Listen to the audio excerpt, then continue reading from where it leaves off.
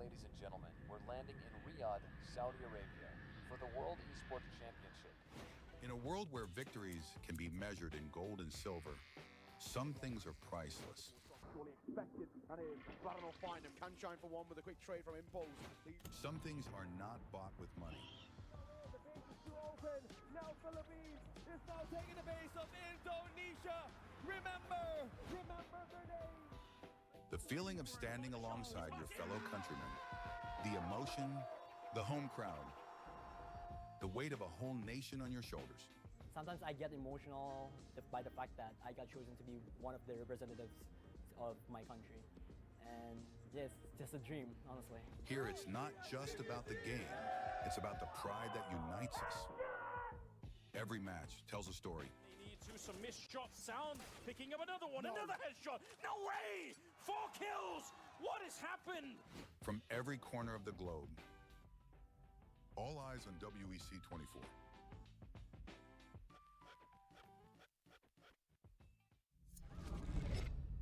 Early 1970s, the world was discovering the boundless possibilities of esports. While esports offered endless enjoyment and addictive allure, it lacked a certain depth and a sense of purpose.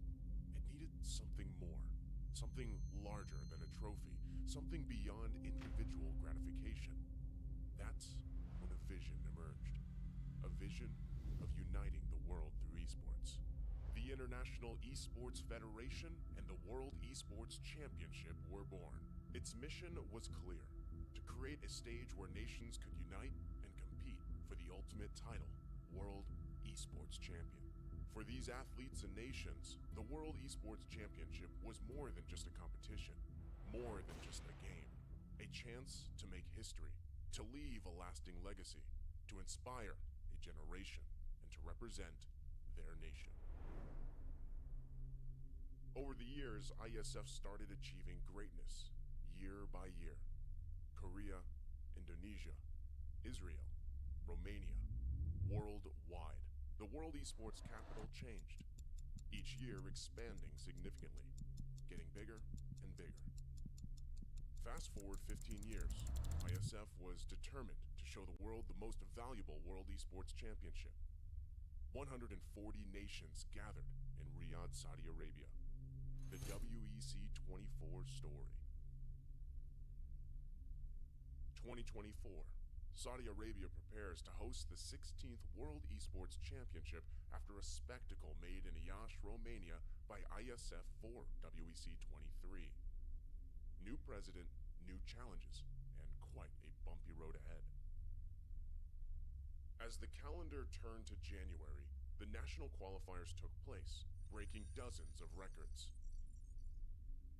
In a wingspan of 3 months in every nation across the globe, athletes competed to get one step closer to the World Esports Championship and represent their nation on the global stage.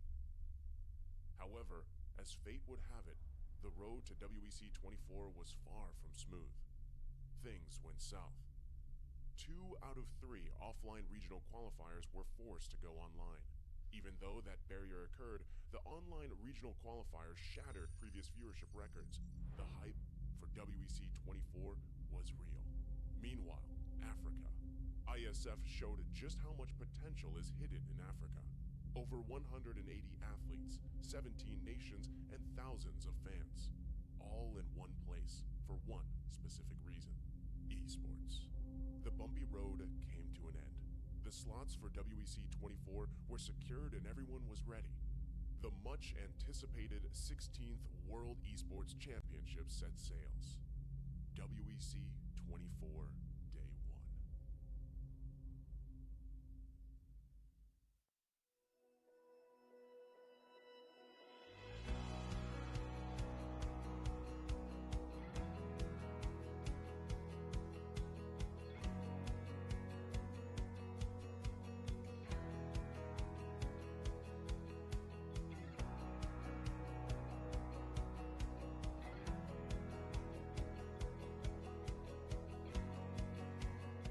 Ahlan bikum.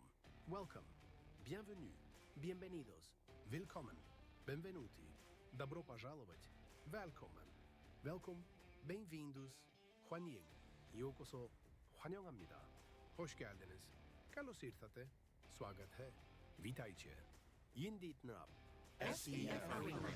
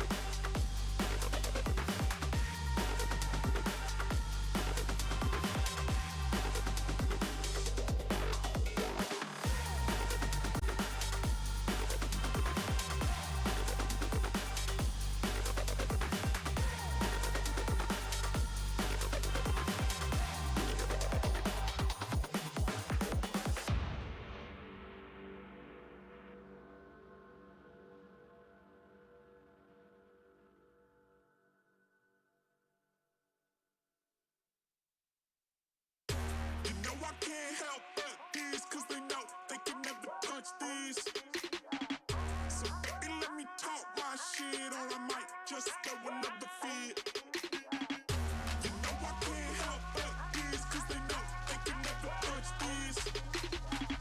So baby, let me talk my shit, or I might just throw another fit.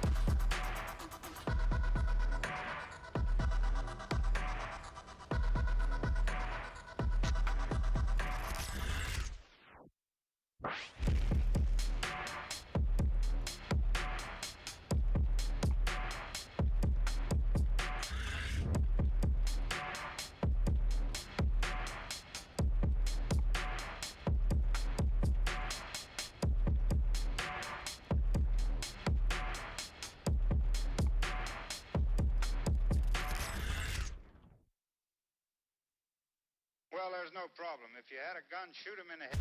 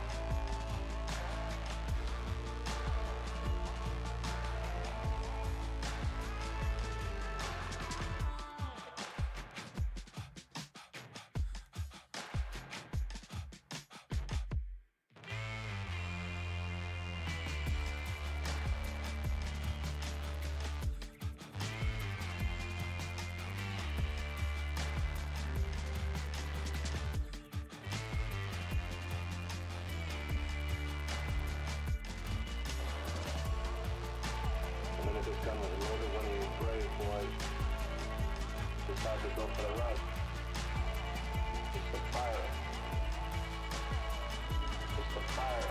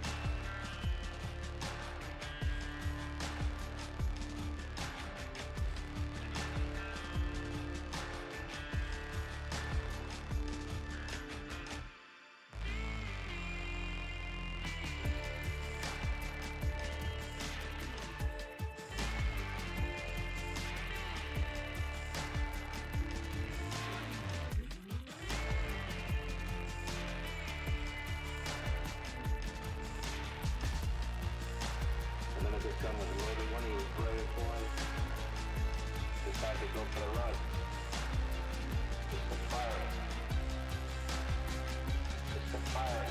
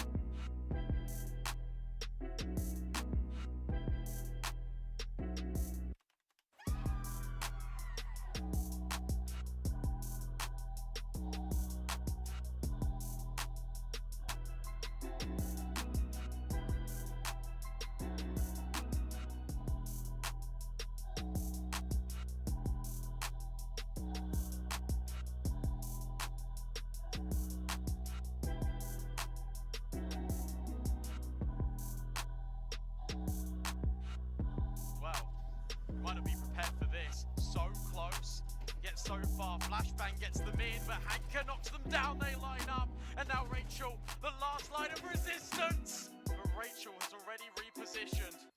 Anticipates that this could be the angle. Reload off. Letty round the corner, but Rachel can't do it. Letty locks it in, and Team Poland win.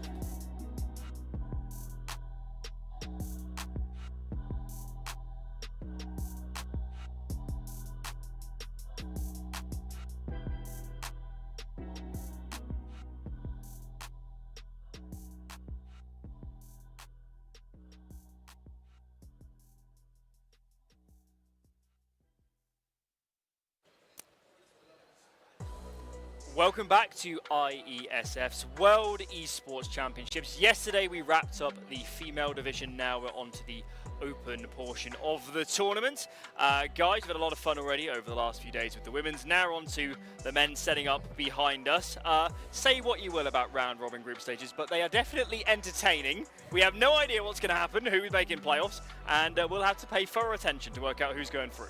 Yeah, no, it's going to be a bloodbath until the very end. We've already had a couple of upsets, obviously off stream, that again entangles everything. So whatever you had in terms of, early favorites to make it through to groups, all of that's been thrown in, up for a bit of a randomizer. We don't really know what's going to happen from this point on. Turkey is seemingly very good on certain maps, not that great on others. Same thing goes for the assumed favorites as well. So yeah, we're in for a treat. We're in for a bit of a wild ride, I'd say. Yeah, you can just get those teams that are really inconsistent between BO1s with aim stars, and then suddenly they might get 1 or 2 wins that completely throw the group into disarray and chaos, and then you might even be on like 2 wins and still be in with a shout. You might be okay, like you might be on 3 wins and be like, actually, we might still be in this. So yeah, it's going to be definitely fun to watch, and it is often about the individuals in these sorts of games. Like, if you win 1 or 2 key rounds for your team, it's actually huge in these BO1s. Let's take a look at all the countries involved here in the Open Division. 24 nations split into 4 groups of 6. Round robin win those groups. Top 2 go through, 2 of each group go through to the quarterfinals of the playoffs tomorrow. And the following day we'll wrap up with semis into the grand final, and we will have our winner. Counter-Strike's a global sport, guys. We cover the globe. Definitely do so, and the cool part is that we're going to have obviously very, very solid players and individuals from so many of these countries, and they're not necessarily, it's not only EU, that type of thing either. I know that Kazakhstani team is going to be dangerous for a lot of teams. Tunisia has shown promise as well, which is really, really fun. Mongolia, obviously, they seem to have an absurd amount of talented players for how small that country is. Like, large in size, obviously, small in population, and apparently just seems like 50% of that country just plays really good Counter-Strike. So that's always exciting. But yeah, it's always fun. I mean, Jordan as well, right? Boris is here, so they have a skilled individual right there. I think Realize obviously playing there as well. So there's talent. There's global talent in Counter-Strike. Yeah, Mongolia is one of those regions where I'd love to have a content piece going into exactly where these players come from, how the scene works. Yeah. Like, is it LAN cafes? Are they playing one from home? giant LAN cafe in Ulaanbaatar or something? Yeah. Everybody shows up. But it is surprising to me that they're doing so well, but credit to them. And yeah, they've got a decent team here. I don't know if is a massive favorite for this event. I guess Sweden would be the one where you look at them and they are a core 5 and they are a solid team, and they should be thinking they're favorites. But Germany also maybe. Yeah. There's a couple of teams that are maybe a bit above the rest, but I don't think there are those clear standouts here. And we've already seen in the BO1s, Sweden have already dropped the best of ones. So there's a lot of just talented rosters, a lot of talented aimers, and that is scary for any of the opponents here. Let's focus in on Group A and see what that one has shaken out so far. Spoiler alert, Turkey-Poland is our game on stage, so very poignant, I guess, for the match ahead of us, guys. Not going so well for the Aussies, nor so actually Poland, particularly just yet. Guys, who's getting out of this group? Oof. Good luck. Again, like before we started, I would have said, and again, keep in mind, I'm Norwegian. I would have said Sweden and Poland. So I would have doomed my own countrymen early on. But again, that's because, Sweden, that's metas, essentially, right? Yeah. And Poland is per meta. Yeah. So again, they have the same kind of benefit that we saw from the women's tournament with Team Poland there, more or less being Navi Javelins. So they just have a bit of an edge compared to a lot of the other teams in terms of being prepared coming into a tournament like this. But obviously, we've seen things have kind of shaken up. Turkey have beaten beaten Sweden. Poland beat Norway, but now Norway are playing Sweden. That's going to obviously be massive to see who potentially has the chance of still making it through the group. Turkey beat Sweden and then lost to Canada. Yeah. So that everything is a bit of a hot mess in the most fun way. Yes. And that's the entertaining part about round robin.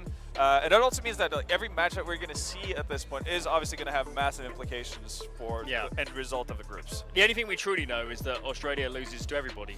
Yeah. Seen so far. Let's dive on to Group B, another group headed by the set lineups. Germany and Portugal bringing traditional five-man squads. They've played well. I guess this group is going more with expectations, is it? Yeah, I'd say so. Yeah. I think Hungary were the one other team that we'd say, okay, I'd actually expect they had a good chance to make it through, but again, this is a group where it's tough when you've got a Germany and a Portugal who are established teams who have synergy build up. I think that Group A was probably the one that is most stacked and hardest to call, just because I honestly think Group A might have come down to what Turkey you end up going up against. Yeah. If Turkey are cracked against you, you might be in trouble. If they have a weaker game, you might be okay. But yeah, this group, I think it's pretty straightforward, and you can kind of already see, even though we're somewhat early on, we're still in a position where it seems like Germany and Portugal very likely to make it out here. Yeah, I will always just point out that this Germany lineup is it's 4 players from alternate attacks, and instead of Ozek, who's Greek, they brought in Faven. So not a bad replacement by any means, obviously, to be able to bring in a guy like him to round out the squad, and it shows already, right? Group C does have a bit of a shocker. We said this during the women's tournament. You can never sleep on Kazakhstan, and they've got one hell of a pumpkin leading the way. Yeah, again, Kazakhstan, obviously Nealon in there, of EG fame. Obviously been in multiple teams as well, but EG as of late. No, you can never discount anyone from Kazakhstan coming to a tournament. You know they're going to shoot heads, and that's what they've been doing so far. So maybe less surprising to see Romania obviously doing well for themselves. Majority Nexus lineup, and again, all of these Romanian players have at one point played in a team together, because it's still like that group of players representing Romania, so they would always be good. What I'm a little bit surprised about is Ukraine not necessarily getting off to a hotter start. Obviously difficult group, I'd say, but again, that's the remains of, I guess, EC Kiev for the better part of it in that lineup, and they've always been pretty good. So I would have expected them actually to have a bit of a stronger start to this tournament, and the way it's shaping up right now, it might be difficult to make it through to playoffs. Also a little bit disappointed by the US, I'll be honest. I thought they were actually going to be somewhat in contention here, and being the bottom of the board, 0 wins, that is disappointing. Yeah. But as you said, Kazakhstan and Romania, skill-wise, probably the most skilled rosters in this group, just raw talent, raw aim-wise. But yeah, as you said, like Ukraine should be a team that can use their team play to their advantage. So a little disappointing. They're going to have to work hard to get back in this. Is Latvia's secret their star coach? Savage. Group D, let's get it on and not discuss that any further. Yeah. Serbia, again, another team where it's a bulk of a set squad. Yeah. I guess we expected them to do well, and they have so far. They've been flawless. Yeah, again, that's Collins, Kindo, Emmy, and those guys. So you knew they were going to be good. Regardless, again, this majority partisan players. Czech Republic surprising me. I think Neofrag's obviously in there, so he's going to be the main star of that team. Always fun to see him when he's kind of like fully unleashed. I remember playing against him obviously like in the Sinner days, and he was an absolute menace. Him kind of finding form in that sense is obviously a nightmare for any team to play against. And then, as we somewhat expected, Mongolia being up there as well. Doing pretty well for them to start so far. I feel like Mongolia might sneak their way through. I've got a feeling. Could be. They could do well here. But a bit of a shame about Slovakia. I think Stiko here as the experienced player with a bunch of young guns. So I was hoping to see them maybe be able to compete, but I think it was maybe going to be a tough ask. It's like dad and the kids going on a family holiday. Yeah, Stiko's been playing well. It's just, I don't know if there's quite enough talent in the rest of the roster, sadly. Regardless, it would be obviously like a great experience for the academy players there to kind of, again, get the matching, get a feel for what it's like at a tournament, potentially, possibly playing on stage. You know, you never know, depending. But regardless, getting matching and obviously going through the whole thing of not playing on your own setup and having to deal with a lot of things, really. So there is about 1,000 games today to wrap up these groups. We're going to focus in on 4. Let's take a look at our schedule for today. As mentioned, Turkey, Poland setting up behind us. Then we'll have Mongolia, Czech Republic, Germany, Portugal, and Germany, Hungary to round out the day. Let's waste no time, guys. Straight into this one. Turkey, Poland. Poland have just watched their teammates on the women's side cruise to victory. Maybe not cruise. A few bumps. At least in some of the games, cruise. They lifted the title at least. That is a high bar to match, and obviously the group stage so far, they've got a little bit of work to do if they want to get out of this group. Yeah, again, look, probably the most hotly contested group that we've seen up till this point. Seems like 4 teams do have a decent shot of potentially making it through. So every match matters, obviously, and Poland are going to have to deal with Turkey, and they're kind of going to have to hope that it's not going to be the good version of Turkey, where their aim stars are just firing on all cylinders. I do think they will have the opportunity to kind of play around a little bit in the veto in that sense. They should have a much wider map pool than the Turkish team does, so they can, you know, tweak things in that sense, but it's not going to be easy by any means. Yeah, the scary thing is, I don't know if we've seen this Poland team have real massive standout individuals, and up against Turkey, you kind of have to be able to hold your own individually to kind of contain them in the first place, because Turkey should be a pretty one-note team. We're expecting aggression, we're expecting simple CS, but that's the kind of CS that we've seen be most effective so far at this tournament. You see a lot of those teams at the top. They are the teams that just have very skilled players and players that can play aggressive and do well. And so I am actually a little scared for Poland here. Coming into this, you'd expect that as the established team, that they would maybe be favourites, but with how it's shaken up so far, I get that feeling that Turkey might actually end up taking this. Yeah, I certainly feel like coming into this open division of the tournament, I really expect a 5-man lineup to win this. I would actually be stunned if they didn't win it, but as we've seen so far, a team like Turkey, a team like Kazakhstan, they're highly competitive. Of course, we've had this narrative now for 3 days, and it's yet again another one where we have a set lineup versus a team with superstar individuals. What's going to win out?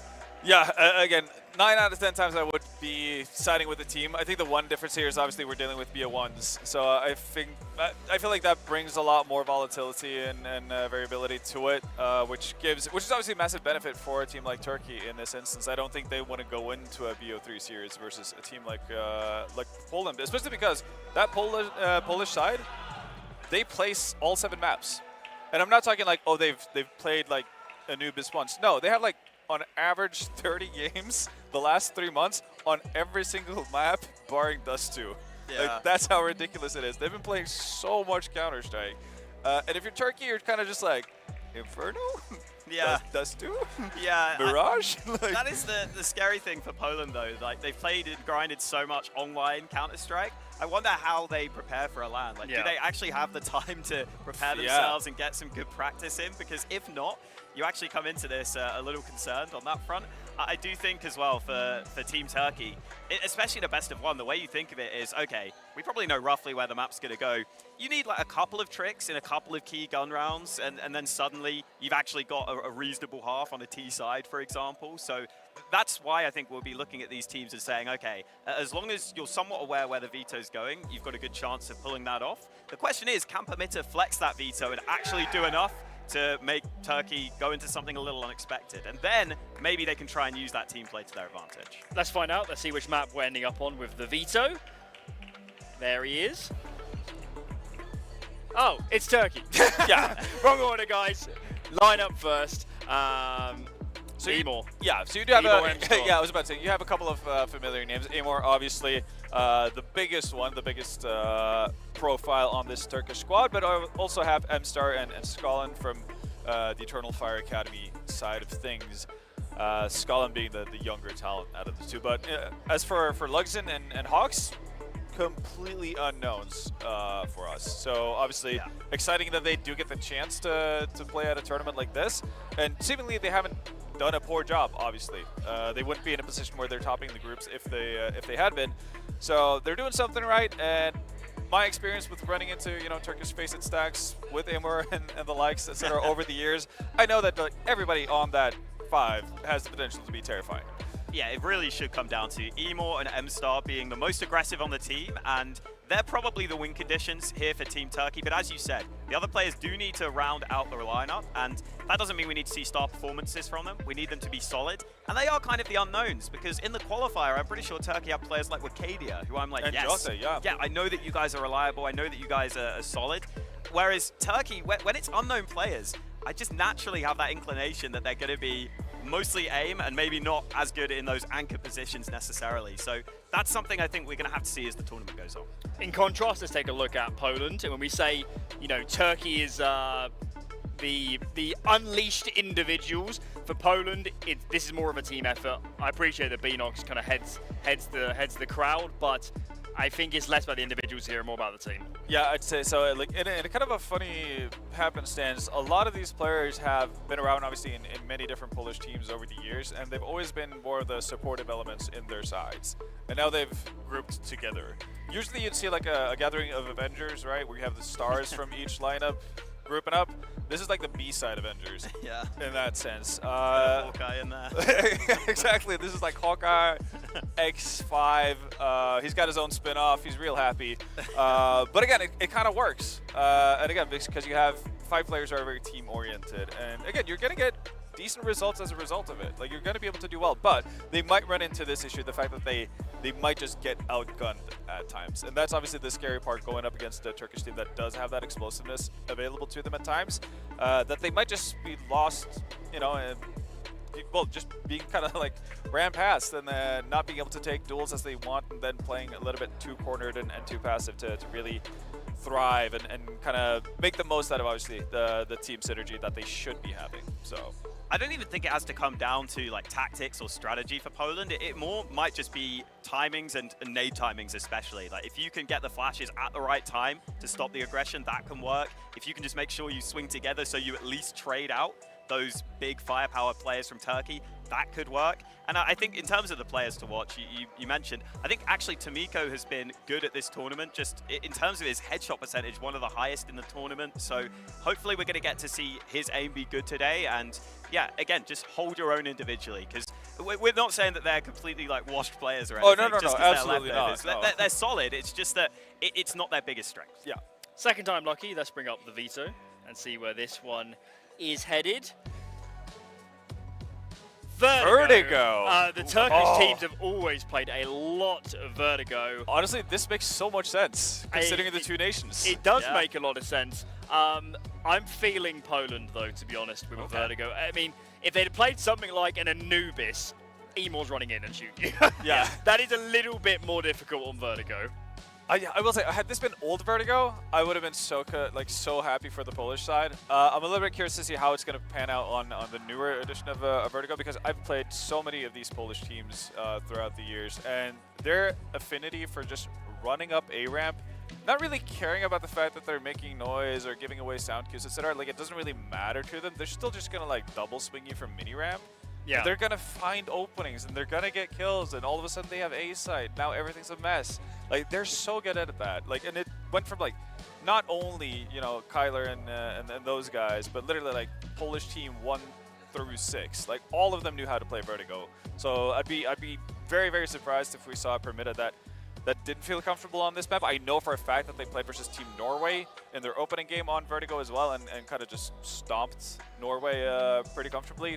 Up 9-0, won 13-6 or 13-7 in the end. So yeah, no, this kind of tracks. Like, Vertigo makes sense for a Polish and Turkish bout to be fought on. Yeah, I think on the Poland side, you're looking at this and saying, we need a good B anchor performance, because you cannot just die on B and just give that away. You can't give those fights. That's the site that's going to be very hard to retake if they do lose it. I would also say, I don't really want to see them fighting ramp too much, especially with this iteration of Vertigo. You can go for it maybe once or twice, but if that isn't working, and if you're fighting for ramp and you're just getting headshotted and cracked, just go away from it. You don't need to do that every time. Like, you can maybe go for a bit of info early. If your utility's there, okay, but you don't need to give those fights necessarily. Okay, time to get into our first game here on stream for the Open Division. Lucy and Brandon are out, so we've flown in some eye candy. Naokai Paladin, let's get into it. Oh, Alan, you saucy minx. Thank you very much for that. We're looking forward towards this one as well. We're kickstarting the open things here as we finish off the groups. Some best of ones, Paladin, as well. And it's good to be alongside you. We haven't been on the camera together for 3 years. 3 years, dude. Yeah. It has been a long time, but any opportunity I could get to be alongside one of my good friends is a good one. But we're looking forward to it. We're going to be here bringing you, of course, the rest of the groups today. Then we kick starting towards playoffs tomorrow. And then, of course, the finals the day after on Sunday. Super Sunday, as they say. Yeah, I'm looking forward to it, man. I mean, genuinely, it's so exciting to see some of these teams that are like full 5-man units that have struggled, you know, internationally, have a chance for redemption here, really, kind of stake a claim in World Counter-Strike. And I'm just looking forward to whether or not they can do it. Yeah. I'm looking at Poland doing so much work online and now having an opportunity to prove it on LAN. I'm looking forward to it, genuinely. Yeah, we're obviously going towards Vertigo as well. And we were having a little bit of discussion while the desk was going about Vertigo. This is a map that Poland, under the organization of Permitter, actually played quite a lot. In the last 12 months this year, they've played it 56 times. So a lot of Counter-Strike. However, they lose more than they win. So you've really got to kind of, you know, pinch your salt sort of vibe here. It's a map in which they've won 27 times, lost 29. Some of those losses are really rough as well, and to not great opposition. So it's a little bit weird. But another thing that we were talking about, for me, I always back the teams over the mixers. So we'll see whether that plays out. I'm actually going to lean in favor of Poland here for me as we kickstart things. Turkey won the knife round and decided to start T-side. Yeah, I mean, I think this is totally fine. I mean, let Turkey set the pace here. Again, I do like the veto for them. Yeah. Playbook doesn't have to be deep on a map like this. Defaulting can be very simple, and again, mid-rounding isn't really too difficult all in all. Exactly. I think it's going to come down to just how do these CT sides work? How cohesive are they? It's very hard to get the job done in this new setting, but we'll see what Turkey can get done with this advanced A-ramp positioning. Yeah, look a friend here as well. Parked up, waiting for the opportunity, poked his head out, misses a couple of the first, but lines up a few more, and he's doing very well. Friend with 3. That's not a bad way to start off. They just do not clear the classic position over towards sandbags, and he gets away with an absolute liability there. Well, look, even if he doesn't get cleared, right, he should max be getting 1. I mean, the trades have to be there from Turkey, and that's where that mix concept of that lineup comes to bear fruit, right? Yeah. Of whether or not can they actually trade effectively, can they have those good fundamentals, and if they can't, Poland's going to run away with this. That's just the long short of it. I got to say as well, that really does feel, kind of what you're touching on, the lack of communication, because nobody turned around. Nobody even looked there. We've gone for a force buy for Turkey, and they've gone with a nade and a Tech 9 and another as well. Beanox doesn't clear close right. Poland, what are we doing? Look, they got really loud there, Poland. It's the bomb. Oh, yeah, hold on. Where's he looking? Tomiko has a real chance here. You got a low HP player with the A1S, and now they're all down to pistols. An MP9 picked up here, sure.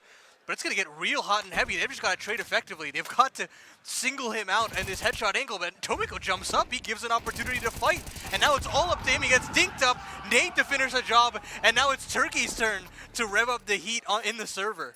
That's a bad round to lose. That's a really bad round to lose. damning. I mean, they just, again, like in the same way that Turkey had their issue in towards that first round where it looked like the communication was all over the place, I don't even know what Poland are doing. Beanox doesn't clear close right. If you're going to push down B stairs, you've got to clear close right. First of all, it's not even a crossfire because the angle that wraps in towards connector over towards elevator is completely null in that position. So you've got to clear that. It just does. It just waltzes straight past it. I don't know. I feel like a real oversight. They try and overfight for my liking. If you're understanding that there's a chance of a force buy and you're Poland and you've got the better weapons at range, why not use the range? Yeah, and you've got to have the proper protocols in place for deploying utility on that ramp as well. Yeah. Having that pace change completely catch you off surprise is not what I'm expecting from a full 5-man unit. Especially a 5-man unit that has played this map, over 50 times. So we'll see whether or not they can handle these kinds of aggressive pace changes. And I want Turkey to adapt and utilize that as effective as possible, as often as possible, and really put Poland through their paces here. They slow it down here, minute 10 on the clock, drop a full exec, Molly's there, takes a herd, and now it's Beanox up the bat. Yeah. And he does get that first, but then the quick trade will come through. The rotation's pretty quick.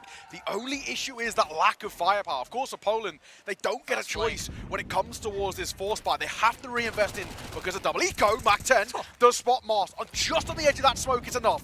Miss smoke that comes back, but it might work to nullify this flank. Mary, he pops up, then gets traded, and it's all down to one. And unfortunately for Friend, this feels like a null and void opportunity. 1v3, and with the big investment they've gone for, I think he just keeps on the deagle, as sad as it is to say. Yeah, solid BXy, genuinely. I mean, it's a very simple execute. Again, that's what I'm talking about. Playbook can be very simplified here. Yeah. They realize that they have the better weaponry, better utility. Just deploy as much as you can, make these pistols uncomfortable, never let those MP9s get activated, and as soon as that happens, I mean, they all just get singled out one by one. Yeah. And, I mean, Mary can only do so much on that fast flank. It's credit to him to get there as fast as he could. But, yeah, just an unfortunate situation. Friend would love to pick up a rifle on the way out, and Hawks is actually pretty tagged up, but smartly backs away. I really like that little adjustment. And Turkey, they're starting to get a little out right here in the stage. I love it. They're right next to us as well, and we can hear them. And of course, because the two teams are, sitting right next to each other, it does make it quite spicy here in the SEF arena.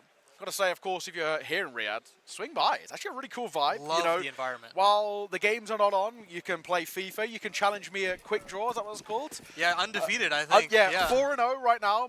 I've just set the record on that game as well for my reaction time. 0.48 on my reaction time. So all I'm saying is... He's going to hang that over my head for the rest of the And it's caught on vlog as well. So you will see it, and I'm going to hold that one. We've gone for a bit of an aggro play here.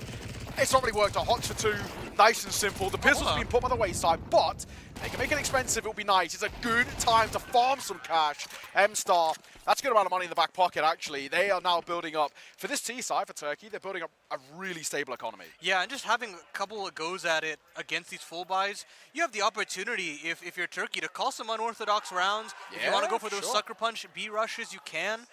Again, if you don't want to up the tempo down ramp, it's a possibility. And you've got money to play with in case it doesn't work out. If you want to slow down and play those standard defaults, it'll be solid there as well. But Poland, this is their real task. You don't have to friend AWP. You're going to try to look for, I don't know, just maintaining map control. And you have an aggressive start out from Mass there. Doesn't net them anything. Friend is now up to bat. Finds a little bit of damage. Yeah, bomb spotted. But look at how forward-facing M-Star is. Already up to Crane at a minute 33. They could park him there. And it's on Poland to really suss out where he's spotted out. I wonder whether Turkey attempted by the boost here as well. That boost that looks over towards CT is really strong. If utilized well, going to play on towards rafters. And Tomiko going to play up close as well. Needs to be careful. Emor, he was actually aiming at the rafters player, and the second just pops his head round and gives away a freebie. Friend goes uncleared, but he only goes for one. Turkey, a 4-1 start. And I have to say, I don't know about you, Paladin, for me, the real downfall for Poland right now seems to be this overfacing. I like the idea about wanting to be a bit proactive on the CT side, wanting to fight, but there's a time and a place, and right now it's not working. That's why I feel like if you're masked, I feel like I'm calling them to play a little bit further back, and let's just soak up a bit of this pressure and see what we can do. Yeah, right now, just the fundamentals not looking too sharp. I mean, you don't have that ramp smoke being dropped out from spawn in the center, which allows for that side-all player to fight. And with that, you're having just some very wide peaks. I don't necessarily like that it's that wide. It's an interesting decision, no smoke towards ramp too. Or, like, even when they throw the deep one, not the shallow one, so it means that they want to be fighting out via top. Right, yeah, and I guess you're trying to back your individuals here, try to kind of exert that pressure that you are that five-man lineup, but you've got to back the protocols. You have to cross your T's, dot your I's, especially against a very hungry Turkey team that right now, individuals are firing on all cylinders. Hawks, Emor, and M-Star all very solid in their own right. And now again, trying to duel for this ramp control without a lot of, synergy between these players. M-Star and Emor having a field day here, and Beanox already tagged up from that initial engagement. He can't even really do a lot here as well. MP9, he now has the support of Tomiko with that 5-7. It feels incredibly unlikely, especially with how low Beanox is. If you can get one, that'd be nice, but even that was a big ask. Tomiko will pop up as he pushes through that smoke.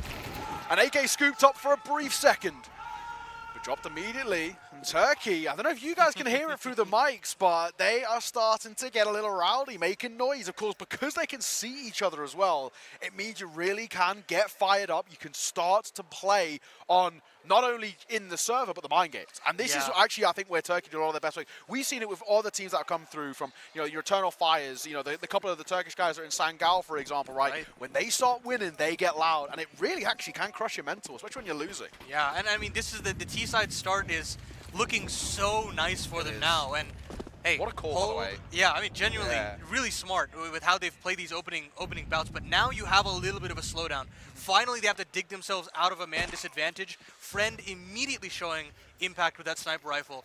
And this is the kind of excitement factor that we were talking about before we went into game, that Friend has really just turned up in the kind of Polish hierarchy. Yes. With that good work that he showed at Atlanta with Wildcard. Yep. And now my great. eyes are on him, genuinely, to see if he can replicate it with a team like Poland right now. Yeah, I'm not sure how much it was mentioned earlier, but I will once again throw it out there. I'll come back to that point in a second. Beanox, that's a big double. It actually gives them a bit of space, because that's where Friend comes alive.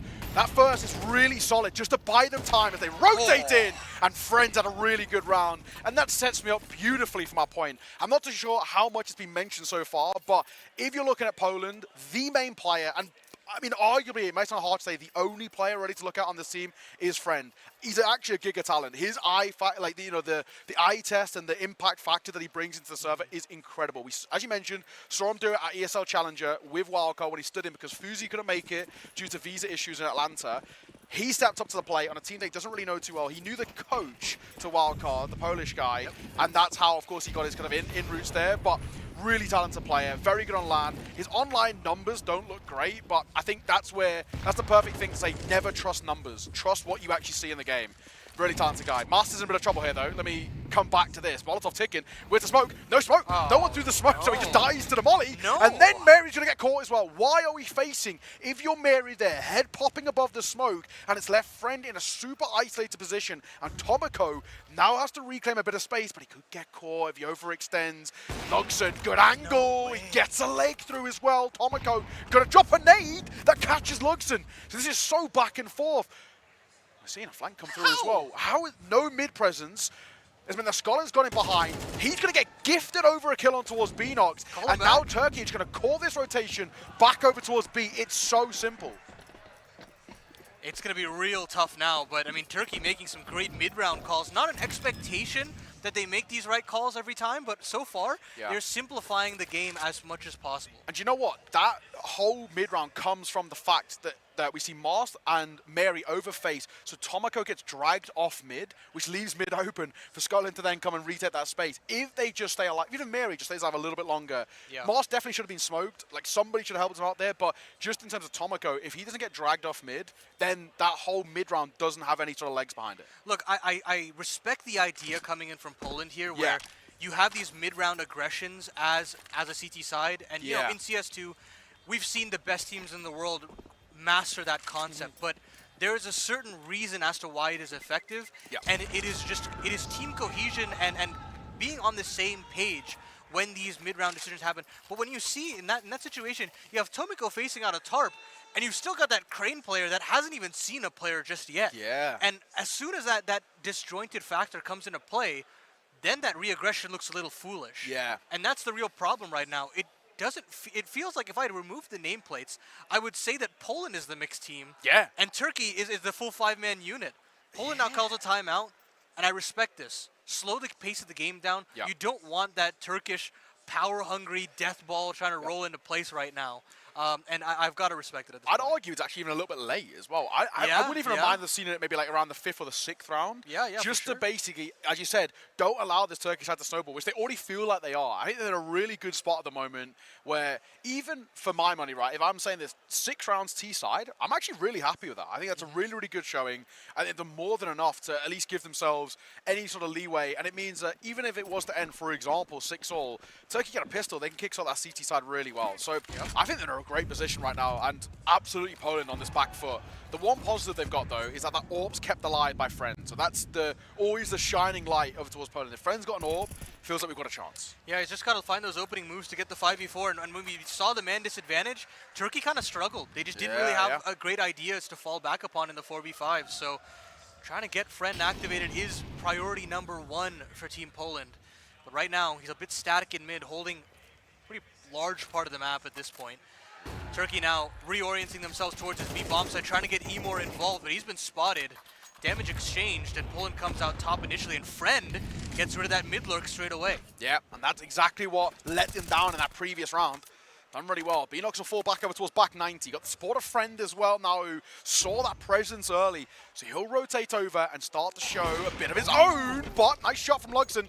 Catches Beanox. Friend still sticking around, but it doesn't mean Turkey are, as they pull that rotate back over, and Emor wants to re-aggress over towards ramp. Time starting to tick, 45 seconds. We've got to make a move, and it does feel like Master's a little bit tempted to fall off and join that presence over towards B. Stick around. This 2-2 split at the moment is fine. That's a great timing on the smoke too as well. By the time that phase, they barely have enough time to plant, so they've got to take fights through ramp or try and pop their way through that smoke, which I don't think they want to. Gotta go though. In comes that U-turn. That should drag them over. Now Mars gets out in front of that smoke and play over towards short and waits the aggression comes through. Bomb. Gonna be that first through, but Mars gonna tuck his head in towards the smoke. So he allows the bomb to go down here. Planted by Hawks. Luxon's low. Emor. Hawks also tagged up as well. Makes these M4s all the more scary as Mars will deliver on that opener. 4v3. Numbers in their favor. This is not easy for Turkey here. And Mary's starting to make a move as well. M-Star will deliver. And he actually gets the support for that second. As Emor, good position. They haven't been cleared. And one by one, they're being isolated. All down to Friend. And it feels like a nigh-on impossible situation. 30% left on that bomb. And he might even just call it here. I know he's got a kit, but he might just give it up. But I say that in 1 versus 1. He spots him out, but time feels too far ticked. I think he's got to get his off, but he's got to get out of there. Hawks probably doesn't survive, but who cares? Round one, and another big one for Turkey to take. They've got ample money. I mean, you've got 6 digits on multiple players. Like, genuinely. Lobs the AK off the building. Yeah, he knew his fate. But at the end of the day, he closes out that round comfortably. And Poland, just right now, just the synergy is just not there. It's really worrying to me that this is the form that we're seeing from them right now. And mid-round calling has just been stellar from Turkey. Immediately seeing that, you know, once you have that B pressure constantly being pushed down the B stairs from the CTs, you immediately call back over. Emor's got bottom A control. They just scale up, instantly call the execution, and Poland just don't have the protocols in place to respond in kind of that retake. I mean, we're looking at it now, and we're starting to say that I think maybe time is really running out for Poland. I don't know if Turkey get even just one more round in this half, I think it's done. Like, they already look fantastic. You can see that, as we spoke about, I mean, it's that buzzword we've been using of the synergy and the cohesion, right? Because it looks so solid over towards Turkey and so uncomfortable for Poland, the expectation is that arguably the siege side might be even easier for Turkey because they're going to know their setups out of spawn. They're going to know how to play off each other really well, and we've already seen how the mid-rounding's been super solid. So I'm really worried for Poland. They really look all over the place. And it actually makes you feel that if it wasn't for Friend, this is like a 9-0 game so far. He's 11-4, having a great game. It's kind of the classic we told you so. This is a fantastic player. Really, you know, is somebody you can see playing like a top-level Tier 2 team. But, yeah, man, Poland look really uncomfortable. I like Friend trying to get a little bit more active here, trying to exert that pressure on the ramp. He's got masked up close and personal with this MP9, a little bit of a gap over the smoke, and he's going to capitalize, find one, and that's where Friend will jump ship and find another on the M-Star. 2 solid kills. The big boys with Luxon with a banger of a no-scope. Friend there to respond in kind. And now you have to think about Poland trying to comfortably close this round out. It's a last-minute effort into that B-bomb site.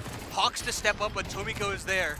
And now it's all on the skull of 1v4, and I don't fancy his chances at this point. Any damage is good damage, but with max loss bonus and rifles recovered, this is that opportunity for Poland to kind of open that door, open up a little bit. Yeah, money's actually a little bit weird over towards Turkey too. Hawks only got 2.2k, M-Star's shy of 4k as well, so the buy, I'm expecting a full buy, but actually, to what level? Do we get Hero AK, which has become very popular these days in the online Counter-Strike? or do we get that full investment come through? And it looks like it is going to be, yeah, full investment. So the only one who really takes a hit here is M-Star. It goes in towards the Mac 10. You get 4 AKs. Hawks has no util. There's no head armor for M-Star, so keep an eye on towards that. Those M4s become very precarious. Oh, M-Star spotted his back. Smart play, though. Gets tagged and realizes, I don't want to fight at range to an M4, so let me just fall back, re-aggress at a later date. But this is like not a make or break buy in the penultimate round, but it actually could really dictate how the end of the half goes. If Poland win this, they probably actually end the half 7-5, which, generally speaking, it's a pretty good recovery. Yeah. I mean, they could genuinely just pull back the momentum much easier than an 8 or 9 situation. But Turkey, they pull back over to the B bomb site. They try to feign a little bit of presence in ramp with M-Star's Mac 10, and they've actually done it. They've called so many players to that end that it leaves all up to Friend and Tomiko, and they've done their job. They found 3 kills between the two of them, and the bomb cannot be planted safely. Hawks is just so worried, and Friend's missed a shot, so opportunity still available for Turkey in this mid-round. Boston. I mean, it surely makes this an impossible situation for Luxon now. Nade tags him down, and Friend.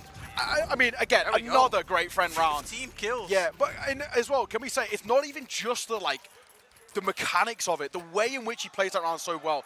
He's over towards Generator, he's tagged. There's a tap on towards the bomb, he doesn't peek. He knows that there's no point losing his life. That's the way back in for Turkey. Exactly. All he has to do is buy time, because that rotation was taking its sweet time coming over from A and mid. He knows, I'm low, I'm with an AWP in basically a 1v2 situation on this site. I don't need to fight here. Let me wait for this rotation to come over. This is a great job. And then he sees it off for that final kill. So another fantastic round where, once again, Friend showcased not only his individual ability, but just how good he can be in the server too. So really, really solid stuff. And yeah, like we said, I mean, it feels like it probably breaks Turkey here a bit. Yeah, I mean, money snapped at this point. Mac 10 is the most expensive weapon on that offensive side. So for Poland, it's all about trying to lock down this 5th round. And I think instantly, you know, when you're a team that has played as many maps as they have, they have seen genuinely every combination of match situations, and they've pulled back a lot of these cases as well. So I'm sure they're confident that they can still pull this one back, but really a Rai spray there gives a doorway for Turkey to pounce on this A site. All right. A lot of damage being taken, though, by Turkey already. I mean, Hawk, Slugson, and, well, Scarlet, all in tough situations. He's now dead, so that's not going to help. Another really healthy grenade comes over. I mean, they're just getting peppered down by the util alone, never mind the guns themselves. Tomoko will swing in as he wants to try and find a few, but it's Mary who gets 3 in quick succession, and Friend will close it. I don't know about you, Paladin, but I'm actually pretty happy with that recovery from Poland. If they get just a pistol here, game on. I mean, it's going to be basically 7-all. Poland's starting to chirp up now as well, which is nice. Yeah, but it's getting loud and proud over towards MLBB. Yeah, hey, it's popping in here. Yeah, genuinely. Something big just happened. I have absolutely no clue what MLBB, like how any MOBA works. Dota League, any of them, no clue. But something big just happened. You were asking about Faker the other day. When, when I know was him, going on. and I know he's got a tower. Yeah. And then he won 5. He's like, Ani, was this a big play from Faker here? Just like made the play of the tournament. Yeah, I have no idea. It's like probably like the biggest, like, what it's called, like a dive, isn't it, or something like that? Yeah. I have no idea. Let's get back to the game that we know and love, the GOAT, Counter-Strike. This pistol starts, and like we said, for Poland, this is a huge pistol. They find this. Game is absolutely back on here. If Turkey find it, though, they can pull away. They can probably set themselves up for a nice 4-round buffer. If I expect kind of a minimal sort of force spike coming through, so this is super important. Flash does more damage to Poland than Turkey, but it's Turkey who actually lose the first life. Got enough armor through the smoke. That is a big response, and they go for aggression from M-Star, and it works against them. 3 different fights, quick succession, and Poland come out on top of every single one, leaving Emor all alone. Experiencing tenure in the server. Bomb dropped as well at his feet, and a shot towards Mary. Why have Poland left the bomb? This is the big thing for me, because even the guy who dies, right, there's, 3 of them are still walking through that CT position, so he's given a bit of a chance, but a big shot from Beanox, and yeah, they get it loud. Beanox shouting at them. Oh, yeah. That's huge. I don't really, I'm not a fan of CT side force buys when you lose the pistol, so I'm going to go for it, though. Look, they've got a 2-round buffer, or now 1, so I think consider the purchase, and, once they inevitably lose the CT Force because I'm with you. Yeah, I think that they're much more difficult to get by with. Have I showed you my list? Oh yeah, you compiled it. I feel like this has been an ongoing conversation that we've had across the season. So to contextualize for those out there who maybe haven't caught me casting anytime sort of soon or recently, basically I have a massive pet peeve. I hate when CT sides force buy. I think there's a few situations where it works, but I hate when it's like a default mindset. Let's just force buy. We lost the pistol. Let's do it. So I hate when CT's force buy after losing the pistol because I think your money is kind of shot. I think what everybody should be doing is what Eternal Fire do, which is in towards their first gun run, use the MP9s, and then because MP9s are so strong, and then have you still have that lost bonus build up, so you still have the stable AWP for the fort. But let's just talk about this, right? For EU so far this year, there has been of force buys that I've commentated, there's been 22 successful force buys, 81 failed. That's just the games I've casted. So, and that's that varies from top level tier 1 teams all the way down to kind of like tier 3, tier 4. So for me, the numbers don't back it, and that's of every single region. North America, 7 failed, 1 successful. South America, 8 failed, 3 successful. Asia, 18 failed, 5 successful. The numbers don't back it. I think it's situational, but this is not a situation I like. When the game's so even, I'm actually not a fan of it. Yeah, in this case, I would like Turkey to just take a back seat, let Poland get settled, and swing for the fences when you can get those guns out. But for right now, Poland trying to really slow the pace of this game down. Very slow, methodical ramp take, which I don't mind. You're getting these MAC-10 steady and ready to go. And now you'll have that XE come straight through. But here's that all-in approach. 3 players immediately here to respond. And it doesn't work out for them. BNOC, Mast, 1 apiece. BNOC just another behind it. It's just simple. They've got the better firepower. There's very little that Turkey can do in this situation, bar a gimmick, to make this sort of a round work for them. But I'm going to go down, and I think really, for kind of Luxon and Hogs here, I think we just keep hold of what we've got, if I'm being completely honest. Save, try and reuse it in towards the next, and this is, with a smile on my face, another one added to the tally of now saying 82 failed for EU as well. I hate to say it, but I think there's a few situations where it worked. I would say if you're like 9-3 up or down, but you've got if you're 9-3 up, you've got the breathing room. You're losing the game 90% of the time anyways if you're down. Exactly, right? So if you're up by even I say 8-4 or more, you've got the breathing room to take a gamble. Right. If you're 8-4 or more down, you have to take a gamble because you're on the track to losing it. Like you said, if you're 9-3 down, you're 90% likely to lose the game at this point. Right. So take a risk. But I think anything where it's close like this, what's happened to me is that Turkey, right, we've just now lost that round with a minimal investment, which we basically had less than a 10% chance of winning anyway. And what we're going to do is, because we can't reinvest back in towards this round, we're actually just going to give up the lead towards Poland. So that you're allowing Poland to build up momentum, to snowball, and to get confident and get loud as they are. That's the worst thing that can happen to Turkey. Yeah, I mean, at this point, you just want Lugson's hand on the op. Yes. You want to get enough utility to really put some pressure on ramp side. And for Poland and Mast, now is your very key opportunity when this next gun round comes up to really emphasize the conditioning. Right now they're getting bottom stairs control very easily. They're getting A ramp control very easily, and obviously those are the 2 most important parts of the map. So it really just completely just changes the game for Turkey, and you don't want them to get into a point where they're making these gambles, where they're running through bomb sites or through smokes on a regular basis. Speaking of gambles, there's no one towards B, mate. Yeah. For a full gamble stack, and the X is coming towards B. Emo's just rotated over now, but it's actually too late because he's stuck behind this gen smoke. He's going to go through. He might try and go through. Friend with that late lurking towards mid works out well. The transfer, there's a lot of damage, and Friend going to get deleted. But honestly, sort of job done. He gets his 2. It's fine. Master comes in with a MAC-10 as well. There was a moment of brief scare there, especially when Emo was tempted to push through that smoke. Thankfully, it doesn't make a difference. It is actually going to be a saved AK, though, which I think is a small silver lining. Yeah, it's nice. It's nice to have. It's definitely not a necessity, but I actually don't even know if he's going to be able to hold on to it. Ring around the rosy with the big box. And Matt, this is actually genius from Skolin. I like that he's not pulling the trigger there. It's a very low kill reward. Nobody's going to go back and re-clear it. You pretty much guaranteed the save now. Bro, I can't imagine what Poland's comms are. Where is he? We've cleared the whole map. We've been everywhere. Like, I can't find this guy.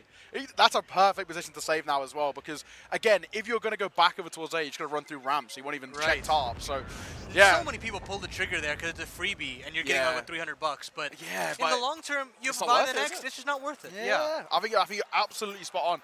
But look at the position now Turkey are in. We're losing for the first time in this game. Very important round, right? Genuinely. Exactly. We're in a spot, well, first time this game's bar the first round, right? But, you know, first time where it actually feels like they're at a deficit, in a tough spot, and really starting to struggle quite a bit, right? And I think the issue for me is that where we're at the moment, if Turkey, off the back of this timeout, if they can't turn this gun round into success, they're running out of opportunities. Maybe like 2 more chances at full buy rounds. Tough predicament. The good thing for them, though, is they've still got 2 more tac pauses. Poland have no more tac pauses. They used all 3 already. Yeah, that's really important to keep note of. Good point, Neo. I mean, genuinely, like, thanks, man. At this, I'm looking out for you. You know, you got to give credit where credit is due. But genuinely, that may come back to haunt them. You know, if we're getting down to a nitty-gritty 11-11 type round, you want that tac pause. Genuinely. Another thing that may come back to haunt them too, Skolan's the only kit.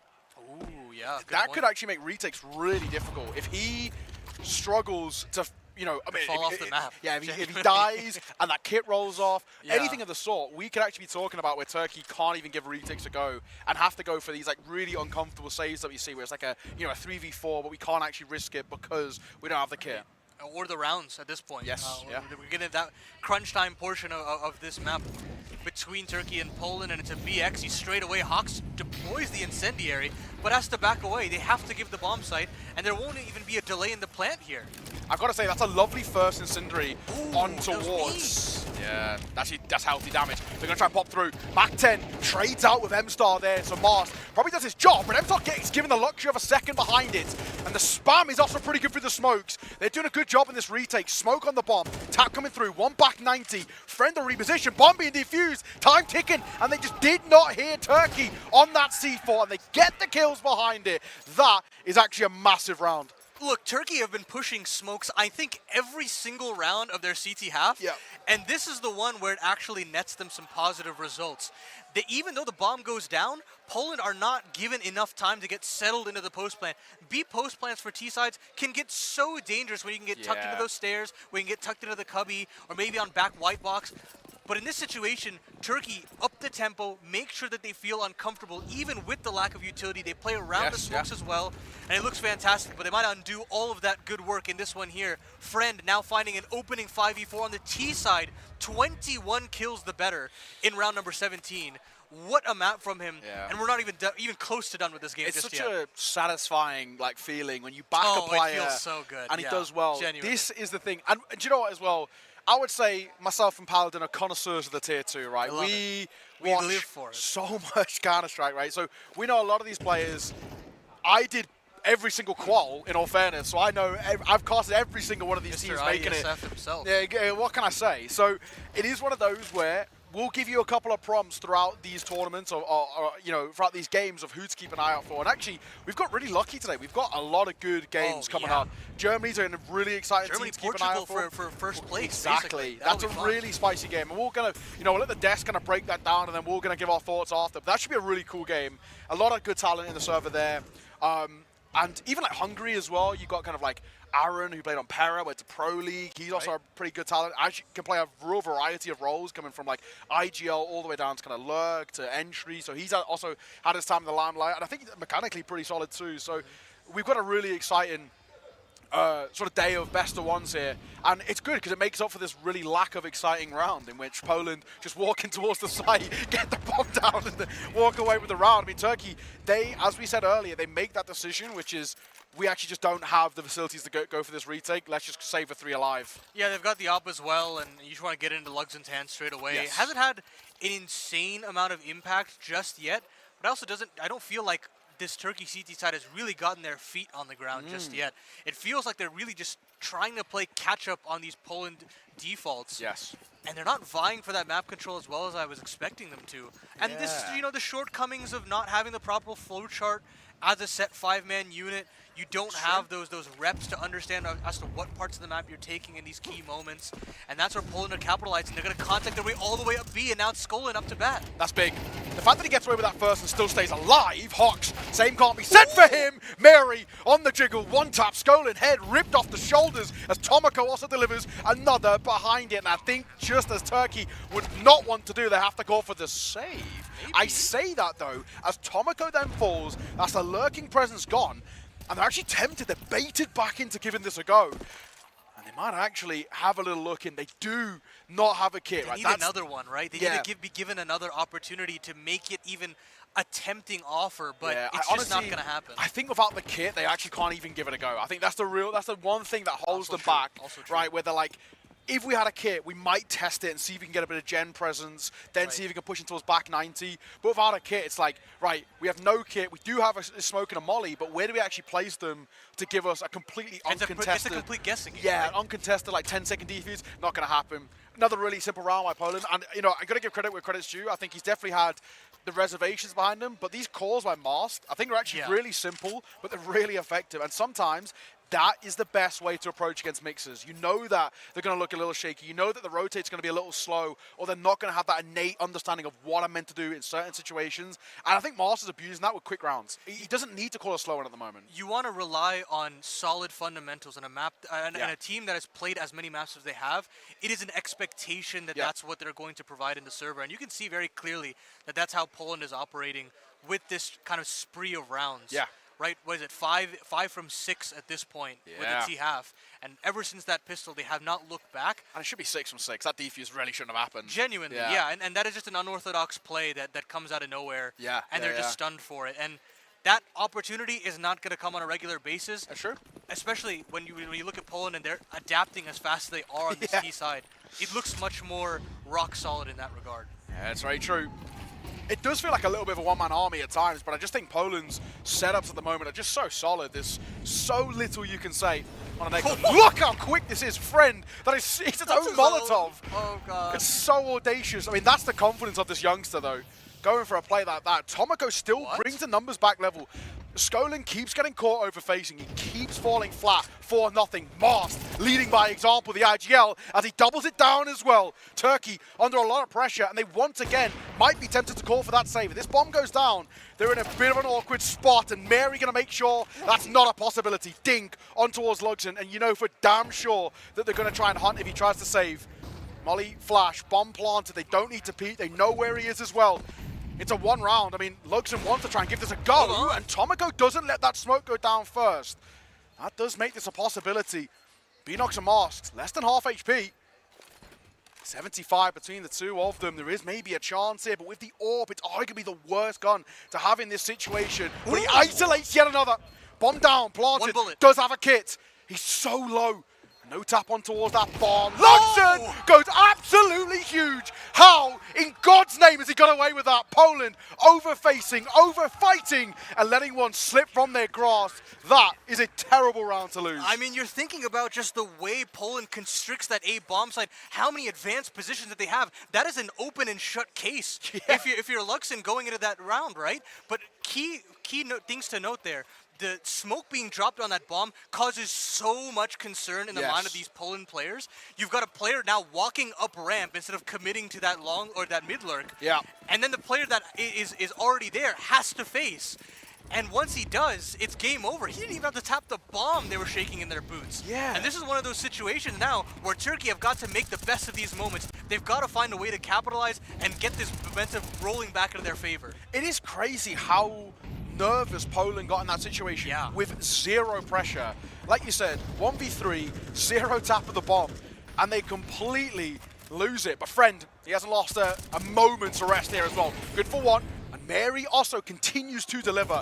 I've got to give him his credit as well. He's had a real nice couple of moments and getting caught on the rotate. Emo, where are we going? What are we doing? Thankfully, Hawks might be given a chance here as well. He's done a hell of a lot of damage. So Hawks still giving himself a bit of a chance here, but him and Lugson forced into once again a bit of an awkward spot. The one thing they've got going for them, confirmed damage on towards 2 players, and in particular, Friend with that AWP. I love the pumping of the brakes here from Poland. all the onus is on the CTs to take a risk, to try and find a little bit of information and try to axe this map in half. And this is what they're going to do. They're going to go down the B stairs, try to get as much of the information as to where this Poland default is headed. And hell, Luxon could even be offered up one here on this rotating Z player. Yeah. The issue I really have, oh my god, hang on.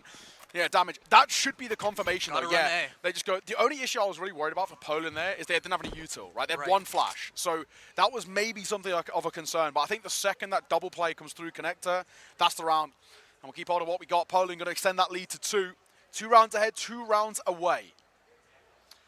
Yeah, it's getting a little hot and heavy here in the server. I mean, you can feel the tension on the stage at this point. It was very loud to start out this game, and you had that comeback from Poland, but now everybody realizes the gravitas of every one of these rounds. This group is wide open, folks. Genuinely, the repercussions for each of these best of ones are gargantuan, genuinely. So I'm super excited to see where the cookie crumbles at this point. But really, it comes down to team cohesion. It sounds like I'm kind of beating that old drum again and again. But it is just the name of the game when it comes to tournaments like these, where you just really have to stick to that fundamental game of how to approach it. It's why we said, I mean, we've had this, like, you know, for most ISF events, right, where we do see that kind of mix up between mixed teams and, you know, actual units like this, right? The issue is, I've got to feel like I've learnt my lesson to always back the teams just because of the simple things. Even though in theory you'd want to lean to those mixes, exactly, right? Yeah, because like, you know, some of these guys, their raw aim is so incredible, but it's just the fact that when they have those fundamental understandings of each other, it does make such a big difference. Missed shot with the ult there. It was a spawn play by Emor, and he then swaps out with Luxon. He had that preferential spawn over towards Tart, but doesn't work in his favor. Mary, pretty good for honest angle here. Molotov not done a lot. They've cleared out sandbags. They had a little bit of a tick on towards Emor, so they know where he is.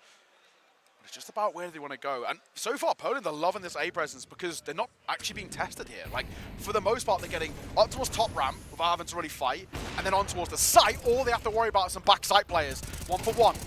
Still, Skolin up close. And he actually gets away with a bit of a freebie there as well. A bit of panic. The spam is a little audacious as well, but it might actually just work out. Tomoko trying to play around it. Another re-smoke that comes down to that bomb gets planted. 4 versus 3. This next kill feels like it might even decide where this round goes. If Poland can bring it back into a 3 versus 3, how much this bomb's already ticked, there might just be a chance as Hawks. One kid again. He'll sneak his way forward, spot on, just the kit.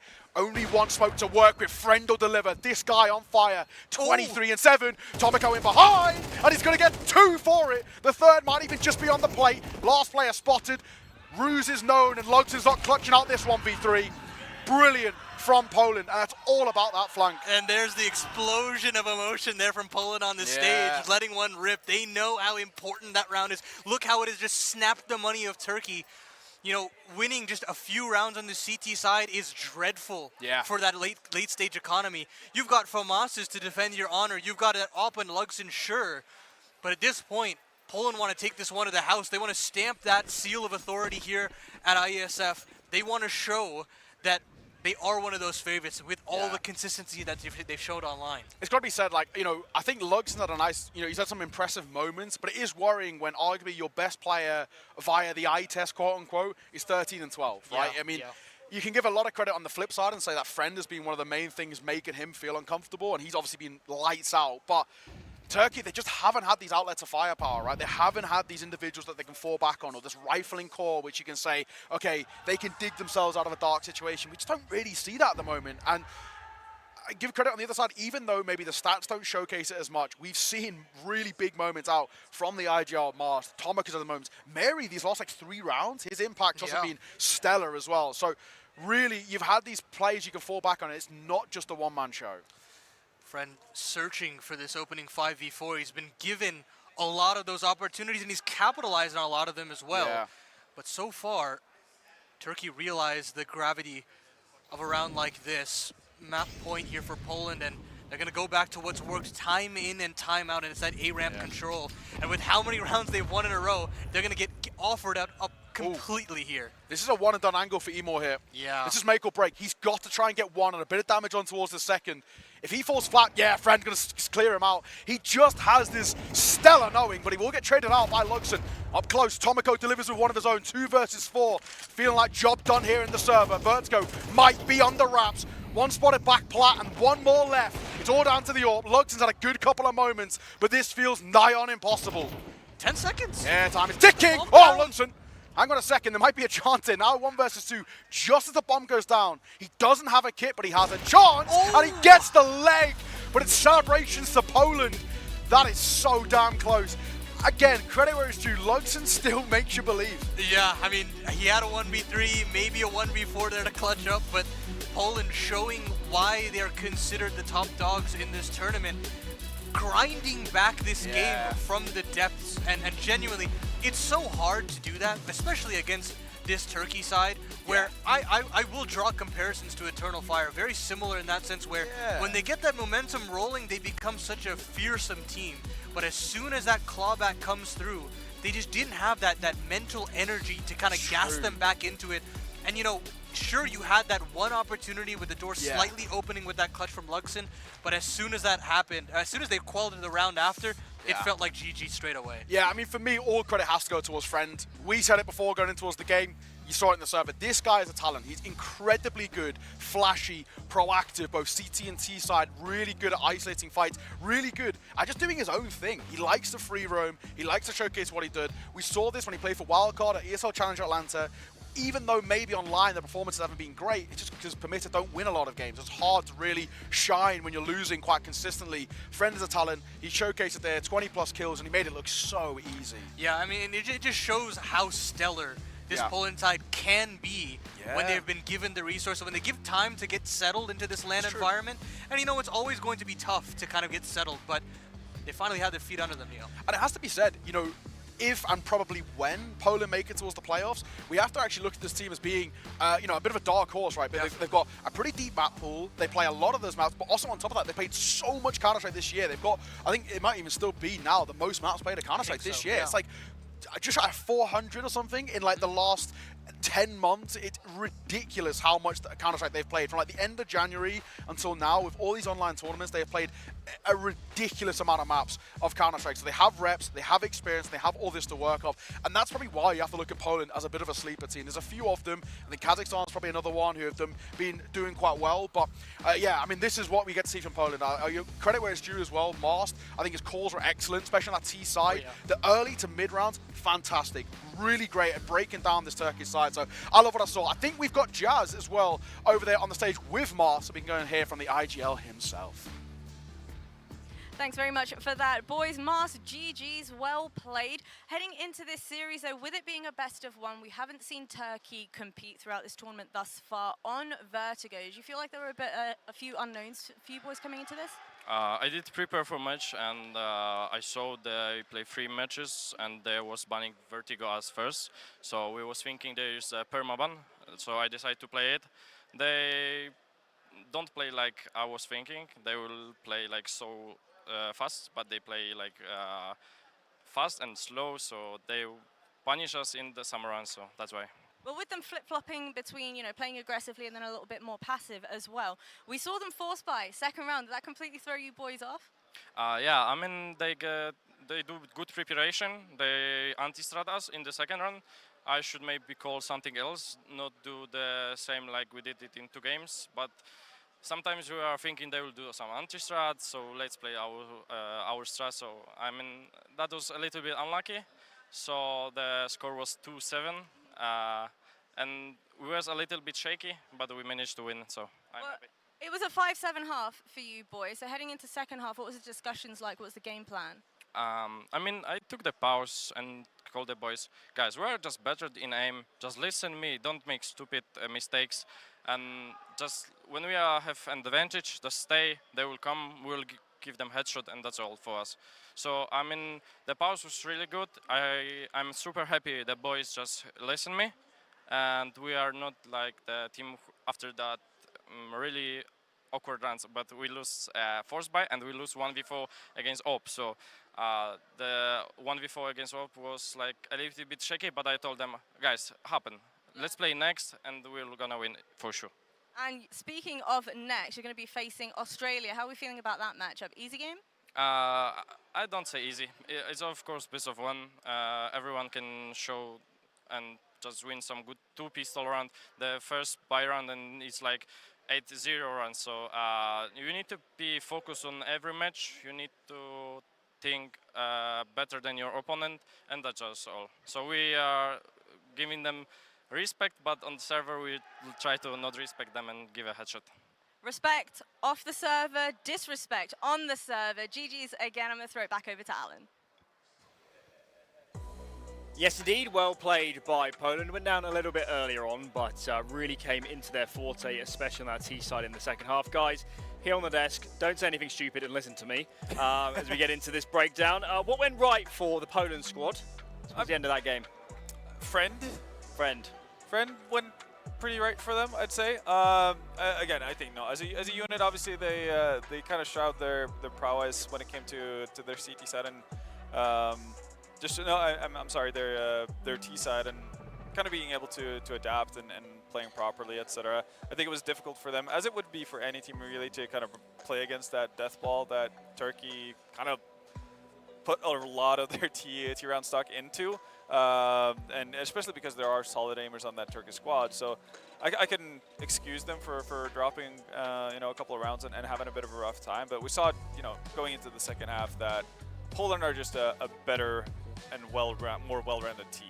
Yeah, it was nice hearing from Mars there, because we heard from the in-game leader of Poland himself. He basically said, we weren't expecting this from Turkey, and they maybe weren't expecting some of the anti-strats from Turkey early on, and I think they did actually a really good job at adapting, because initially they were trying to play their standard game and go for a lot of these ramp fights, and they were just giving these duels to Turkey round after round. These ramp fights were going against them time after time, and eventually they realized, okay, maybe we should just shell up a little bit more, play more back towards the site so that we get enough rounds. And once that adaptation came in, it was solid for them. You see here, just actually able to win these ramp fights, which was huge at some points. And then into that second half, you saw that Turkey started to struggle. You saw they maybe had some anti-strat ideas, they maybe had some sneaky ways to win rounds, but that CT side was pretty lackluster from Turkey. I think it was really only Luxon on the AWP who was doing anything for them. And yeah, credit to Poland and especially to Friend. Might be called Friend, but he wasn't friendly to Turkey today. No, he was not. From the Turkey perspective, when you're playing T-side, you can group up, you can force the issue, you can set the pace. As soon as you go onto CT, can't really do that. It's Poland. Poland can do what they like, and if Turkey are making mistakes, they will get punished. It was hard for them here to play the defense, wasn't it? Yeah, I also think, again, they would have run into the same issue as we saw Poland have on the CT side again. Like, this doesn't play the same way on A side as the old Vertigo did. It's a little bit of a different timing. It's not as easy to get into an aggressive position as you did before, and therefore you might be forced to play a little bit further back or actually rely on playing off each other to a more degree. And I don't think Turkey really have that in them. They would have loved to just be like able to W or just like wide swing into A ramp and take aim duels all day long, but they weren't given that opportunity. And I think that's something that we definitely saw. CT side is going to be difficult on Vertigo regardless. And as Hawka mentioned, again, you need to have basically like a staple on B, like an anchor who could just kind of lock things down for you that lets you not worry about that part of the map. That's going to potentially allow you to go aggressively in mid with a duo, or potentially stock up more, do boosts and that kind of stuff over towards the A bomb side. But if you're not able to kind of stabilize anywhere on the map, Vertigo is an absolute hellhole. Like, it's not fun to play CT at all. You just feel like you're getting pulled from left to right, back and forth the entire half, and that's kind of the feeling I was left with for Turkey's side. Yeah, maybe that comes back to the veto slightly, because we heard Master say, Turkey be banning this pretty much first in a lot of their other BO1s, so it was a big risk to make this decision, and I think you could clearly see that they had some ideas early on, and some good ideas. You even heard Mars say they kind of got anti-stratted in a couple of rounds, so it seemed like Poland did have to adapt, and that can be hard in a BO1, but fair play to them for finding that adaptation. And once they did, it's like, yeah, okay, you've got those initial anti-strats, but then you see the fundamentals on the map just not there. I mean, we talk about, overthinking it in-game. That applies too to the veto. Turkey banned Inferno and Mirage in this veto. Yeah. And I appreciate some of these players on their more traditional teams might be leading the way of a Nuke, of a Vertigo, these sort of maps. But in this environment, they would have stood a much better chance on Mirage with hindsight. Yeah, or Inferno. Again, they beat Team Sweden on Inferno. So why are you afraid? Like, I don't understand. It's bizarre because they were in a good position in this group. I mean, one more win, they probably would have made it. Their chances now are actually quite slim to get out of this group. Yeah, it's really tough. I think they have Norway left as their final opposition there. Obviously, potentially really important match for both those sides, depending on the results in Poland's next match and also Sweden's next match. So yeah, they definitely would have liked to be in a position where it wasn't all or nothing, basically, and they would have controlled their own fate as well if they had gotten a win here versus Poland. Yeah, the problem for them is Poland have Australia, we just heard. I mean, I don't want to say that that's a guaranteed win, but it should be a win. They haven't won yet. So yeah, exactly. You've got to just play the games as they lie. And then Sweden have Canada, right? So another team that haven't been that great in this group. It's kind of now those two teams have put themselves in very firm favorites for the group. And you don't want to be relying on a team that's already eliminated to keep you in the tournament. Like, I think obviously they'll still try and get that win. They'll still try and compete for their nation and show what they're capable of. But it's not the best motivation. Yeah, you're sitting there just trying and praying that other teams win, and you just hate being in that position. For sure. Okay, next up we're going to move on to Group D for our following game. That will be Mongolia versus the Czech Republic. They're not setting up just yet, so I assume we have a bit of a break. So, I don't know, half an hour or so. I think they're still going on. That's true, actually. They're probably still going on with the previous game. So, we will get that to you guys as soon as we can. We're not sure how long it will be, so stay tuned, keep an eye on the timer. And when those teams are ready, we'll get underway with Mongolia, Czech Republic. We'll see you then.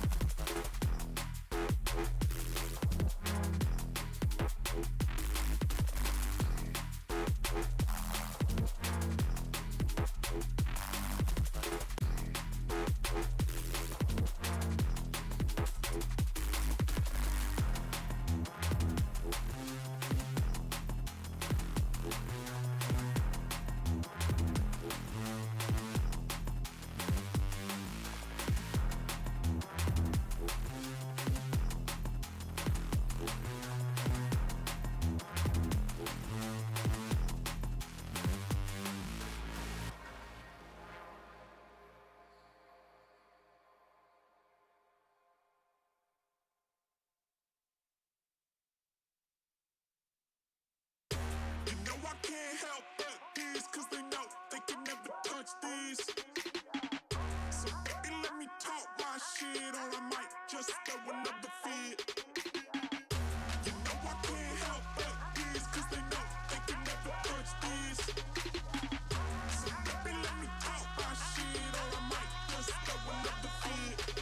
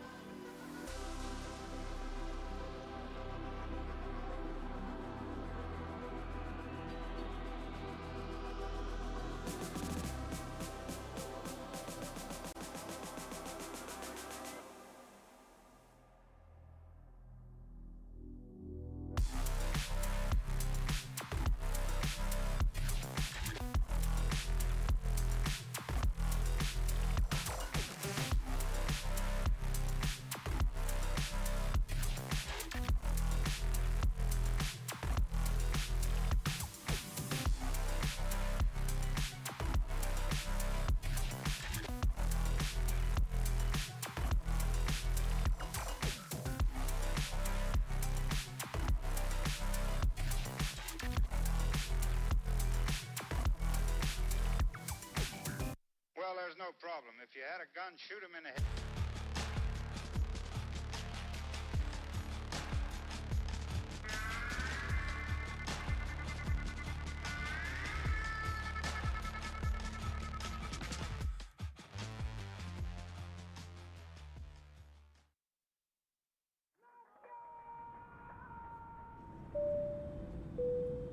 Good evening, ladies and gentlemen. We're landing in Riyadh, Saudi Arabia, for the World Esports Championship. In a world where victories can be measured in gold and silver, some things are priceless. Surely expected, and it is Baron will find him. Can shine for one with a quick trade from Impulse. Some things are not bought with money. The base is too open. Now Philippines is now taking the base of Indonesia. Remember their name. The feeling of standing alongside your fellow countrymen, the emotion, the home crowd, the weight of a whole nation on your shoulders. Sometimes I get emotional by the fact that I got chosen to be one of the representatives of my country. And yeah, it's just a dream, honestly. Here it's not just about the game, it's about the pride that unites us. Every match tells a story. To some missed shots. Sound picking up another one, another headshot. No way! 4 kills! What has happened? From every corner of the globe. All eyes on WEC 24.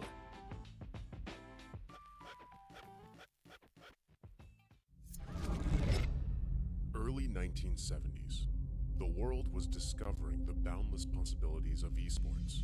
While esports offered endless enjoyment and addictive allure, it lacked a certain depth and a sense of purpose. It needed something more, something larger than a trophy, something beyond individual gratification. That's when a vision emerged. A vision of uniting the world through esports.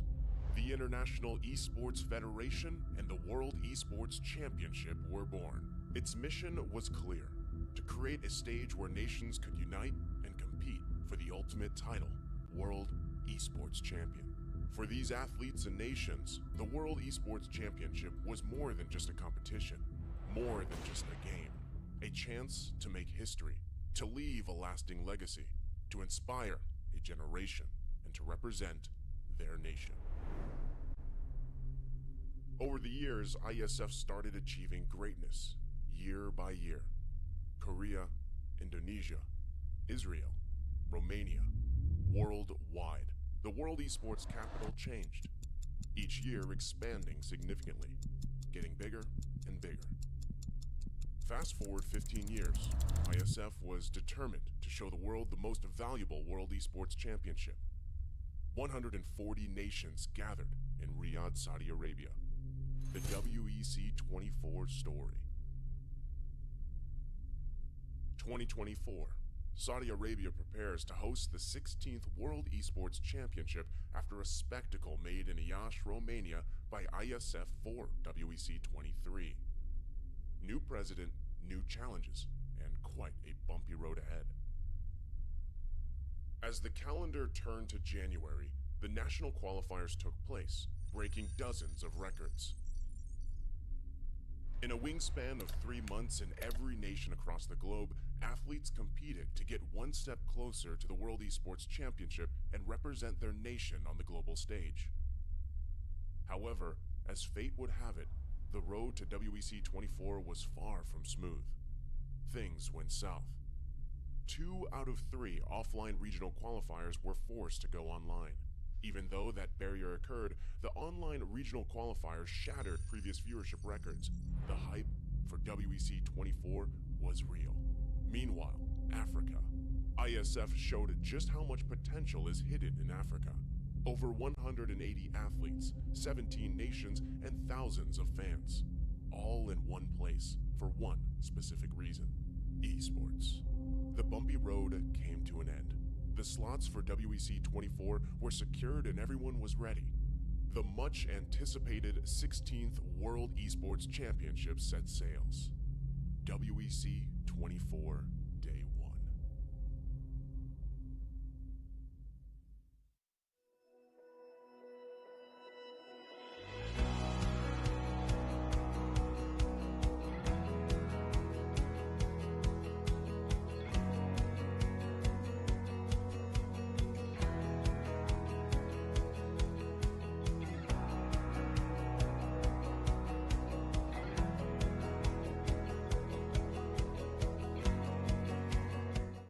Ahlan bikum.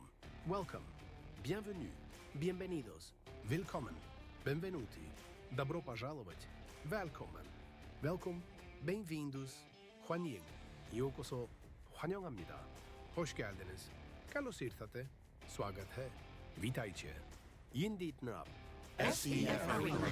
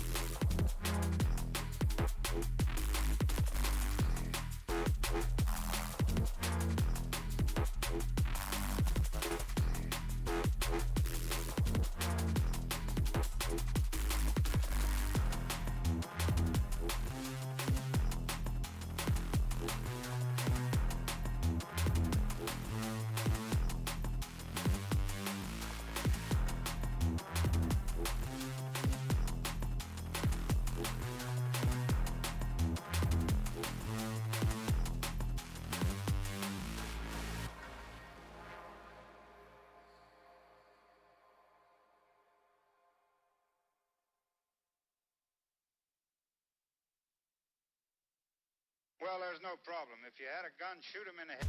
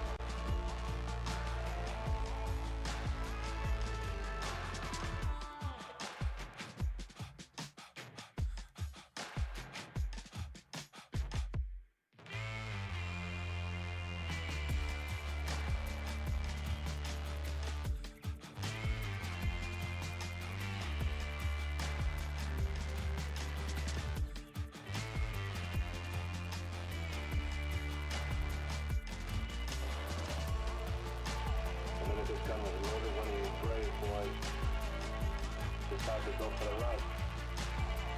It's the fire. It's the fire.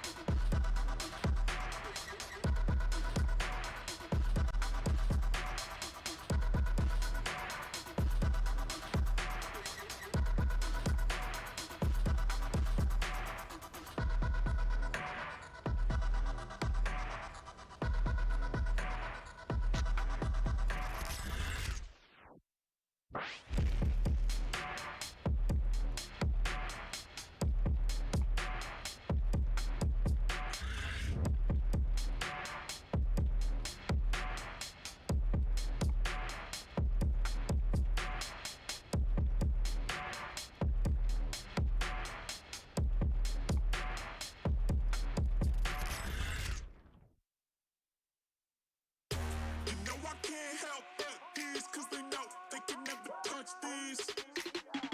So baby, let me talk my shit, or I might just throw another fit. You know I can't help but these, cause they know they can never touch these. So baby, let me talk my shit, or I might just throw another fit.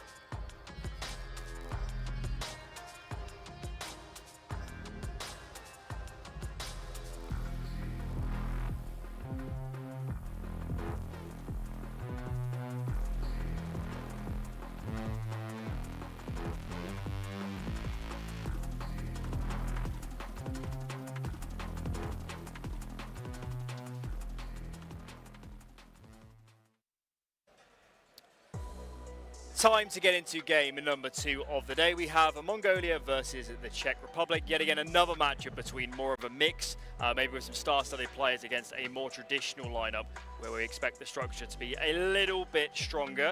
Yeah, should be a cracker of a game. And for the Mongolian squad, this is qualification. Win this, there's no messing around with tiebreakers. You're through. Yeah, got to feel good to kind of be in control of your own fate in a situation like this. We know how messy round robins can get, especially when there's 6 teams involved. So for you to have this opportunity, I think you obviously need to make the most out of it. And I think the Huns themselves expect, you know, or their expectation should be to make playoffs at the very least. Yeah, coming in today, I expected this to be a decider game because I thought both teams would actually be on the same wins, but it ends up being the case that they're clear ahead, so they've got that chance of making sure they can go straight through. And I like this Mongolian team. I think they've got a bit about them. I just love the random 17-year-old Mongolian players we see showing up. I think Wonder is 17 on this team. There's so many youngsters. It's clearly a region that are just now adopting Counter-Strike, and we're getting more and more of these young stars coming through. Yeah, we got to figure out what, like, again, like you mentioned earlier today, like where are they coming from? How are they being found? Like, is there like an own platform for CS in Mongolia where everybody starts playing it from like 15 or something? Because we've seen it with obviously the Mongols, the fact that they just kind of seemingly pick a new player and they're really good and they maintain and just kind of continue to improve as a team. And obviously now the Mongols are probably the highest ranked they've ever been, you know, in their history, and they're playing the best CS they've ever done as well. But it's also resulted in what, like 4 other Mongolian teams also being really competitive in the region.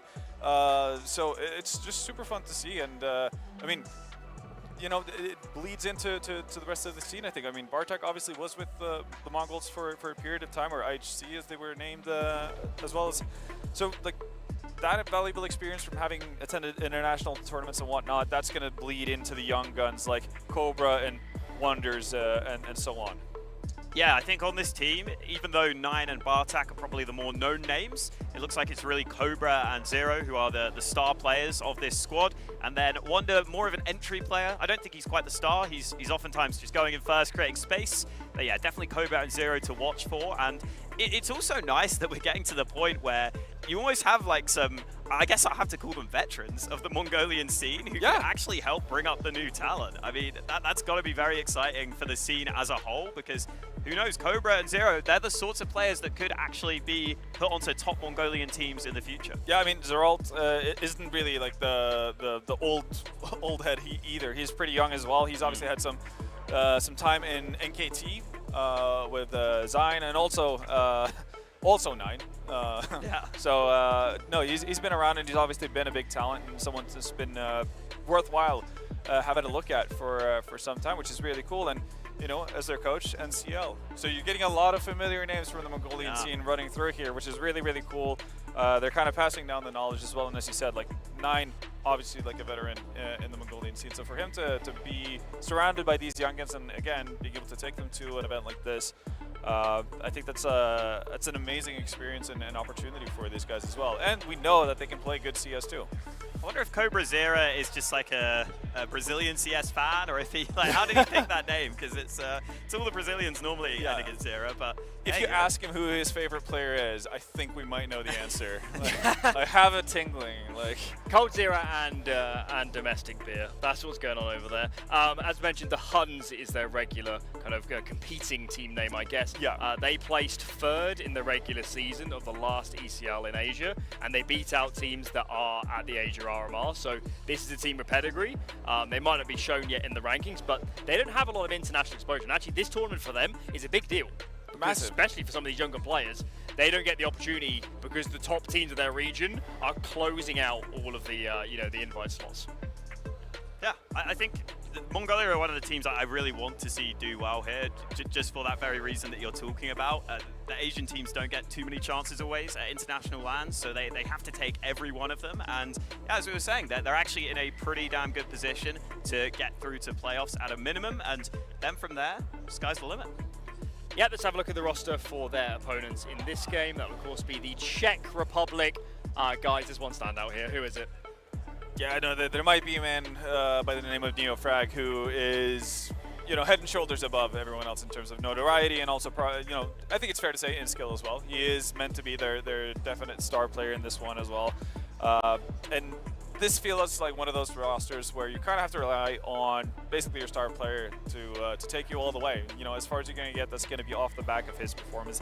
Not to say obviously that there isn't quality on the in the 4 others, but NeoFrag is the one who has the international experience. He's the one who's been around before. He's the one who's done this. He's the one who should be in a position to potentially pick up his teammate if things are getting rough. So there's a lot of responsibility on his shoulders, but we know that he can be an absolutely fantastic player and someone who can actually just change course of a game. Like, he is the kind of person who can set up your entire team to win rounds very easily because he is such an aggressive entry player. Yeah, when we've seen him play in the past, he has been that really aggressive front of pack player. I don't know, I think he might be more second in on this team, just trying to set up for trades more so, because Pandy or Pandito has been very aggressive on this team, and he's the other player that actually has been putting up solid numbers. So hopefully we see those two sort of spearheading the attacks for this team, and we'll see if NeoFrag is actually just flying in first, or if he's saying on this team, actually, I kind of know that I need to trade a bit more. I need to get a bit more output. I can't just go 1-for-1 on the entry because we need me to be alive in the mid round as well. So I think that'll be fun to see. I want a sacrificial lamb. Yeah, that's all I'm much. saying. Yeah. So we are actually getting pretty close to playoffs. I think with these kind of later group stage games, we're starting to shape up who are real contenders. Off the back of the last game we had, it looks like Poland's in pretty good shape with their regular 5. I want to see if these Huns, the Mongols boys, can do the same, because as we keep saying, teams that have the structure, that have the coordination, they should beat mixes. And I do actually think the Czech team, beyond NeoFrag, I don't think they have the same level of firepower as a Turkey, as a Kazakhstan, these other squads. Yeah, no, I'd agree with you on that. And again, I think, the Huns are in a position where they can kind of tap into both. They're going to have the team aspect of it, and they also have pretty solid individual players as well. So it doesn't help to only have solid individual firepower if you're going up against these guys. And that's always going to be the case. The further and further you get into the tournament as well, it's going to be more a mixture of both these aspects being true for the teams involved rather than just a single one. So yeah, no, it's going to be a tough task for Czech Republic, most definitely. They didn't have the greatest of warm-ups, if you want to put it that way. Their previous matchup in the group stage, they ended up dropping, which is not ideal. Otherwise, we would have had a real do or die type of situation where we're basically winner is the one to kind of set themselves in the best position to get to a playoffs. Now it's more the Huns controlling their own fate and the Czech Republic kind of fighting for survival. It's a good example of the inconsistency that you might see from this Czech Republic team, because losing against Argentina, not really expected. Sure, there's Mayan on that team, but there's not enough that you would want to be losing there if you're a team that want to be going through in this group. I want to see on the Mongolia side as well how they play as a team, because traditionally for the longest time we always said these Asian teams, they play really aggressive. They sometimes don't have the best understanding of the macro, but the Mongols were one of the teams to change that. They always had a really good understanding of the map. So I'm excited to see if some of that experience from those two players we mentioned earlier has transitioned onto this team. Let's check out the veto and see where this best of one will be ending up. Inferno. Ooh. That seems like a pretty balanced middle way for both sides. They've played it in the group stage, previously. They've both beaten Slovakia on it, so they have all the reasons in the world to feel confident. The only thing that is obviously going to be evident is the Huns are coming into this as a team, as we've alluded to before. They have, a little bit more impressive results to look back on. Like, they've played Lin Vision, taking them to double overtime on this map. Even though it didn't end up in a win, again, that's kind of tells you a little bit about their level and what you can expect out of them. Whereas we don't really know what it says when both teams beat Slovakia pretty handily. So again, it's always going to favor the Huns, just given the formation of their team, or the Mongolia, obviously, given the formation of their team in a setting like this. But I don't think the Czech Republic are going to be unhappy about the fact that they end up on Inferno.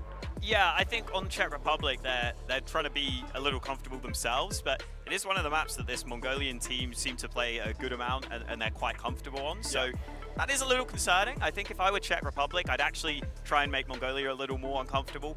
I think the Dust 2 ban for Czech Republic is the one that is kind of tough, because any team, any mix should be able to play Dust 2 to at least a decent level.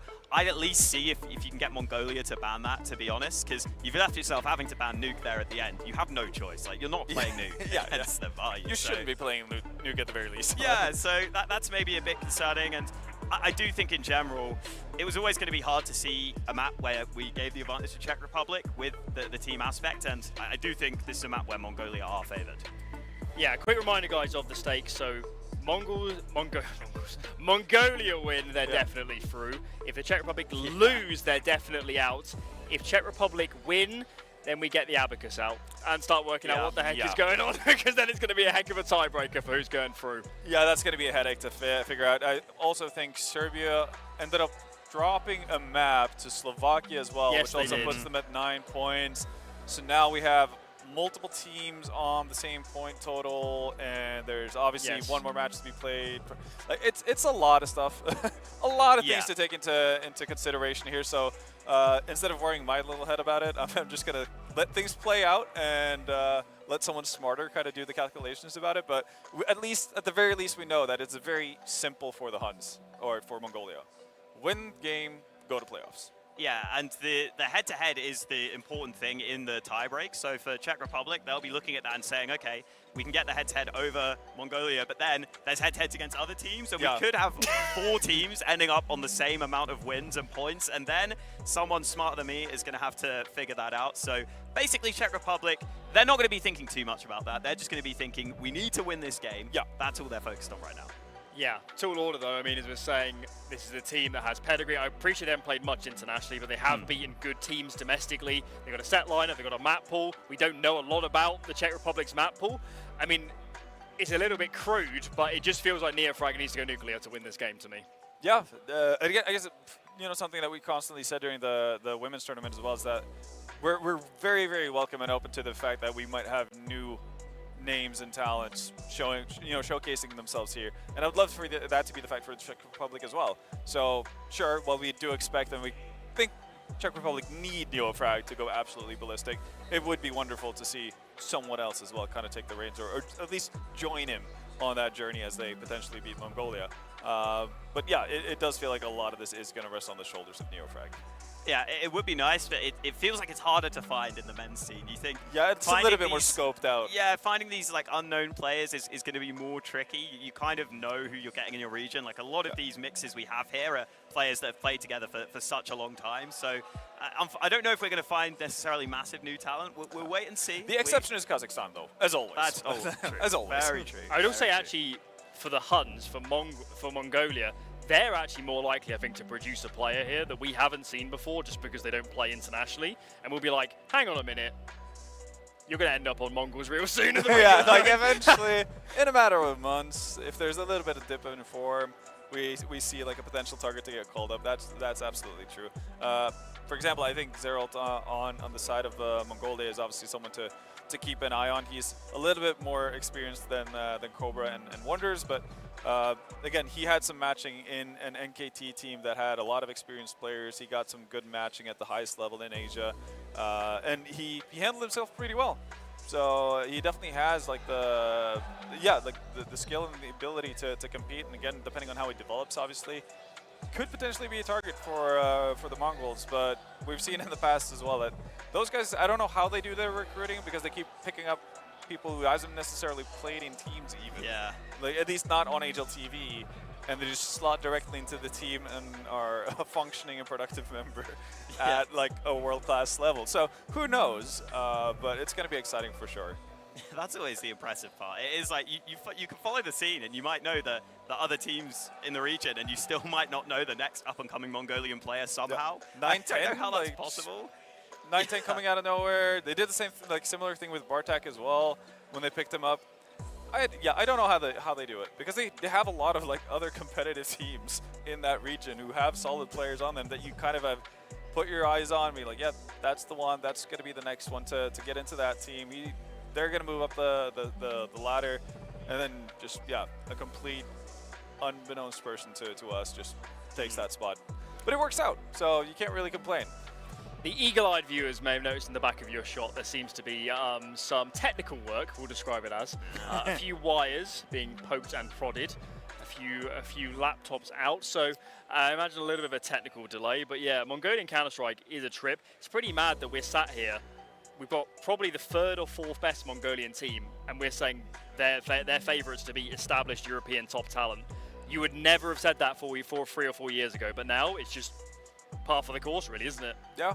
Again, like they've done something extremely right in Mongolia in terms of how they develop talent or how they get people engaged in terms of playing team Counter-Strike as well. Because that's the thing. Like, I haven't noticed anything about having the star pugger of the region or anything like that being the talk of the town. It's always team-oriented things coming out from Mongolia, which is really, really cool. And I'm sure the Mongols in itself have been a massive inspiration, obviously, for a lot of these teams doing so, and kind of seeing that, yeah, you can get really, really far if you do stuff together as a team and you kind of focus on actually improving and developing as a unit. So, you know, in many ways, I wish Norway would kind of take a page out of Mongolia's playbook in that sense and learn a thing or two. We might have to conduct some interviews and kind of figure out what's the right steps to take. And I think actually a lot of European countries that have a very strong history within the game probably needs to look or should look towards Mongolia to kind of figure out what they could do differently in order to grow new talent. Yeah, it seems maybe slightly different for Mongolia in that they are in a position where, unlike Europe, that they have to stick within their region, just based on language. Yeah. And in Europe, it's like, in order to prove yourself, because there's so many teams and just so many different players in Europe, if you're just a good team player, you actually might not get noticed in the same way. Whereas I assume in Mongolia, they basically have to keep an eye on every single up-and-coming talent at all times. They're clearly going to have a good awareness of that. Whereas in Europe, you do see these players that are like, well, I just kind of have to put up good numbers and good stats on HLTV, and then I'll get a chance on another team. You can imagine the progression route for players is quite old school, where it's like, exactly. True, yeah. If you need a player, you ask the in-game leader of the next best team, and you're like, which player's good? Which player is well-rounded? Okay, looks like technical issue is resolved. Hopefully no more problems. Paladin, Naokai, let's have some Counter-Strike. Alrighty, I'm looking forward to this as well. This is a pretty interesting position that we're in as well. Because of how this group is sort of at the moment, this match could have real knock-on effects to actually who makes it to playoffs. If Mongolia win it, it's pretty simple. They make it through, they join Serbia, top 2 in the group, nice and easy. If Mongolia lose though, then it becomes a real faff. Yeah, Genuinely. And something that is not our job to do, and thank God that we don't have to try and sort that out, because it comes down to head-to-head, but then you've got like weird situations where like if the Czech Republic beat Mongolia, Mongolia then beat Argentina, but Czech Republic lost to Argentina, Serbia lost to Slovakia. I mean, it just becomes like a nightmare. So thankfully we don't have to sort that out. I think the thing that'll make our life easier, Mongolia win, and they're expected to win. Yeah, dude, it's so crazy to me to see the amount of depth in the Mongolian region right now. I look at the Huns team, and, you know, I'm thinking, you know, I don't necessarily really like them, like, in terms of the results that they've had, but then you actually look back, and you're like, hold on a second. Yeah. There's so much depth now. I mean, like, you've got Alter Ego, you've got, with a couple of Mongolian players. Yeah, a couple players there, yeah. You've got the Huns, you've got Atox, and the Mongols, of course. And now you add in the Huns to add into this whole equation, and things get very interesting with some vet players like Nine and Bartak. I'm very excited to see how this team decides to cook up on Inferno here. Yeah, for those who don't know as well, Bartak is the older brother of Mongol's babyface killer, Mazinio. So keep an eye out for that. Speaking of someone who's not a babyface killer, Neofrag, a straight up assassin as he gets a double to start things off. Very crisp couple of shots on him, it has to be said. And it feels like Mongolia caught maybe just a little bit napping off that slight tech issue to start things off. Nine now caught between a rock and a hard place, has to basically fight for his life, but nothing's connecting. Finally he finds one, Scroll Wheel gives it up. And Pandito also finds another. It's just Wonders left up in the clutch, 1v4, but the bomb will go down on that A site. And now it's just a job of kind of holding on to what he has, and frankly, it's not much. It's just a smoke. And any kind of consolation frags that he can find would be wonderful. But already off to the races are Czech Republic. Neofrag showing that he's still got some grade A class to him in terms of the mechanics, Neo. Really, really nice round. And Neofrag, he's making his presence known. He's getting loud. Let's not get too loud now, mate. But for Czech Republic, it's a good start. It's a very, very good start for them as well. I mean, he just looks really, really crisp out the gates. Exactly what you want to see. I mean, without a shadow of a doubt, He's the superstar on the side. He's the main player. He is the make or break of Czech Republic. If they want a chance at playoffs, they look into him. If they make it towards playoffs, they thank him. If they look at that playoffs as well, they rely on him. I mean, that is kind of the plain and simple of it. He can't afford to have a slow game or an off game because the talent actually falls off, unfortunately, kind of quite rapidly, I would say, towards Czech Republic, where at least for the Mongols, you've got, or the Mongolian side, man, so you've got a few different facets of where you find this firepower. You know, they've got experience in some senses of just playing in EU competition on a regular basis, but it's at the lower levels. And right now, genuinely, Mongolia and the Asian region in general is so packed to the nines with talented teams that these guys have really just put in the hard 9 yards. And there's another one. Oh, I'm telling you, this is all unintentional. It's all intentional, guys. But yes, genuinely, super excited to just watch this team develop. And as the kind of desk kind of touched upon, the fact that this team doesn't have LAN experience, this is huge going into those deep qualifying spots that will come next year when the rankings all start to matter a little bit more. What we'll Hunts say can get is, some cash here. I will sort of slightly go back on that point on the LAN experience. The Huns actually have quite a lot. Okay, because there's the Mesa Pro Series, it's a Mongolian or Asian LAN. They actually met a lot of them. Zerolt played in the Mesa Nomadic Masters for Chinggis Warriors earlier in the year. Nine and Bartek actually worked on the desk for the Mongolian stream. So that was pretty cool. They're actually really good at it as well. Nice. So that was pretty sick. So I would say they don't maybe have the international experience like Neofrag, but I would stand here and say that the Mongolians had a more LAN experience than 4 out of 5 on Czech Republic. Yeah, that's fair. Then I mean, genuinely, they're doing something right in the Asian region. Having those smaller LANs really important. Because you've got 2 academy players here, right? You got Purdy, Enterprise Academy, Darba, Gamer Legion Academy. You got Pandito's benched on Viperia, a UK team, and then you got Olik, who again does have a lot of experience. Actually, probably one of the more lesser names, I would say, in this side. Yeah, I would actually say this is probably a little bit of a bigger step for Czech Republic, but I think so far they're actually looking really solid. The issue is Mongolia, we've gone for a force by here, very, very common in Asian Counter-Strike. Unfortunately, it's not worked out for them, and it will be. List. Yeah, straight away, adding it to the list as we speak. And it is one of those actually where now for Mongolia, bit of an awkward spot you put yourselves in because 0-2 down, probably going to go 0-3 down. You can't really buy around this. You're sort of giving up a lot of this early coverage towards what is actually a pretty simple start towards your T side. You know, there was an interesting setup there. It got a little tight on that A play, and I think it came down to just some poor spacing between these Czech players, and that's going to be something to really think about when we move forward. I think one thing that Mongolia has really solidified is just knowing how to play standard Counter-Strike to a high level. And that's something that Mongols has really kind of imprinted that DNA across, I think, the country. And it's really nice to see them adopt some European ideas, but have that Asian flair to them when it comes to the mechanics and the explosiveness that they can provide. Yeah, agreed. For now, Bartek had a little push in towards Banana, loses his head. Not exactly what you'd want to see.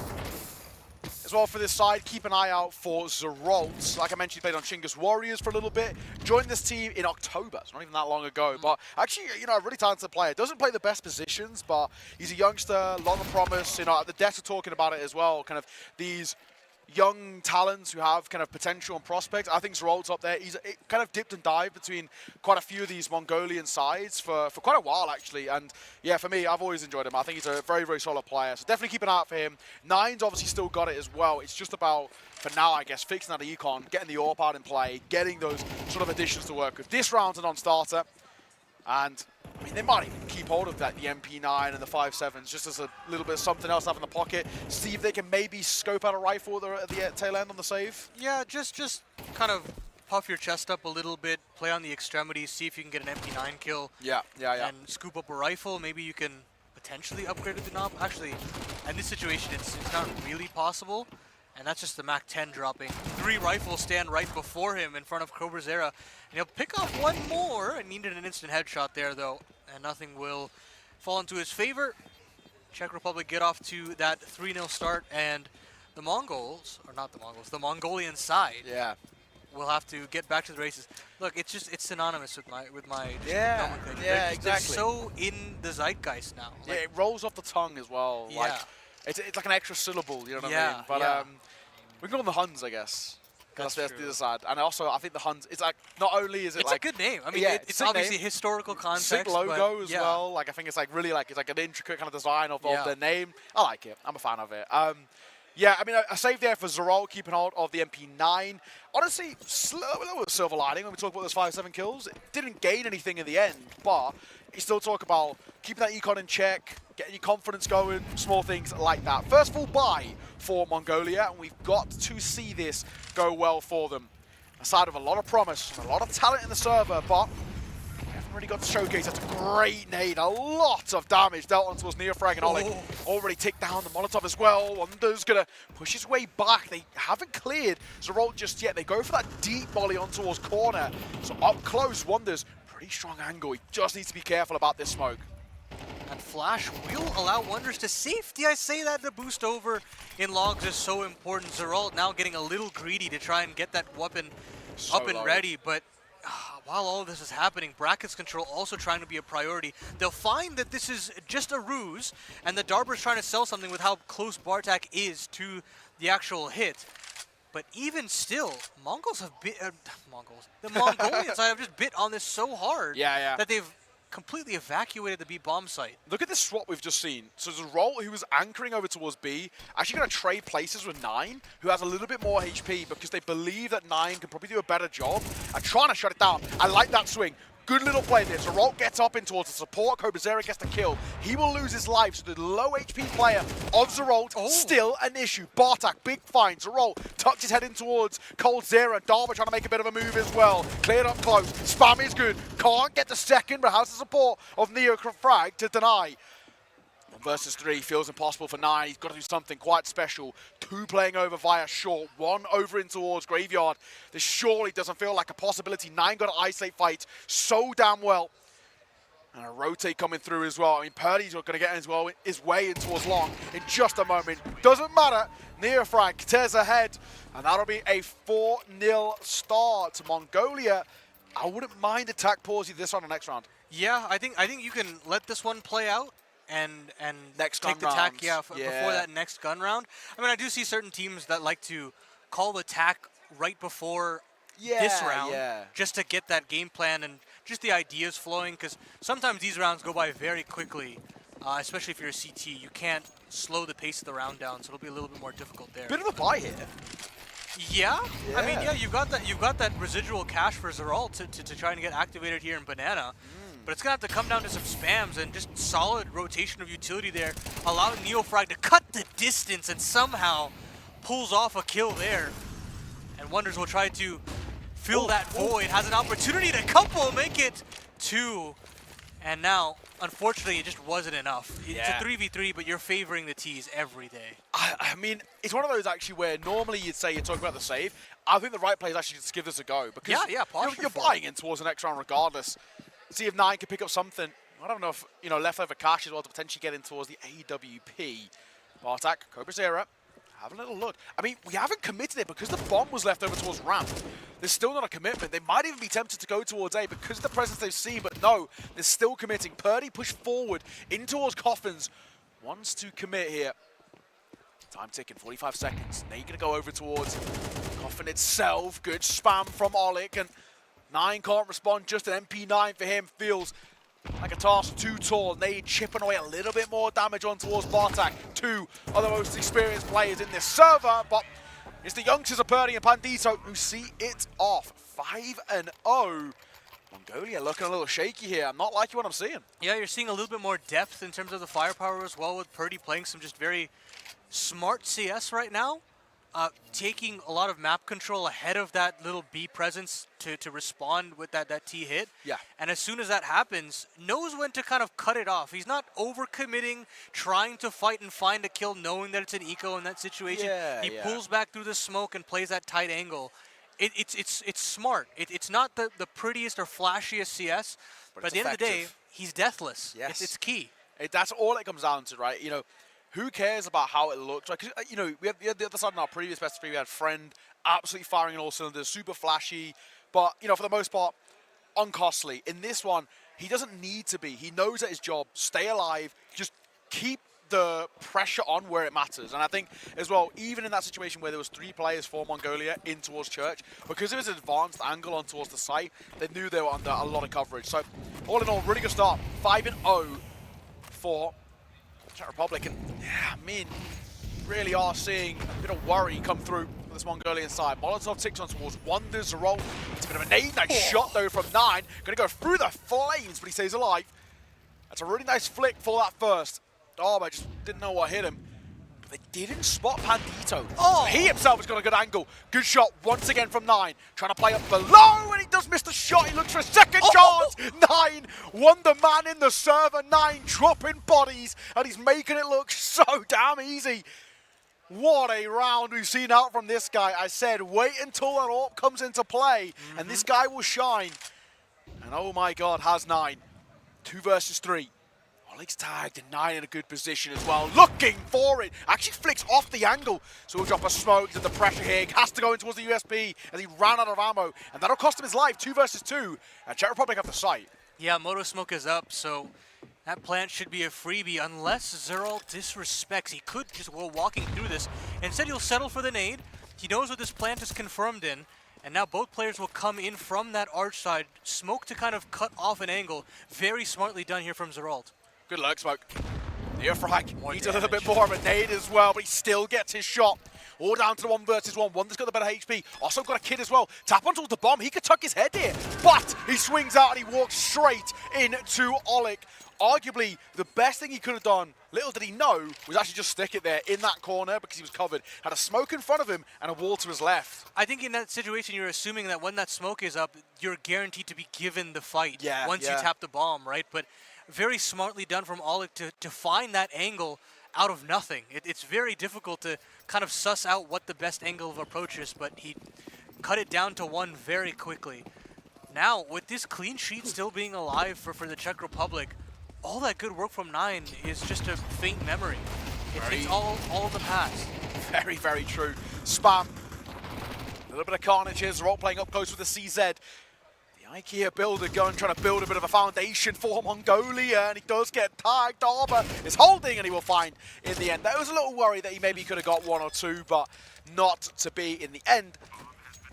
And it's now a 7-0 start. Now, what I will say is, not the end of the world, because we saw 7 rounds get taken in that previous first half, and they ended up losing. So maybe not all doom and gloom just yet, but I mean, Mongolia really looked shaky. We didn't get to catch them, obviously, before this on the stream, but you know, they picked up some pretty good wins. And the fact that we're not even seeing them compete here when they're joint with Serbia on points is actually kind of crazy. I mean, the Death's touching it, we touching it. We kind of felt like they were a lock-in for playoffs, and now they look anything but. Yeah, I mean, Zeralt's killless, Bartak's on 1. Yeah. Cobra Zero's on 3. Like, I mean, I hate to be crude, but the individuals just aren't on the server right now. So you just got to shoot back. And, you know, I think Counter-Strike has developed so much at this point that you can go beyond just the shooting, but yeah. It's an FPS, right? It's very true.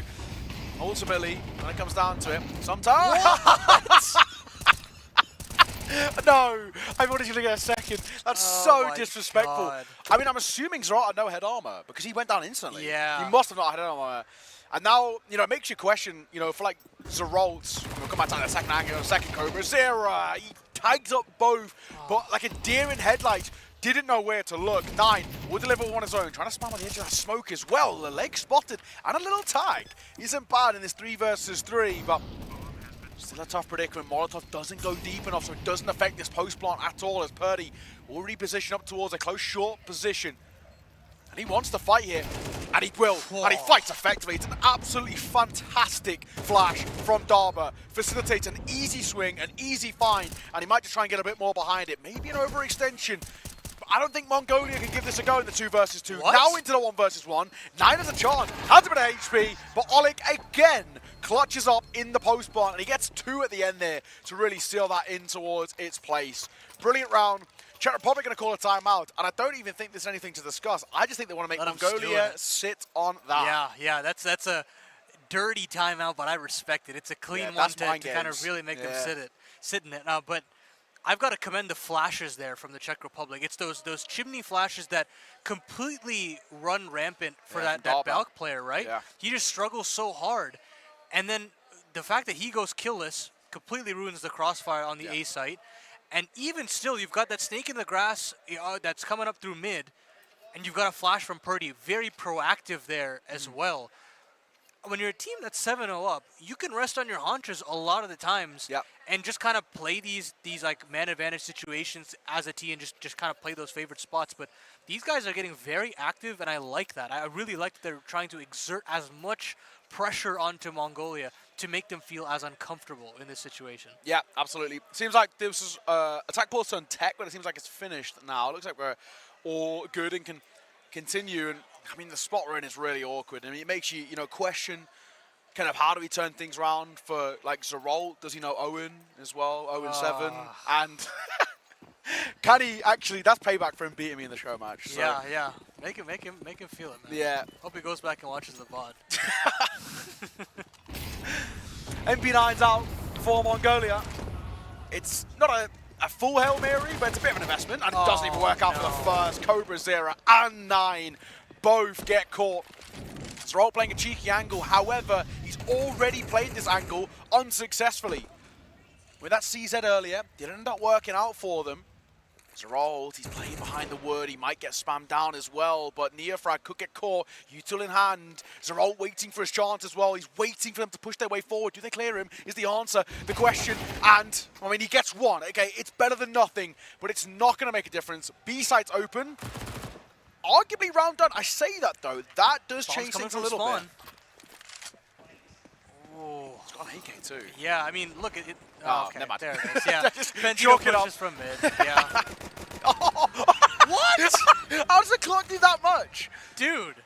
He had no armor or something? How did the clock do that much? No, I mean, damage fall off still. That first tag did like 40. Yeah, that has that's to be insane. no armor.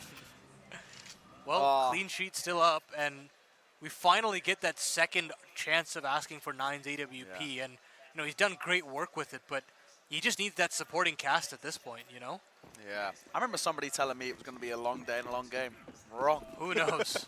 hey, with how that first game started. True. Anything is up for discussion. Very, very true. 9 back in towards the AWP. He's been a bit of a solo shining light, it has to be said, right? The only real successful, I guess, factor we've seen so far for this Mongolian side. I want to see him showcase that 3K that we saw earlier. It was so well played. Nice save that comes over as Purdy takes a fair chunk of damage. I mean, look at the long-term econ as well for the Czech Republic. I mean, obviously, there's not really much long-term left in this. Bartak delivers. And those 2 kills alone actually give them so much space now. They get a bit of breathing room. For basically the first time, maybe, all map. Another big kill from Cobra Zero, and a response from Bartak onto Pandito's aggression shuts down this round, surely. 1 man left. Neofrag catches an overextension. I don't know if it's going to make a difference. Yeah, 55 seconds left on the clock, and it's just much more difficult to suss out all of these 1v1s. Finally, the Mongolian side figure out a solution. And it's their first round, and they're acting like, they're up 9-0 themselves. And you know what? I respect it. Yeah. I think that's totally fine. That's the right mindset to be in, because I think we see it all the time, especially in kind of like quote-unquote studio lands. I think like Pro League's a good example. Yeah. When you see a team that's at a bit of a deficit and they finally get around and They they're laugh it so off, muted, or they're like, you can see they're so tilted. Right. That's the worst thing, because they're still in that mindset of like, I'm losing. The best way you can approach this if you're Mongolia right now is actually just take this 1 round at a time. Don't think long-term. Don't think about the ramifications of win or lose. Don't think about anything like playoffs. Just think this round, here and now, and really kind of compartmentalize it a little bit to 1 at a time. That's the best way to approach it. So what's just gone right in towards round number 10, let's re-implement that in towards the penultimate of the half and see whether that can work for us. Oleg playing up in front of that smoke. It actually will be at the cost of his life. Neofrag wants to go up on logs, but a bit of re-aggression from Zerol. He runs out of ammo, and the Molotov will keep him at bay, and actually now isolates Wonders on his own. Now Molotov will get smoked out instantaneously, trying to suggest that that spot is open, and Wonders actually does find one. And another trade is trying to be found by Zerol, but Neofrag doubles down.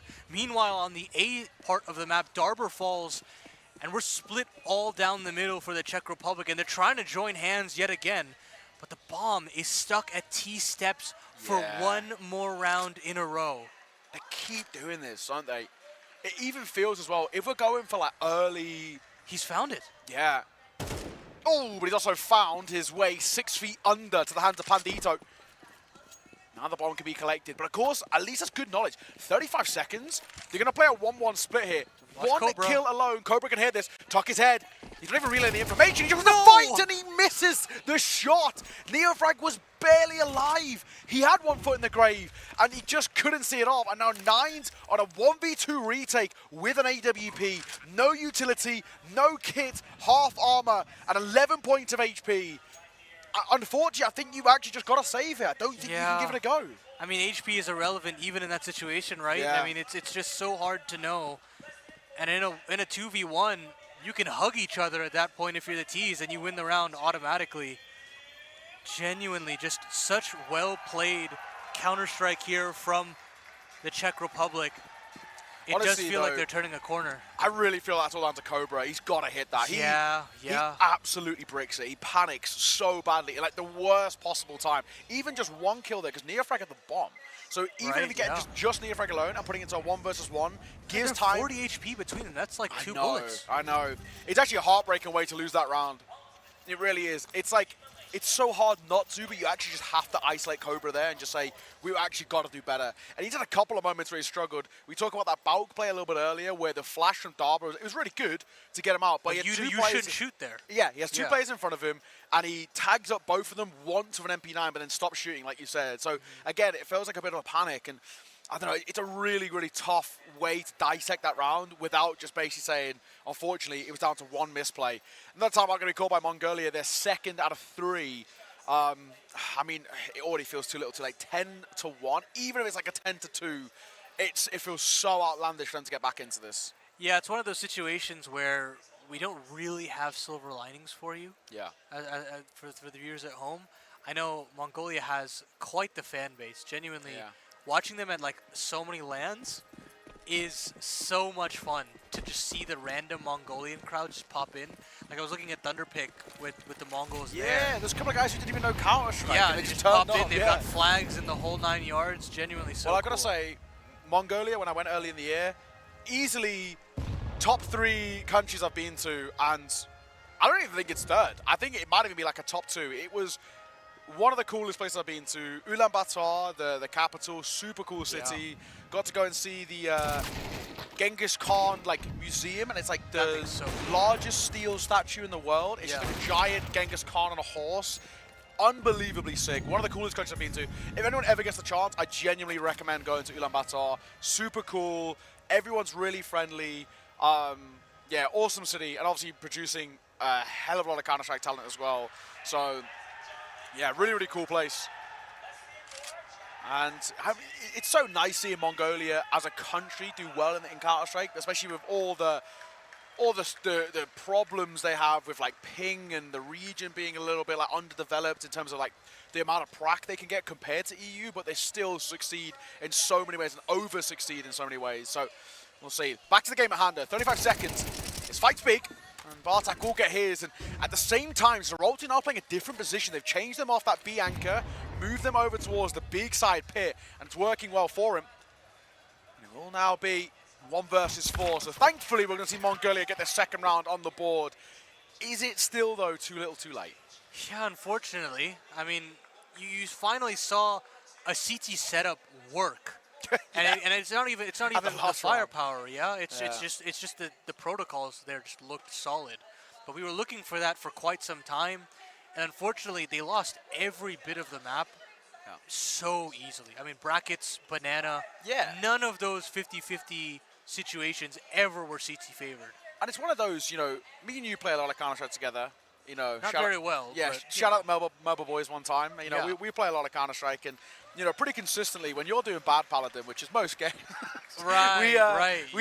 we change up the roles, right? As we did in that last round, Zerolt moved from that B anchor position over towards Big Pit, complete different flip, but the same sort of vibes there, just because we needed a little bit of a fresh look at how to approach this. these guys should be watching our demos. Yeah, absolutely, absolutely. They could take a leaf out of the face of level 4s. Yeah, just wait until they see a Naokai mid-round call on Dust 2. Oh, hey yeah. guys, let's split B via short. I will be typing to all chat that we're going A. Yeah, and then go A. Pistol round, very important here for Mongolia, but as is basically every single round, they are in a tough predicament. Neofrag has spotted out 2, maybe even 3 here, and he makes a brilliant decision. I don't need to fight. I'm alone here. If I die, I leave the B site open. So I've fallen back, and I've allowed Oleg now to reclaim this space, and I can play a bit of a crossfire with him. But then they're going to very early call Oleg away. They must have read something, maybe looked at a Hun's demo or something, because they really think this is going to be an A play, and it's not working out. Neofrag left alone, bit of a tag through that smoke. They're wrapping him, 3 of them in through Church as well, and Neofrag, this position gets cleared, wonders. He knew there was only one angle he actually could be. As they had the sight, the last place they had to clear was that close right corner. That's a really good pistol, but a very questionable mid-round decision from Czech Republic. Yeah, I feel like that's just a just straight gamble there. Yeah. Genuinely. Do you think they've watched the demo? Do you think that it's a possibility. Yeah. I mean, it would have to be a hard read at that I point. feel like they knew something. But like, there was no sound cue that was given in that situation. But I really have to say, credit to Mongolia for pulling off a strat like that. Smoking off Pool, wrapping into Church, even knowing that there's a potential CT player, they completely bypass it, thinking, sure, we can lose one body, but if we get rid of that B anchor and still have that smoke plumed up, there is no chance of Czech Republic bouncing back. And now they live to fight another day, the Asians. And got a little bit of chance to take off some players, and they're starting to get a little bit louder. They take off another vest there as well. So it's just Darber that saves one in. The Force Buy, if they want to go through with it, will not look as potent. So Mongolia have a chance to really rack up some rounds here, and actually Czech Republic are going all in, considering Darber can invest in Famas. I don't like it, but you know, on Inferno, I do think that of the maps in the pool right now, you can make this the most viable. Close range angles all over the shop. Yeah, I mean, the way I'm looking at this now is sort of in a similar way to the buy. It's sort of ass in the game and in the name. Famas is your best weapon. Sure, you know that thing is not going to be good, and you're supported by an MP9 and a few upgraded pistol. It's just not an investment that I really even back. And this maybe comes back to a point I was talking about earlier. When you're at such a substantial lead, you can maybe afford to go for one of these, because if you lose it, it's just not the end of the world. If this was like a 7-5 and they pulled off this sort of buy, as we saw in that previous game, I'd hate it, because it actually ended up costing them. Hence why Poland ended up, for me, it's one of the main reasons why they won that previous map. It's such a questionable decision to kind of go for that investment. So here, though, I don't really mind it. I think it's fine. Through the flames, though, that is a very interesting decision. He was at 21 points of HP, Oleg, when he takes that first engagement, because he takes 80 points through the molly. Yeah, he's anticipating that molly's going to fade much sooner. Yeah. And if that tick doesn't come through, perhaps that flash hits them square in the face and he can get a double. Yeah. So it's like a warning sign to Mongolia, Right, like, exactly. hey guys, I'm coming. Yeah. By the way, I'm And they all swinging immediately play anti, right? So there's an exact response already in play. There's still a double setup and it gets absolutely picked apart. Zeralt in 9, double down, 4 rounds to the good, and basically the fifth coming for free at this point as well. And Mongolia will start to rack up a little bit more confidence as we move in deeper and deeper into this map of Inferno. Yeah, Cobra Zero as well lurking out through second mid and via apps. Definitely a player to keep an eye out for in towards the C side. Didn't, you know, he had a real rough couple of moments, you know, not 2 rounds in a weird way, sort of feel like on his shoulders. That final round has to get at least 1 there, doesn't.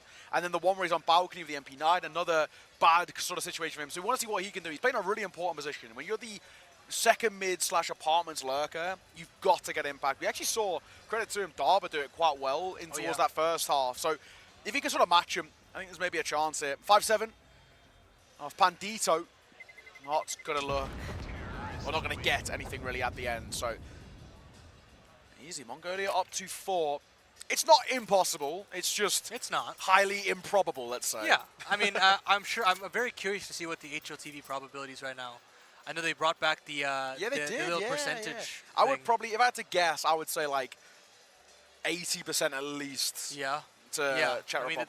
that makes a bit of sense. Yeah, for sure. I think I used to do. I mean, it's a little bit harder here because I don't have my PC, but I used to always like make Scriv when I would work with him guess. Oh yeah. So if it's like a 10-2 half, what do you think Mongolia's chances are? Like, what are their odds? Because there's like you can click for every map and see, like, of all time, what the odds are, or just on CS2, and I used to do that quite a lot. Like, it's really difficult, actually. Some of them are, like, really funky. They compile a lot of data, so yeah, that's the computer's job, not ours. But anything is possible before the number 13 is up on the scoreboard, so. It's very true. I mean, I might even do it now. Have a little look. While we've got a bit of a low buy to no buy round, let's call it. I love that stack. I think Fnatic really liked doing that a lot way back when in Go. And they do it all over. They do it in Pool, they do it over there in Emo as well. And now some ecos to farm up for Bartak. Just get some more confidence in the vet.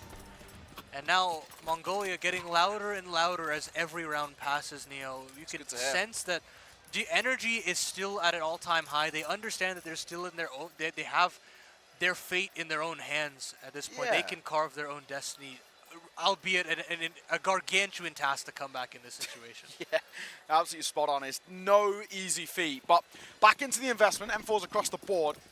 That at least is something to work with. Maybe see if we get a bit of a chance here to come alive. It's like technically a bonus buy over on the other flip side. We've got the FAMAS, the Galil coming through in a couple of places for Wonders and for Bartak.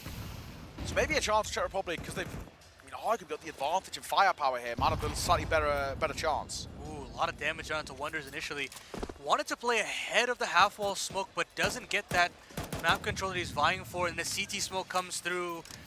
You're very unwilling to push the limits there, and actually Czech Republic 3-stack on B will reclaim car control and really put the onus on Mongolia to find answers elsewhere, but unfortunately for them, they haven't really gotten that top brackets control that they're looking for. They're now going to go gunning through, and Czech Republic instantly have that rotation into the library. So great push and pull here from the CTs to respond with what Mongolia is throwing at them, even though there haven't really been any kills to speak of yet. Yeah, it's true.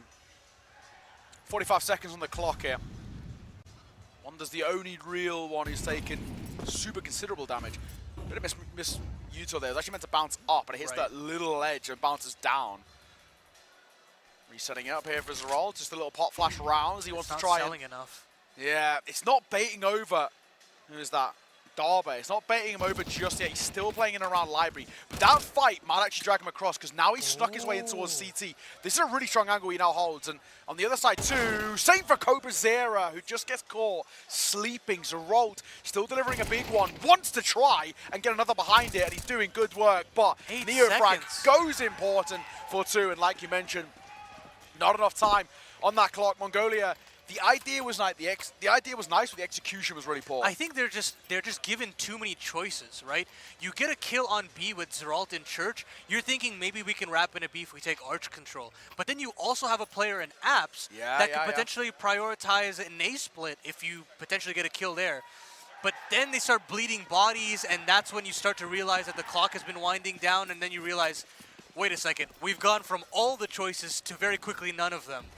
And with the situation at hand, you cannot afford to make these late round decisions. And now Wonders, although he was cautious in that previous round, now has to face the brunt of his actions here in round number 17. So from a 10-2 start on the T side, what do you think percentage-wise, 1 to 100, what do you think percentage-wise of the Mongolian side winning? About 15. 15? Yeah. No, 2%.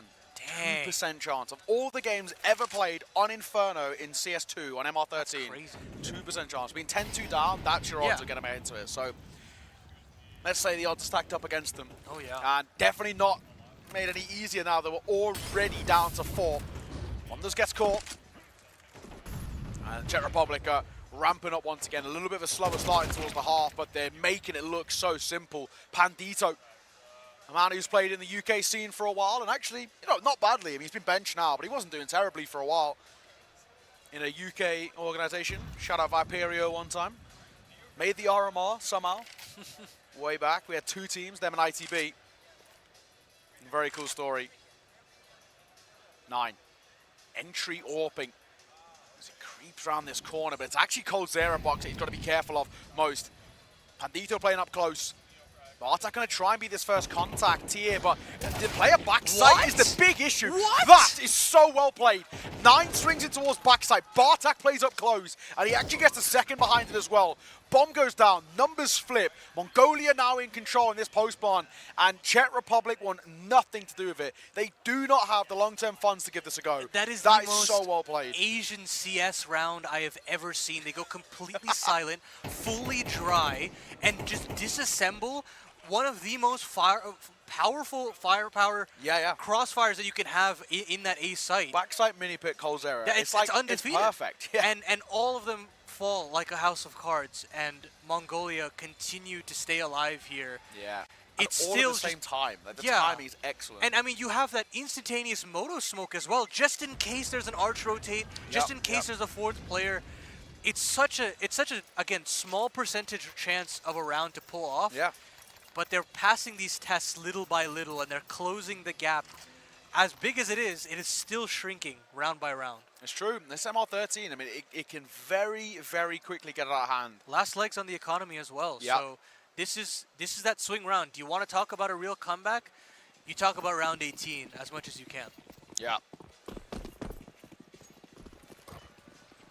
So,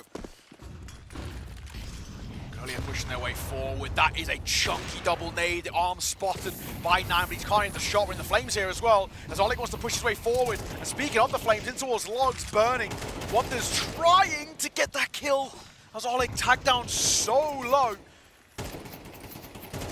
Audacious taps through that smoke as Neofrag actually wants to play up by Halfwall. He wants to try and fight here. Deny a bit of presence, but it'll cost him his life to the hands of Zerold. It was all about who gets a bit of fortune there, and it ends up being Zerold. And Cobra might have actually spotted the player moving towards Boiler. Oh, I mean, it's just a real tightrope fight on the banana side of things.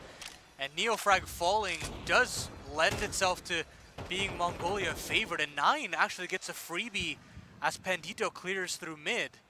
And now things start to get a little bit hot and heavy for the Czech Republic side. It's all onto Purdy, and he's getting a little bit audacious. Getting into bedroom, trying to find an angle to slip up one of these Mongolian players, but Cobra Zera's watching it. Very attentive there from him. 2v4, pack up your bags. Czech Republic, we're going to have to go a little bit deeper. I like the insurance policy into his ramp as well. Look at that. Any sort of B wrap that comes through, try to go through mid, it gets punished, yeah. I mean, now he's going to have a little look in towards Banana. It's not going to make a difference. Mongolia up to 7. And we're inching closer. And our resident numbers man and all-round go, Alan Henders, provided us with the stats and numbers that we need to be focusing on now, because we weren't too sure. We said we're not going to crunch the numbers about if this ends up being a Czech Republic win, who ends up going through, because you've got like 3 different teams on 6 points, then it'd be like 3 different teams on 9 points, gets a little awkward head-to-head and all that. So, from our understanding, if Mongolia get 9 rounds, they get to playoffs. Czech Republic are out. If Mongolia get 8 or less rounds, it's Czech Republic to playoffs and Mongolia go out. That is pretty crazy. And now Czech Republic have to give away 8. So it's all down to essentially that one bye round. They have to win out. Round number 21 is everything. Round number 20, they've got to get round number 21 and 22, or else they are out. The most hollow victory, if anything other than that result happens. Yeah, there's nothing worse than winning the game and then still. And it just doesn't matter because you didn't beat them hard enough. Oh, and that also, would be brutal. What would actually make it even worse is the fact that if you're 10-2 up and you can't limit Mongolia to getting 7 rounds in that second half before you get 3 more, that would hurt. And then all of a sudden, Neo, they start thinking about that force buy. Yes. Genuinely. Don't force buy CT side. I'm going to lose it. Look, I'm just trying to push your narrative as much as possible. It's the 83rd force buy loss I've cost this year, with only 22 being successful. The numbers don't check out, guys. You're winning a quarter of the time. Is it worth the risk? I thought we were meant to be in, like, you know, everyone's talking about min-maxing the min-maxing, the numbers revolution. You know what I mean? And we got guys just doing everything against the odds on this one specific thing. We've got a Max 7 in play for Purdy. I kind of like this. It's actually a good position to have it. That's a cool angle. It is a cool angle. Max 7! Oh my god, they don't want to test it. I don't blame them. Nade will go bank round and does do quite a significant amount of damage. He has no armor, so he's a real fleshy being there, so he takes a hell of a lot of damage. And I like that Mongolia are just really trying to get everything buttoned down here. Yeah. And now Bartak will walk up brackets. He'll see that it's completely clear. There's going to have to be a slaughter of one sacrificial lamb here, unfortunately, though. They're going to have to figure out what's going on our side and then take that banana control promptly after. And there's the kind of showing.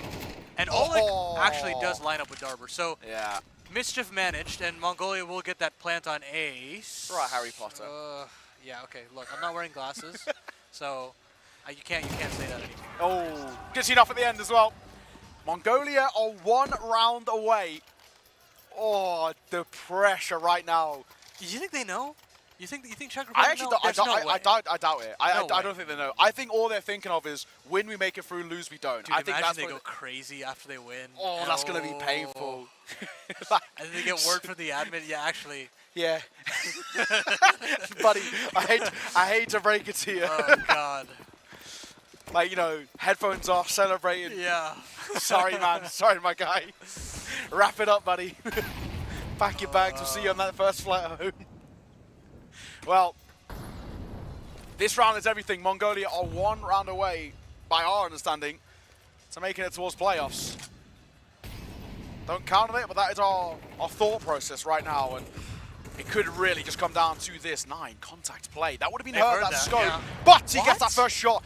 I can't believe that information is not relayed over. Does he clear close left? He's had his own teammates play here all throughout their CT side. So surely there's some level of an expectation, but it's not being held for. And a huge gap on that smoke, but Pandito can't capitalize upon that slight gap that he had. Gives away his position. Mongolia pull back and they pump the brakes. We're getting very desperate if you're a Czech Republic fan. 4 stacking of brackets and they still lose the man advantage. Now they've reclaimed car control in Mongolia, really trying to stamp their authority onto this map. And again, on the other end, Czech Republic taking another gamble, rotating 3 players in this B bomb site as soon as they feel a little bit of presence. And surely Neofrag is relaying to the troops that he's hearing all these footsteps congregating. 35 seconds left on the clock, and Mongolia have to start making a hard decision. Do they want to commit to this play all throughout and go into this 3-stack? It looks likely here, Neo. It's a good call, it has to be said. Neofrag, only good for 1 though. Wonders and 9 as they combine together, keeps the numbers in their favor, and they're looking to try and double it down. Spam on towards Goffins, and that should be it. Mongolia hit 9. And I think if we're right in saying that might be them making it through. Who knows, we guess. We don't really know, but that is our assumption, that is our expectation. And while for Czech Republic they call a timeout, and maybe for the Sorrows, unfortunately, a little bit. The gamble was right. The gamble was right in that situation. He had 3 players in there, but it's again one of those unlikely Asian CS rounds where their crosshair placement and their attention to the minutia of the mechanics is rock solid, and they just disassemble. I can't stress this enough. These are so hard to break up in the game. Like, I love of when all they do the it dry crossfires, as well. it boggles the mind. Genuinely. And, you know, Mongolia, with the Mongols specifically, really opened our eyes to that concept. But now these guys are doing it too. It really just shows you the class. I'll never forget, when Mongolia first had to break on towards the scene and they were playing, I think it was Kato. And they went for a 3v5 topside nuke retake and won. And everyone was like, why are you even giving this a go? Like, in EU, in the min-maxing world, we just don't see it. But it's a different way of approaching the game, and hence why, actually, we've seen teams like the Mongols, even the Huns here, start to find success. If that is right, I mean, honestly, it does feel like both teams might not even know just yet, but it's a great swing from Bartak. Nade comes round, doesn't do really a hell of a lot. Mongolia are on track here to getting double digits and being just 1 round away from being 10-2 up, like we said, in MR13 on Counter-Strike 2. You have a 2% chance of winning the map. And they're about to be in some very unfavorable odds, maybe in their favor. It ain't over till it's over. And Mongolia hanging around for as long as possible, getting through some unlikely rounds. We look back towards that A site take where they're out of utility. They've down to 1 smoke. They disassemble the undisputed CT setup on that A site, and they do it on the B side as well to claim 9 rounds.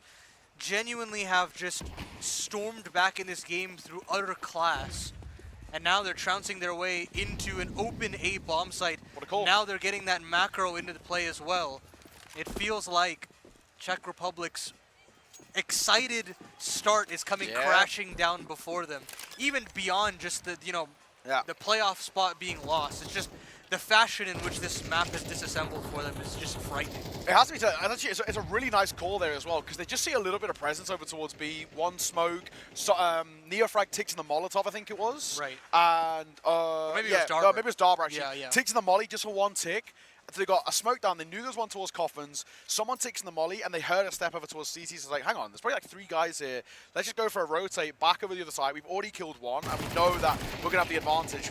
Labor spray from Purdy. Down he goes. Mongolia going to find 10, and well, so far, flawlessly. Whether Pandito gets cleared? Yeah, he doesn't. So a little trade. It's a silver lining, but it's nothing gained, nothing saved. So who really cares over towards Mongolia? They've got so much money. Near max cash on 3 players. Yeah. It's genuinely ridiculous at this point. It's kind of shocking how you see this start from players like Neofrag. Yep. And Purdy was deathless at one point. He was like 6-0, 8-0, something like that. And Zerolt was 1-9. Right, 1-8, yeah. 1-9. And look at his turnaround. Now Yeah. positive in the game. Yeah. 12-11. So it shows that grit and tenacity that these Yeah. Mongolian guys have. And you've got to give credit where credit is due. They have earned this playoff spot through and through. Absolutely. And they might even just earn this map under their belt as well to really have it on the lock and key, yeah. At this point, and Ryan's saying if they take the map, they finish top of the group, don't they? Ah, possibly. Yes, because them and Serbia are on 9 points. This will put them on 12. That's there we true. go. Yeah. So going in first, good for the seeding. Very, very helpful going Favorable forward. matchup in the quarterfinals. You'd love it. You'd love to see it. Of course, that's not confirmed just yet. They're pretty close. They've got to tie this up first. Bartek, another entry coming through for him as Zerolt will then trade. It's perfect, it's simple, it's effective. Darba left in a bit of an odd spot. Open plate. And he just stays posted on towards half-wall. Waiting for his chance. Cobra Zero waiting for that smoke to fade. We're under a minute, and Purdy likes playing around this balcony, but they've spotted him out here before, so there should be some level of an understanding that this is how they like to go about this. And we spoke about this just as the half started to kick off. Cobra Zero's lurks towards second minute A are going to be vitally important, even if it's not for kills, just for information, and he's not gained a lot here. And he's going to come join them back over towards B. Well, Purdy's halved the map, and Pandito's hustling to that B bomb site. He knows what's coming. And actually, there's this fast flank coming through because he's going through underpass. So as this execution comes in, it's all on a timer here. Darber has to come up clutch in this little 1v3 situation. He hits a flick, but cannot nail the Deagle headshot.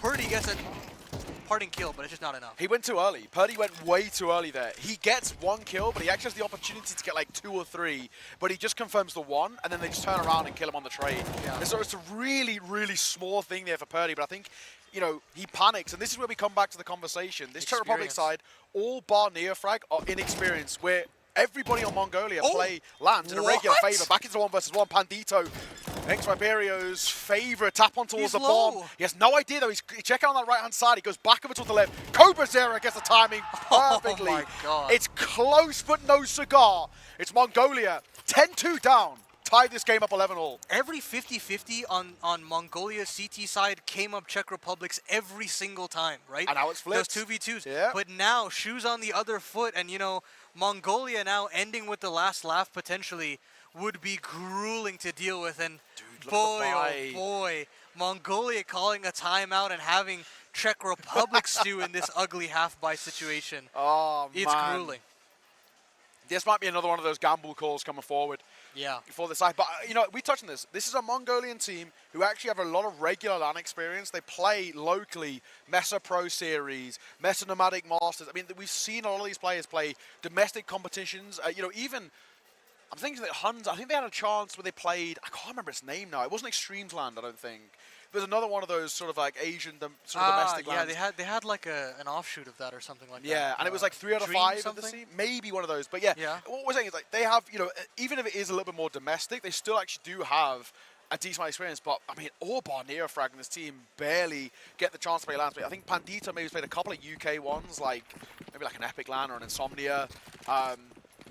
You know, it's unfortunate for like Darba, for example, or even Purdy. You know, Purdy on Enterprise Academy, Darba. Game Legion Academy, because if we had the We Play Academy League, we could have had a chance of those guys to play. But yeah, not to be. They've gone for something aggressive here on this low buy. I actually kind of like it. I like the proactivity. It might just work here for Bandito. This is a pretty good angle. It's tough to clear. Not without a flash anyway.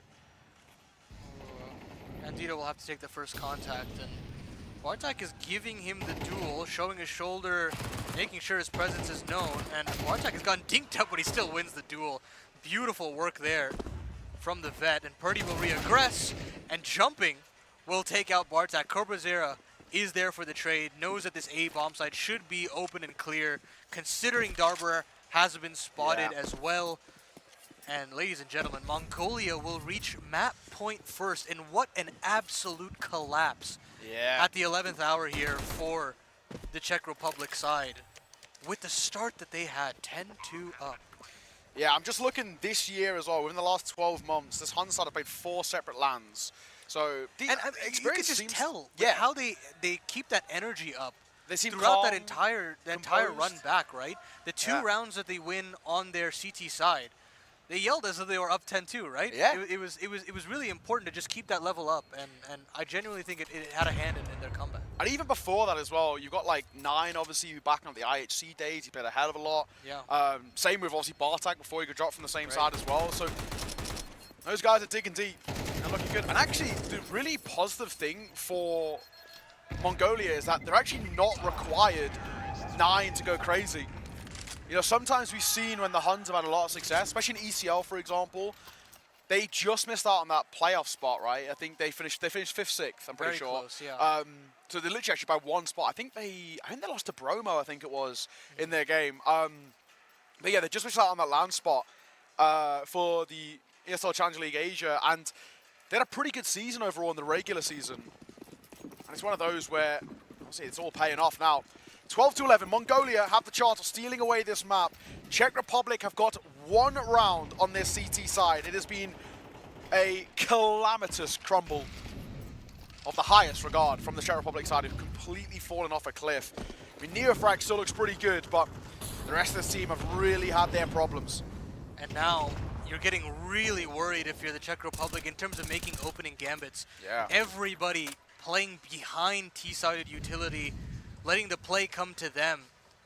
And you know, prior to this, it did feel like they were trying to play to win, but the way they're stancing now feels very anti-playing to win. Neofrag trying to make something happen into his banana. Pretty nice nades that come through Zrol. Already down to sub 20. Gonna make his life a little difficult. He's gonna buy by Bogdan's Law here. Has picked up the orb. He doesn't do it all too often. So we'll see, but 9's pretty handy with an AK. Rotate coming back over towards A. We've got 3 players here in this position. I think they're just waiting out this smoke over towards Banana before they make a commitment of a play. This doesn't feel like it is a commit over towards A, more just a bit of a poke and prod. See what opens up. Flash comes around. Really good flash as well from Oleg. And it allows Neofrag to get that first. That'll give them the numbers and the confidence. And Neofrag might want to continue push his way forward. Another fantastic flash from Oleg as Neofrag gets 1. But that lurking presence, Cobrazera has to wrap through. And now Oleg's in a lot of trouble. It's an AWP below him. That one's easy. The second's a bit harder. No way. But he makes it look good. And they just couldn't buy enough time for Cobrazera. Bomb down and round, probably done. Overtime is on the cards here. This one, not over till it's over. Yeah, I guess it swings the other way, right? I mean, the split was there. I really have to admire Cobrazera's just willingness to push in through arch side and have that late flank. But I really think that 9 could have slowed the round down there. Yeah. Sure, it's down to 10 seconds, but you just want that little added pressure from the player that's coming in through church side and just make that last CT and Oleg switch and choose between angles and just put the risks on him rather than on yourself. Sure, it's still a doable trade, but it's still a risk that I would like Mongolia to take there. They've got to slow down literally by 1 second. Cobrazera was at plant pot. He just needs to come around the corner. Right, yeah. And they just don't let him do it. It's so unfortunate. It's such a small mistake that if you look back in a VOD, you'd be like, damn, like that idea was so nice until it wasn't. Yeah. Also on the kind of flip side for Czech Republic, finally a bit of proactivity on CT side. Supporting flashes from Oleg are actually really nice in that round too. So, not to like there, Oleg. Molly might force him a little further forward. He gets a flash over, because he wants to try and fight. I don't think he wants to stick around too, it's not worth it. Purdy, Oleg, both take a bit of damage to the util. But a much more timid start by Mongolia here. Yeah. What a shot there from Zeral, just decapitating Darber. And look at how that opens up the map with a minute left on the clock here for Mongolia. All of this brackets control, they can trade effectively, I say, into Pandito, but Pandito goes unchecked, and now the roles are reversed. There's another slowdown situation here for the Mongolian side, allowing Cobrazero to cook a little bit, but that incendiary will push him back. That's a really good molly, especially on this timing as well. Smoke behind it as well to make things just a little bit more uncomfortable. This round feels like it's got a lot of leniency on towards Bartak. Wonders falls, but because of that kind of blocking in towards short, it didn't allow 9 to swing in for the trade.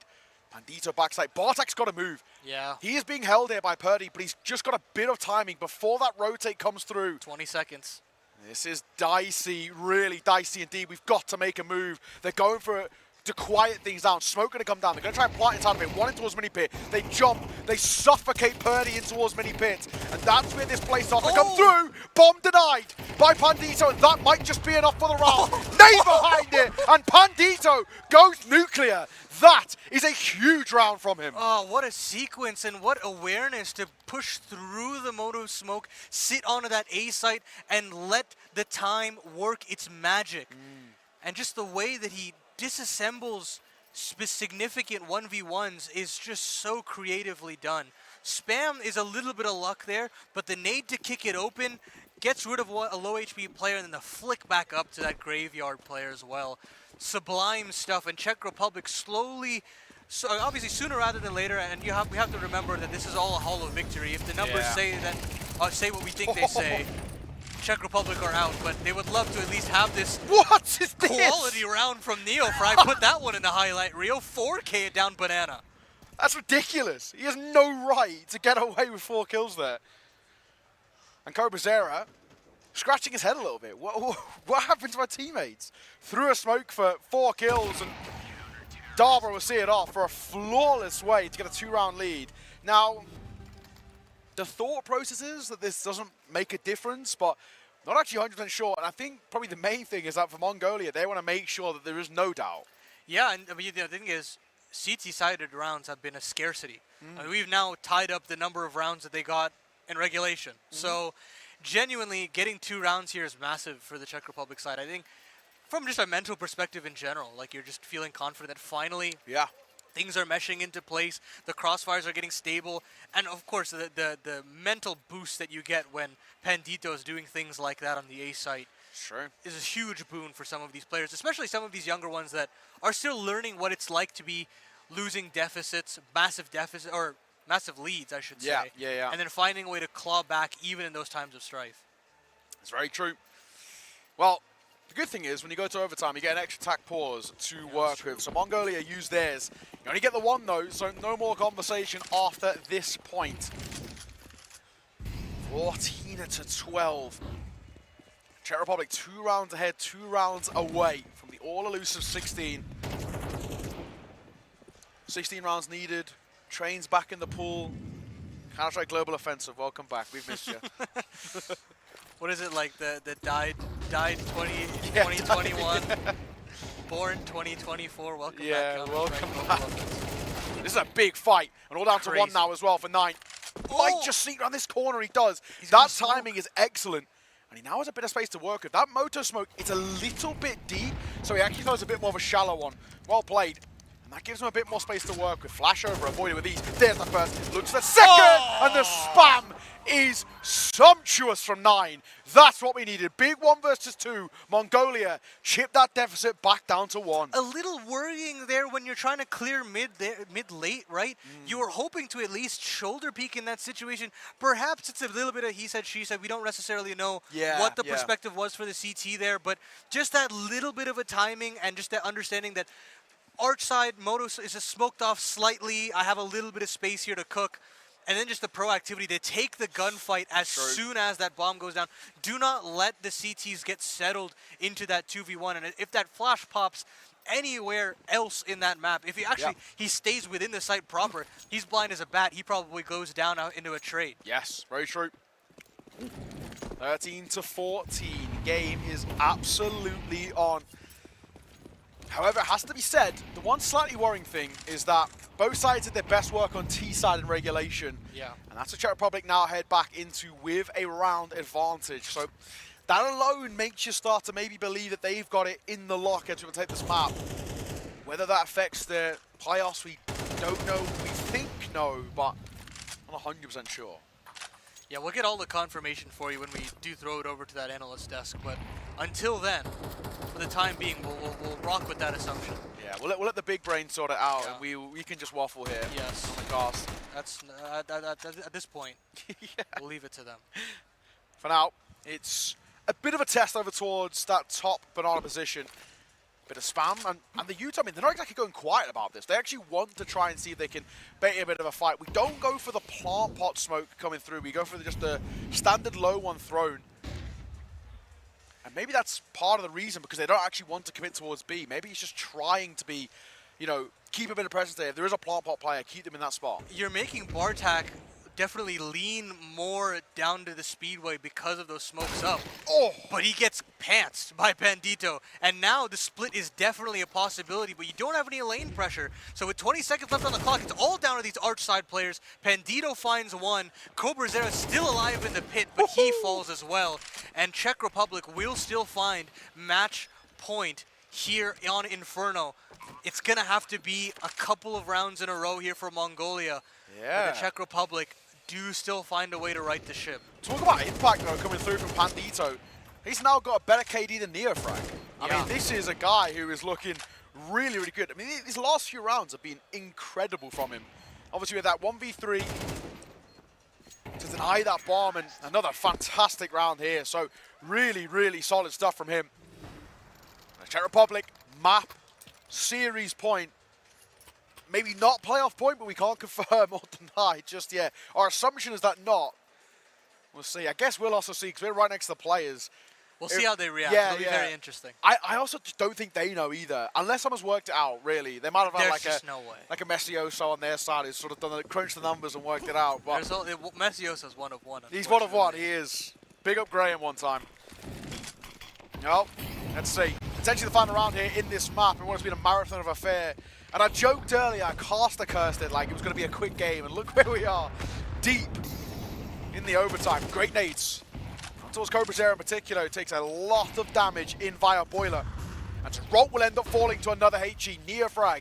Opening kills for him have looked very solid throughout this game, but primarily on that T side, and there's another one for him. Yeah, they do still get Wonders close to that banana side, so they retain the CT control of that part of the map, because at the end of the day, Czech Republic are looking for car space, and they won't find it.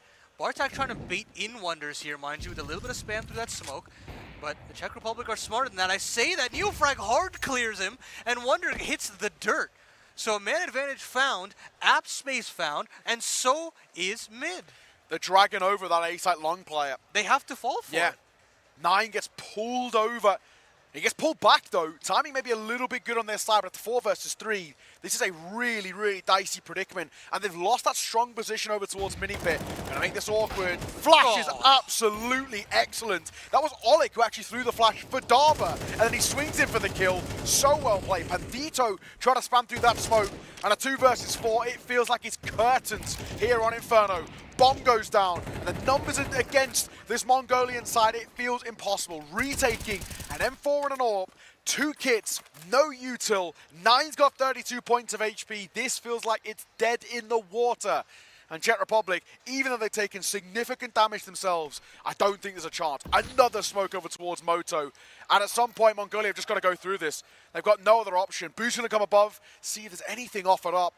Time tick, we've got to make a move. They will get one off the back of Bartak as Pandito drops. Is it going to make a difference? The answer is no. Czech Republic close out Inferno, and that'll be another one in the books for them. Honestly, there were some nice moments coming through without a shadow of a doubt, but our assumptions that Mongolia still go through. It's heartbreaking, you know, I mean, genuinely, it's impressive. Yeah, hollow win. Yeah, it's impressive to see the kind of bounce back that they had in terms of, you know, these youngsters that are still learning how to play in a LAN environment against arguably seasoned vets in comparison, right? Yeah. But at the end of the day, these are still great little experiences to take home and learn when you're trying to get that called up to the next big team. Maybe you come back next time here for Iesf and try to improve upon it. Yeah, absolutely. I mean, for me, one player that I really want to shout out in particular actually has to be Pandito. I really like what he... Obviously, Neofrag is an absolute stud in terms of the way he plays, really aggressive, you know, relies on himself, and is actually just so clinical. But Pandito is a bit more of an unknown quantity. I've known him from the UK scene, but he has had a lot of opportunities to kind of go international and showcase what he can do on this sort of quote-unquote big environment. I really like what I saw. He looked clean, crisp. It took a while for him to get going, but when we saw him, man, he was such a joy to watch. Yeah, I was a little apprehensive about him. I mean, he's been benched on Viperio for a while, but like, genuinely, these are the opportunities that these guys relish, right? An opportunity to, you know, rack up the show reel and, you know, show it off to other teams. Look, Sinners, that team might need some help after the RMR in case they don't qualify. So there's a few teams in that region, right? That could I mean, Unity as well. The Czech Republic scene is very deep. Like and they're losing Mikey. You never know. This could be a good call-up. So yeah, genuinely, really excited to see just the development of that region, which is very quietly bumping up tiers in a very fierce EU region. Yeah, it's very true. It's very true. They actually have a hell of a lot of talent, and that for me is one of those big things for them. So, you know, a good game. It might end up being a hollow win. I think we'll kind of leave the experts on the desk to talk about this, but our assumption is that because Mongolia got 9 rounds, that's actually enough in round difference for them. Even though it goes towards overtime, it's just enough for them to head in towards the playoffs, we think. So we'll see. But if that is the case for Mongolia, I mean, honestly, credit to them. I think they've had actually a very decent group for the most part. 2 losses, but ends up not being that punishing. I mean, Serbia top out the group now as well. Credit to them. I mean, that's a very, very solid side in their own regard. We've got an interview, I think, ready for you. I think we've got Neofrag over there, so let's go and throw it over towards him. Well, I'm here with a prominent, the best of the best, right here with Neofrag, ladies and gentlemen. Okay, so I think everybody got confused. I got confused. Over there, the peeps over there, people even online. So Inferno, is it a T side? Is it a CT map? What's going on there? For me, I feel like it's T-sided because I feel like you can easily pressure banana players, and yeah, I feel like at least for me, it is T-sided. Okay, it's decided. Gotcha. But how do you feel about what happened in this map and your performance? You know, were you overconfident? Did the hype take over? And how was the thing with you against Mongolia? I actually don't know because we were winning, I don't know, 11-1, I guess. Okay. And I was still saying to guys that make sure that we don't have like overconfidence, or we are not overconfident. And I was trying to making sure that we are playing and we are still chilled, you know. Okay. But I don't know. I actually don't know what happened. They just won pistols and they steamrolled us, you know. And I don't know, but we somehow won this match, yeah. And you know, the end result, you actually won. So before we end this, anything you want to say back to your home, to your family and friends over there, right? Yeah, of course you can say it in Czech. Tak děkujem, že koukáte na nás a vlastně nevím, jestli jsme postoupili a ještě vám ukážeme, co v nás je. All right, ladies and gentlemen, Neofrag right here at the WEC 24, and back to you guys. Yes, indeed. Winning the game, though, for the Czech Republic, we believe is not enough. Let's break that side of the things down first, guys, so that everybody can understand. Serbia has won the group. Yep. They have 4 wins and 12 points. We have 3 teams drawing on 3 wins and 2 losses, so that's 9 points. And the first tiebreaker is head-to-head. There's a circle here. One of them's beaten one. They've all beaten one and lost to another. So that then is removed. They're all drawing on head-to-head. The next one, we believe, is around a difference, but only within the games played between those 3 teams, not overall within the group. Argentina is on -4. Now, when a game goes to overtime, you only get +1 for winning. It counts as a 13-12 win as far as round difference is concerned. So that leaves Mongolia +6 and Czech -2. So, based off everything we have available to us, Mongolia is through to playoffs on our tiebreaker scenario.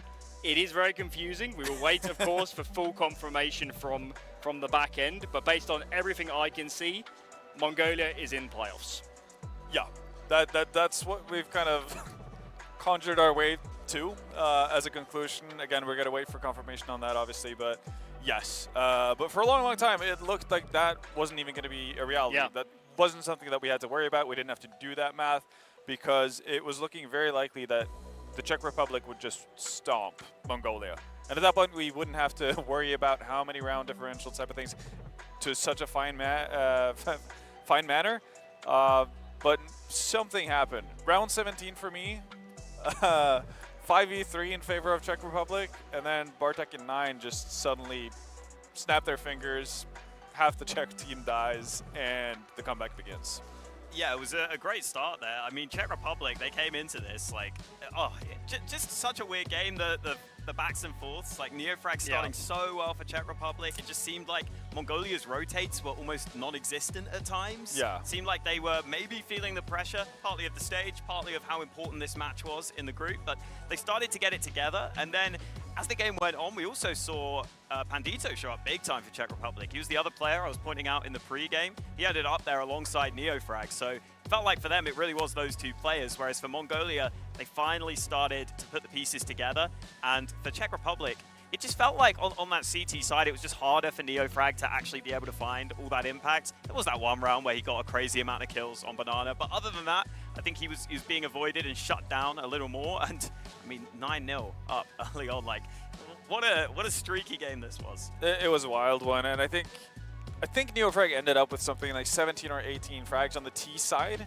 Yeah. Of Inferno, and then I think he had 20 or 21 by the end of regulation. So yeah, like again, in one way avoided quite a bit, but also just not finding the impact that he had on the T side. And obviously, he mentioned it in his interview as well. Like he feels like this is a T-sided map, especially for him, because he can kind of toy with Banana players. He can isolate them. Yeah. He can kind of find his spots and his pockets to do damage, and that's obviously a little bit tougher to do on the CT side. And it showed. And I think Czech Republic as a whole, as a team, kind of felt that as well. Luckily for them, as you mentioned, Pandito started to come alive towards the end of it on the CT side, especially in OT as well. Like he was probably their biggest player there. Yeah. And without those two, there's no doubt that Czech Republic obviously would have been a way worse spot. But still, I was impressed by the fact that Czech Republic managed to build up that kind of a lead in the first place, because I thought this would be a much easier game for the Huns. Yeah, I mean, it's also worth mentioning that at no point would the Czech guys have known the Argentina result. Yeah. There's no way, even if they, I mean, we're taking like calculators here to work this out, even if they had known, they weren't working out whilst live, but they couldn't have known that result. Had that result been flipped, a win here might have been enough, but yeah, they were just playing to win. They were playing the game in front of them. And they did win. They did win. I know they did win, but with hindsight, with us knowing the scenario here, from being up 10-1, they were millimeters away from just having such a clean win here that we never need to do the sums. And unfortunately for them, that second half was just a disaster. Really was. Again, it is tough to play CT side, especially when you're not as coordinated, etc. I mean, even Mongolia, who is a set lineup, they had struggles with their CT side and not having rotations in time. And I think a tendency that you do see with a lot of Inferno teams, regardless if you're a team or not, is that you have that urge to fight Banana as a CT, and you feel like that's your only calling card, and you end up in a situation where you just go back to that well too many times. You get aggressive, it's the only thing you really know how to do. You get punished for it, and now you're just kind of standing like without any sort of meaning in your life as a B defender, and you're just kind of waiting to get executed on, and that doesn't feel great either. But yeah, the problem of not having like a plan B or like a middle ground between playing far too passive and obviously playing far too aggressive. Again, like setting up for retake, util, etc. mid-round, those type of things. It feels like most of the teams that we've seen at this tournament with Inferno, both for the Open tournament and also the Women's tournament, they kind of just lean far too heavily on one side. Of the Spectre, really. And I think they get punished for it a whole lot. Yeah, it feels like the one area of the map where you can actually do something on Inferno is Banana. Like on the CT side, it's the one area you can be active, and I think a lot of these teams kind of want to be active as much as possible, so probably leaning into that a little too much at times, and it definitely was a problem position at times, but you know, Neofrag towards the end there, that big quad kill definitely helping out. Yeah. So nice to see some of those Czech players. I think the ones that we pointed out in pre-game showed up, whereas for Mongolia, kind of more of a team effort, it felt, and that's also what we expected from them. So in terms of play styles, kind of what we expected. In terms of how the map actually looked and played out, Yeah, it was a little all over the place, I guess. I mean, we were more so looking at the sums than Yeah. the actual game, as is round robin, and we're here celebrating the Mongolian team after losing. The bizarreness of round robin, lads. We do also have the full results now for Group A. Sweden, the team Metasport, they have won the group. Second place is Poland, the Permitter squad. So with Serbia winning this one, -1 sub for Serbia, it's 4 real teams that have won the 2 fully played out groups so far. Yeah, and I think in the other groups we have both Germany and Portugal, Portugal is essentially Rhino. Yes. And obviously Germany is alternate attacks with Faven. Yeah. So, yeah, I mean, no real surprises there. People who have played together a lot tend to play better. So, you know, there's something to that. You know, for teams that like to swap players. I mean, it's good proof though, because how many times are we working? You know, the big IEMs or the big events? People are just saying, oh, it's just about the individuals, it's just about the fragging power. Well, there are plenty of teams here with good individuals, and they're losing to teams that maybe don't have the same individual caliber, but have the practice, have the strategies, have the depth. That's what wins games of Counter-Strike, isn't it? Yeah, it is also one of the reasons why you should go to Agile TV forums to find find transfers. You know, shouldn't necessarily just minus whoever's at the bottom of the scoreboard each you know, every time after a game and that kind of stuff. There is more to Counter-Strike than just what the scoreboard tells you. So yeah, there's a reason why we're seeing the results we are. And even though we obviously haven't played out the group with Germany and Portugal, etc., I wouldn't be surprised if we get a continuation of obviously that the results have built up to until this point. It's also obviously a scenario where when you're winning games, you're just inherently going to have better stats. Like you're going to have more chances to just farm ecos, and you see that from players on teams sometimes. They're on a top team that's winning a lot. They might go down a bit, and then the stats look worse. Doesn't necessarily mean they're a worse player at all. It just means they might not be getting those same opportunities to farm some of those frags. Good message for everybody in matchmaking there, if you're losing too many games. Right, that wraps up Groups A and D. We have Groups B and C to sort out. Our next game on the stage will be Germany versus Portugal, and that should seal Germany into playoffs, I would have thought, if they win that one. So they will get set up as soon as possible. The players are here, so hopefully, lads, not a massive break. But yeah, we'll update you when we know. We'll also get full confirmation from behind the scenes of how Group D played out. Either way, quick break for us. When we're back, we'll get straight into Germany versus Portugal. We'll see you then.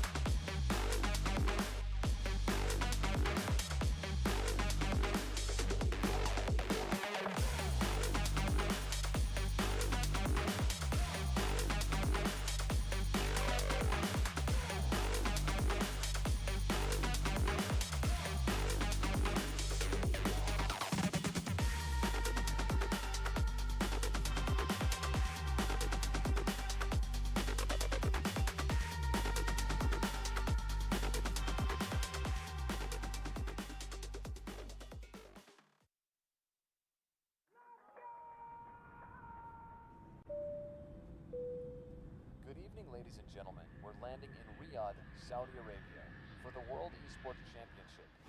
In a world where victories can be measured in gold and silver, some things are priceless. Surely expected, and is Baron will find him. Can shine for one with a quick trade from Impulse. Some things are not bought with money. The base is too open. Now Philippines is now taking the base of Indonesia. Remember their name. The feeling of standing alongside your fellow countrymen, the emotion, the home crowd, the weight of a whole nation on your shoulders. Sometimes I get emotional by the fact that I got chosen to be one of the representatives of my country. And yeah, it's just a dream, honestly. Here it's not just about the game, it's about the pride that unites us. Every match tells a story. They need to some missed shots. Sound picking up another one, another headshot. No way! 4 kills! What has happened? From every corner of the globe. All eyes on WEC 24.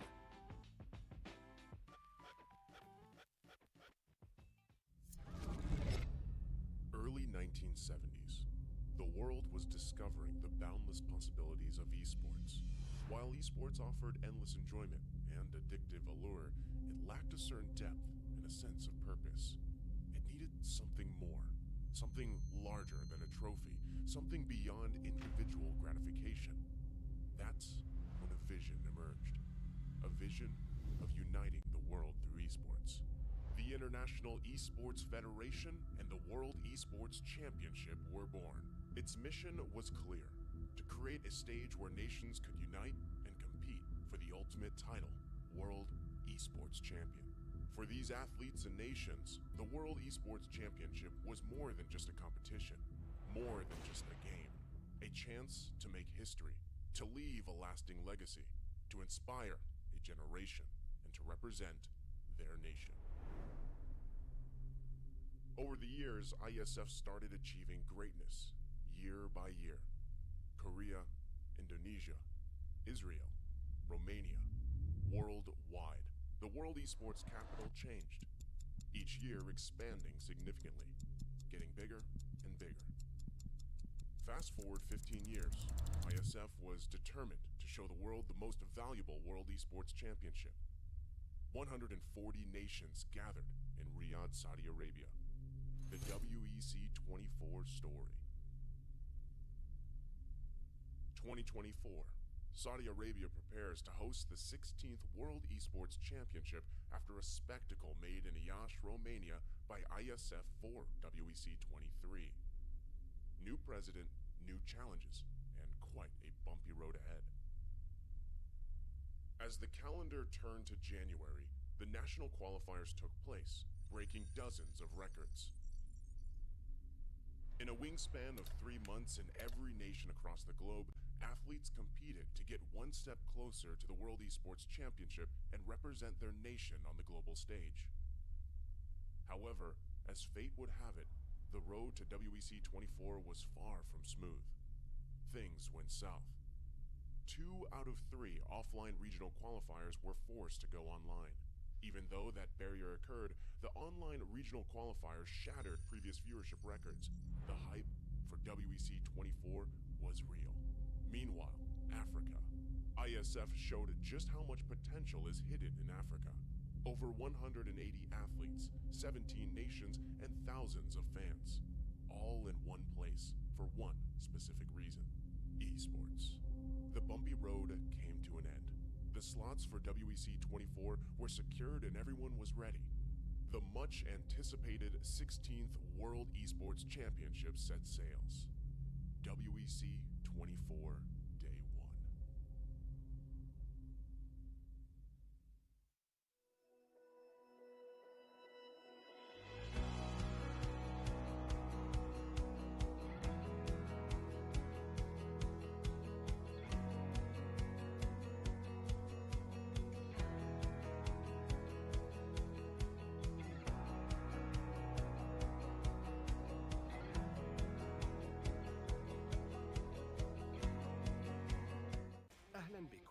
Welcome, bienvenue, bienvenidos, willkommen, benvenuti, добро пожаловать, welcome, welcome, bem-vindos, Huanying, Yokoso, 환영합니다. Hoş geldiniz. Καλώς ήρθατε. Swagat hai. Vítajte. Yindit nap. SEF Arena.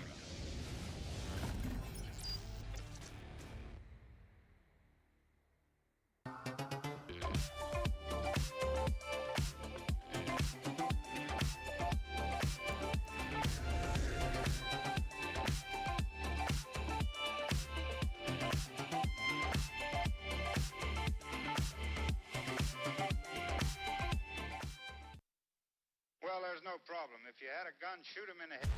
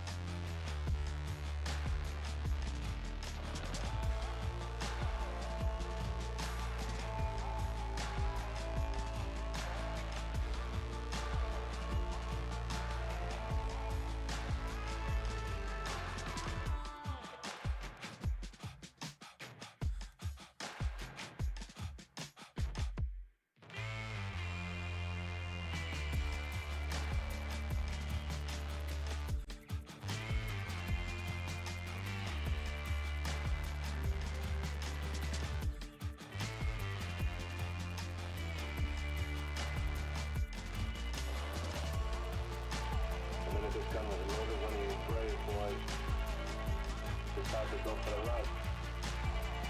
It's the fire. It's the fire.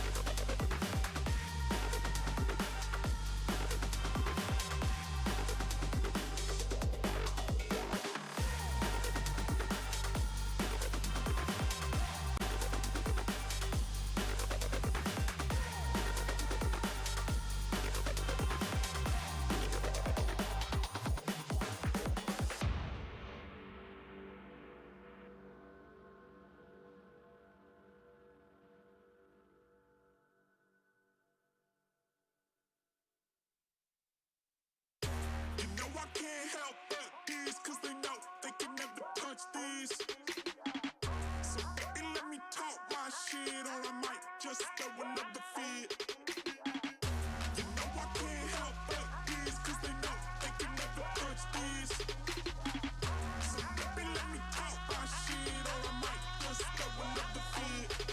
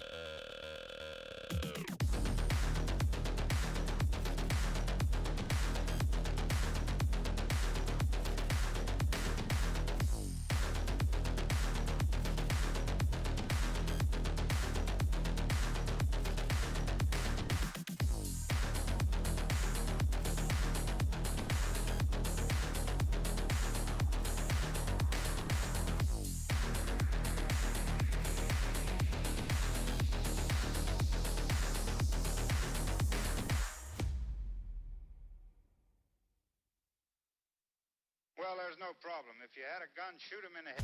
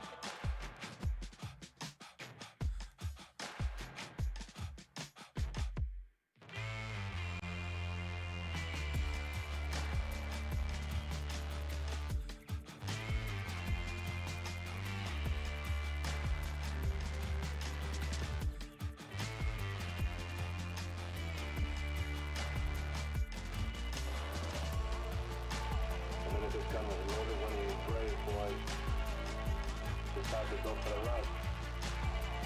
It's the fire. It's the fire.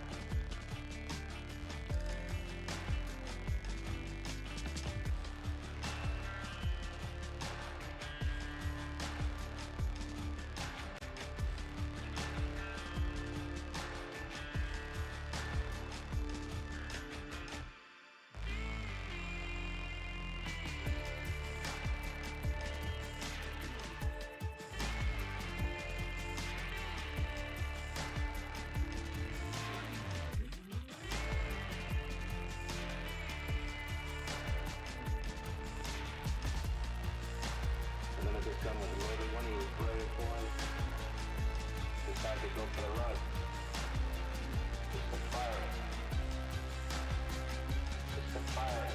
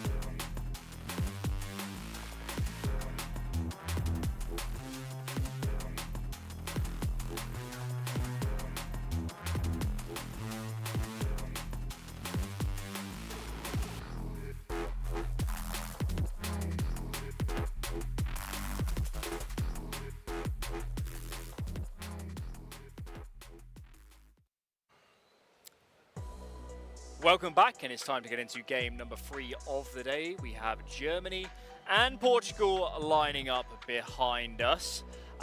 Let's talk a little bit about Germany. Guys, which team are we associating this squad with, and why does that make them so deadly?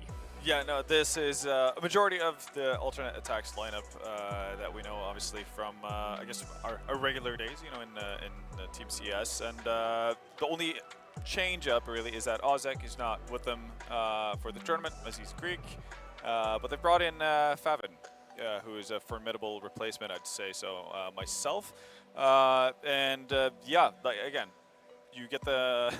a well-drilled core that's going to add a very, very good individual player. It's kind of a recipe for a good time. Yeah, I have them as favorites for this group, and one of the teams that I think can go far in this tournament, as you said, well built up together in terms of that team play, and I don't think slotting someone in like Favin is going to be the end of the world. They should be fine. They should have a lot of their protocols still down. I have maybe been a little disappointed by Favin's, just stats so far. I was expecting him to be a real boon to this team. I thought he was going to be very useful for them, just kind of going aggressive. And yeah, Favin's one of those players that it always felt like he maybe should have been able to do more in his career than he has so far. So I'm hoping it can still come through for him, but hasn't been in the best form, I would say, as of late, compared to the hype that he had as a prospect back in the day. But yeah, hopefully as the tournament goes on, he will get more and more comfortable, because he's kind of not been playing as much CS lately, I guess. Of course, was plagued as well by some health problems a few years ago, which never helps you in your proceedings. So this Group B, to kind of tell you guys where we're at, Germany and Portugal, both 3-0. Win this, you're definitely through. Even lose this, you're still in a great position. But given the carnage in the other groups, we like certainty, guys, don't we? And yes. Yeah, winning here for either of these teams is 100%. You're in playoffs. Yeah. So again, everything about having your own fate, their fate in your own control, really is what you want in these kind of scenarios. So they obviously know what's on the line, and more likely than not, also obviously having a better seed going into the playoffs as well, which is always nice. We saw how much that could matter in the women's tournament, and what it could do for your potential travel all the way to a finals. So there's obviously a lot to play for. Funnily enough, these two nations, not only, but these two teams have a bit of a history between themselves as well. Which is going to be fun to see how it shakes out as well.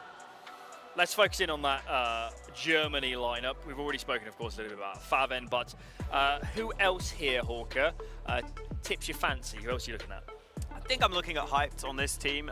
The AWP prowess is there for this Team Germany roster, and that's always the backbone of a team, having a good, reliable AWPer, and he definitely has the capability of having some of those highlight moments. I don't know why Favin's so short, by the way. Because, well, it's also the Favin does look a bit different. Freeze on the other side is looking very Favin-ish to me. So I think take this one with a pinch of salt, guys. At least the names at the bottom are correct. Indeed, indeed. But outside of hyped, I think Perks is meant to be the second best rifler on this team. Hasn't been the case so far at this tournament, actually. It's some of the more, I would say, supportive elements in Freeze and Arrow that have been performing well. So that's maybe a bit of a surprise, and that maybe means we actually need to look at Perks as someone who should be performing a little better than he has so far. Yeah, again, so far it's been enough, but it's not like Germany has had just easy peasy times, making it to this point and being 3-0. I mean, the matchup versus Chile, that was a 13-11, so again, could have gone potentially horribly wrong. I think they've won 13-10 victory as well, so it's not like this has been easy going by any means. So you do kind of need your expected best players to actually perform. Basically at every single instance. You can't necessarily have lackluster times from Perks. It's great that you have gotten extra production out of the likes of Freeze and Arrow, but yeah, you would have expected, well, Favin, Perks, and Hyped to be the ones to kind of carry most of the heavy load when it comes to fragging at the very least. Yeah, of course, Hyped, best known for his time in Big Academy, Littleton in Big as well. Let's take a look, though, at their opponents, Team Portugal or Team Rhino, depending on which way you want to look at it. On this lineup, guys, any standouts? I mean, for me, again, I think coming into this, Team Rhino is not a team that's going to have a lot of stage experience or a lot of international experience. So I'm looking at Nope to kind of be the one to carry them through this with this veteran team, really. So he's going to be the one to kind of keep track of potential nerves and that kind of things or the overthinking that easily gets into people's heads if they get off to a rough start, if they're in difficult and pressured situations. So he, for me, will be not necessarily the most important in terms of scoreboard output, but in terms of being able to keep the entire team together. I felt like you could hear a little silence there as Alan asked who are the standouts on this roster, which is not normally a good sign, because I had to rack my brain a bit. I don't think it's about the individuals as much for this team. I think Crazy's probably the best player that they have, but they haven't been in actually like great form as of late coming into this tournament, I wouldn't say.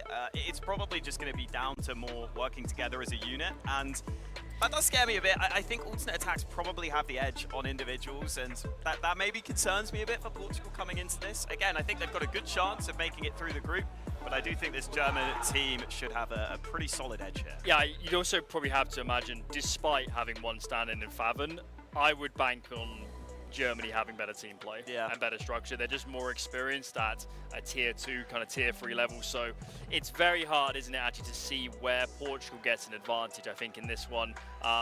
Is this Germany's game to lose? It feels that way. They do come in as pretty solid group favorites, I'd say, and also in for this matchup as well. And I think, yeah, there's, especially because it's a best of one, there's a limitation to how much trickery you can do in the vetoes. I mean, Germany will have 3 vetoes. So if they somehow mess it up, then yeah, okay, great. But the likelihood of that happening is pretty much non-existent. So it very much feels like this is Germany's way to secure their way into playoffs and kind of get a bit of breathing room, extra time to prepare, obviously, and all that good stuff to, really like trundle on their way. They should be aiming at semifinals, if not finals, right? And I don't think Portugal necessarily has gotten into this tournament thinking that finals is a realistic goal to have. To see Germany as potentially a favourite to reach the playoffs or reach the final, win this whole damn thing, what would you like to see in this best of one to make you feel all good about Germany going forward? I definitely want to see the hype performance. That feels like a given, though, to me, to be honest with you. On the AWP, he's very reliable for this team. I think as I was saying earlier, Perks needs to be a little better, but also Faven should be at this level, in this sort of event, he should be free to really show that snappy aim that he's got, and he does have really snappy aim, and he should be set up pretty well on this team, you would think. As long as the simple timings he can get a hang of, that should work out fine. You can put him in aggressive, you can put him in early. I think that's the best way to use a stand-in like this. Get him in the front of the pack. It's harder to mess things up in the late round then, where you don't have the synergy, and he's kind of the X factor for me. If he shows up here, Faven could really make the difference for Germany. That's kind of how I feel as well. If Faven is in form, if he is basically Faven pre-big, which tore apart tier 2, tier 3, right? Then Germany is the gold contender. If he isn't, then I have other teams I like better. Simple. Let's see which map we're going to end up on in this best of one. Bring up that veto. Where are we headed? Dust 2, saw plenty of that in the women's side of the tournament. But in this one, another iteration. Any surprises there? Where does this lean? How are we seeing Dust 2, lads? I mean, Germany have played it twice, but it was a 13-11 against Chile and a 13-10 against Kosovo. Those are the close maps that they've had that I'm not concerned by necessarily, but like it's a best of one win still, but you maybe want it to be a little more convincing than that. Well, what I will say is that Alternate Attacks is a team that really likes Dust 2. Yeah. Yes. Again, it might be down to obviously when they have the full roster. I know Ausek is a player that does really well on Dust 2, but again, if your best performing player is an AWPer, like Hyped is, then Dust 2 rarely feels like a bad choice in that sense. They've already had matching on it. They should be able to kind of figure it out. Okay, we're doing this a little bit too poorly. We're doing this not good enough. We're not necessarily, I guess, let's say, committed enough on their T side. We're playing too slowly. Whatever it may be, they should have a much better feeling for that, having played it twice already. So I don't really mind this for Germany. I think at least 4 of the players on that side should feel pretty comfortable about it. And considering that Faven has a history in Big, who were notorious for being one of the few teams that actually picked us to at the top level, he should know how to get around as well. It does feel like AWP difference alone is a huge obstacle for Portugal to overcome in this one. That's already a back foot for them. I think it's going to be important that they can keep the economy competitive in that sense, limit the chances that Hyped has to really have impact with that weapon. And as soon as you say that, it's tough because so much of the economy can come down to early rounds, winning a pistol, and you can't rely on winning a pistol. No one can, okay? So I do think, again, Germany's solid favourites. Portugal, they at least have enough of a structure where you would say maybe they've got some tricks up their sleeve. Again, best of one. If you've come into this prepping for it, which you should have, you knew the groups ahead of time, then there's a decent chance. Because if I'm a team, actually, and I'm in this group, I probably am doing the most prep against like a Germany, because I know that they're going to have the most tendencies that stay the same. They also have data. Exactly. Compared to some of these teams, you have nothing. You can actually look at what they've played like. You know, the other teams, they might have played in the qualifiers, they might have changed players, they might have changed how they play completely. So that's what they're going to have to rely on, I think. Hopefully they've done their prep work, and if they have, then maybe they can sneak away a couple of advantages. I mean, we saw from Poland earlier, they were getting caught out on an occasion by Turkey. They were saying they got anti-stratted themselves, so Portugal should absolutely be able to do the same. Yeah. If you were a leader or a leadership figure in the Germany team, Vendetta, would you just slot Favin into Orzek's spots, or would you say we have a player here who's very capable, maybe we should actually move a few things around to accommodate him better? I'd honestly be very selfish. I think my four guys, or me and my three guys, is worth more to this team as a whole than Favin alone. Yeah. Might have been different if it had been a player, like if it had been, as I were simple, then I'd be like, yeah, no, you go, just do whatever you want. We'll be here waiting. But no, in this instance, I think you're better off just playing with the structure that you're already familiar with, that the players can feel comfortable in, and Favin should be experienced enough to kind of slot in. He might not feel 100% familiar or comfortable with the roles that he's been tasked with, but I think that he has to be understanding of that being the case as well, that he's expected to just kind of fill a slot more so than having a team built around him in such a short amount of time. Yeah, the only way I would potentially change it is if it's a scenario where he's getting a lot of very important roles on the map and roles that really require teamwork. That's when I'd maybe say, okay, this maybe wouldn't work as well. But even then, I think we expect him to be towards the entry pack anyway. If that's the case, then it's absolutely fine. And yeah, I think, as you said, rely on the synergy you have built up. Yeah, we're leaning though pretty heavily towards Germany, aren't we, at the moment? I mean, if we look at the actual results, Portugal have played well. They beat Hungary, which they're no slouches. They have several players that have played within the tier 2 or tier 3 scene for a long time. So maybe they're even already performing a little bit above what we expected. If they can give Germany a close game here or even win it, that changes conversations, and surely we look at these players in a bit of a different light. Yeah, again, you'd have to give them the credit that they deserve. If they manage to top this group, it's not an easy one by any means. As you mentioned, Hungary, again, you got players like Coolio and Corey, etc. On that side. So there's no easy wins really at this point. So for them to be able to come out as a #1 seed, be massive. And obviously, we'd have to adjust our expectations, I suppose, going into the playoffs for a team like that. Yeah, I was impressed by the fact they were able to take down Hungary as well. I think Hungary are a team that I thought would really compete for this group, and I think they still can, depending on how the results go in the future. So yeah, it was clearly those three that we were looking at in this group, probably Germany the biggest favourites. But yeah, I do think Portugal have maybe a little more than we're giving them credit for, but it is just this German team looks really solid, man. They do indeed. Will the Germans reign supreme? Let's hand it off to our casters, Naokai and Paladin.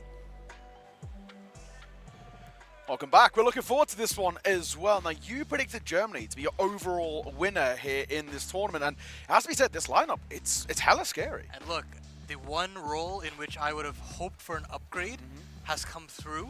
Yep. Favin is now taking, I mean, I would assume is taking Ozek's roles. Yes. At least if I'm thinking from Freeze's perspective, I'm just thinking that's kind of what I would want to do, just because I want to rely on the foundations that I have as alternate attacks and kind of lean on that moving forward. And, Favin is a very moldable player. That's true. And I think that he can slot in wherever he needs to, genuinely. And also, it feels like he sort of played those roles in a way on Bleed anyway. So he was not to the highest of levels, I will say. But he does have experience in it, which is still it leads to an expected outcome of something good. Exactly. It's not like we're putting a star rifler and anchor roles kind of thing. It's going to be relatively comfortable. So for that reason alone, it might actually be quite workable here for Germany. The guys who are getting set up over to our left as well. And this one should be a spicy game. I know the desk sort of touched on it a little bit, but I would actually just say, don't sleep on this Portugal side. They actually do have quite a bit of talent. There are 5 under the Rhino banner. There's a few names definitely throw out there. Nopedes, I think, was one of the more experienced names in the server. Played on a few of these kind of, top-level kind of Iberian sides in general, right? So definitely a player to keep an eye out for there. But there's a few who throughout the qualifiers, to me, really, really impressed. And those two I'm going to throw out are Crazy and Snappy. Crazy in particular looked really, really good. He just sort of flashy, flicky, very confident. So keep an eye out for him. Portugal have also been a side who have been more than happy to wield multiple different players on the AWP. We've seen Crazy on it, we've seen Snappy on it, we've seen, of course, TMKJ being that primary. So keep an eye out for this Portugal side. I do actually think they've got a bit of sneaky talent up their sleeve, and they could actually put a bit of pressure on Germany. But I'm going to agree with the desk. I've got to say that I feel like Germany are the favourites here. Yeah, it's got to be about cohesion that is the name of the game. Can they get on the same page, Portugal? Because you've got a lot of talent, yes, but they've not had a lot of time together. I think they've only recorded 3 best of 3s prior to this matchup, or just ISF in general. And now, on a map like Dust 2, I think you can button down pretty well. And look how fast they go charging up mid, trying to disassemble 3 players on this B side, but Favin shuts down 2.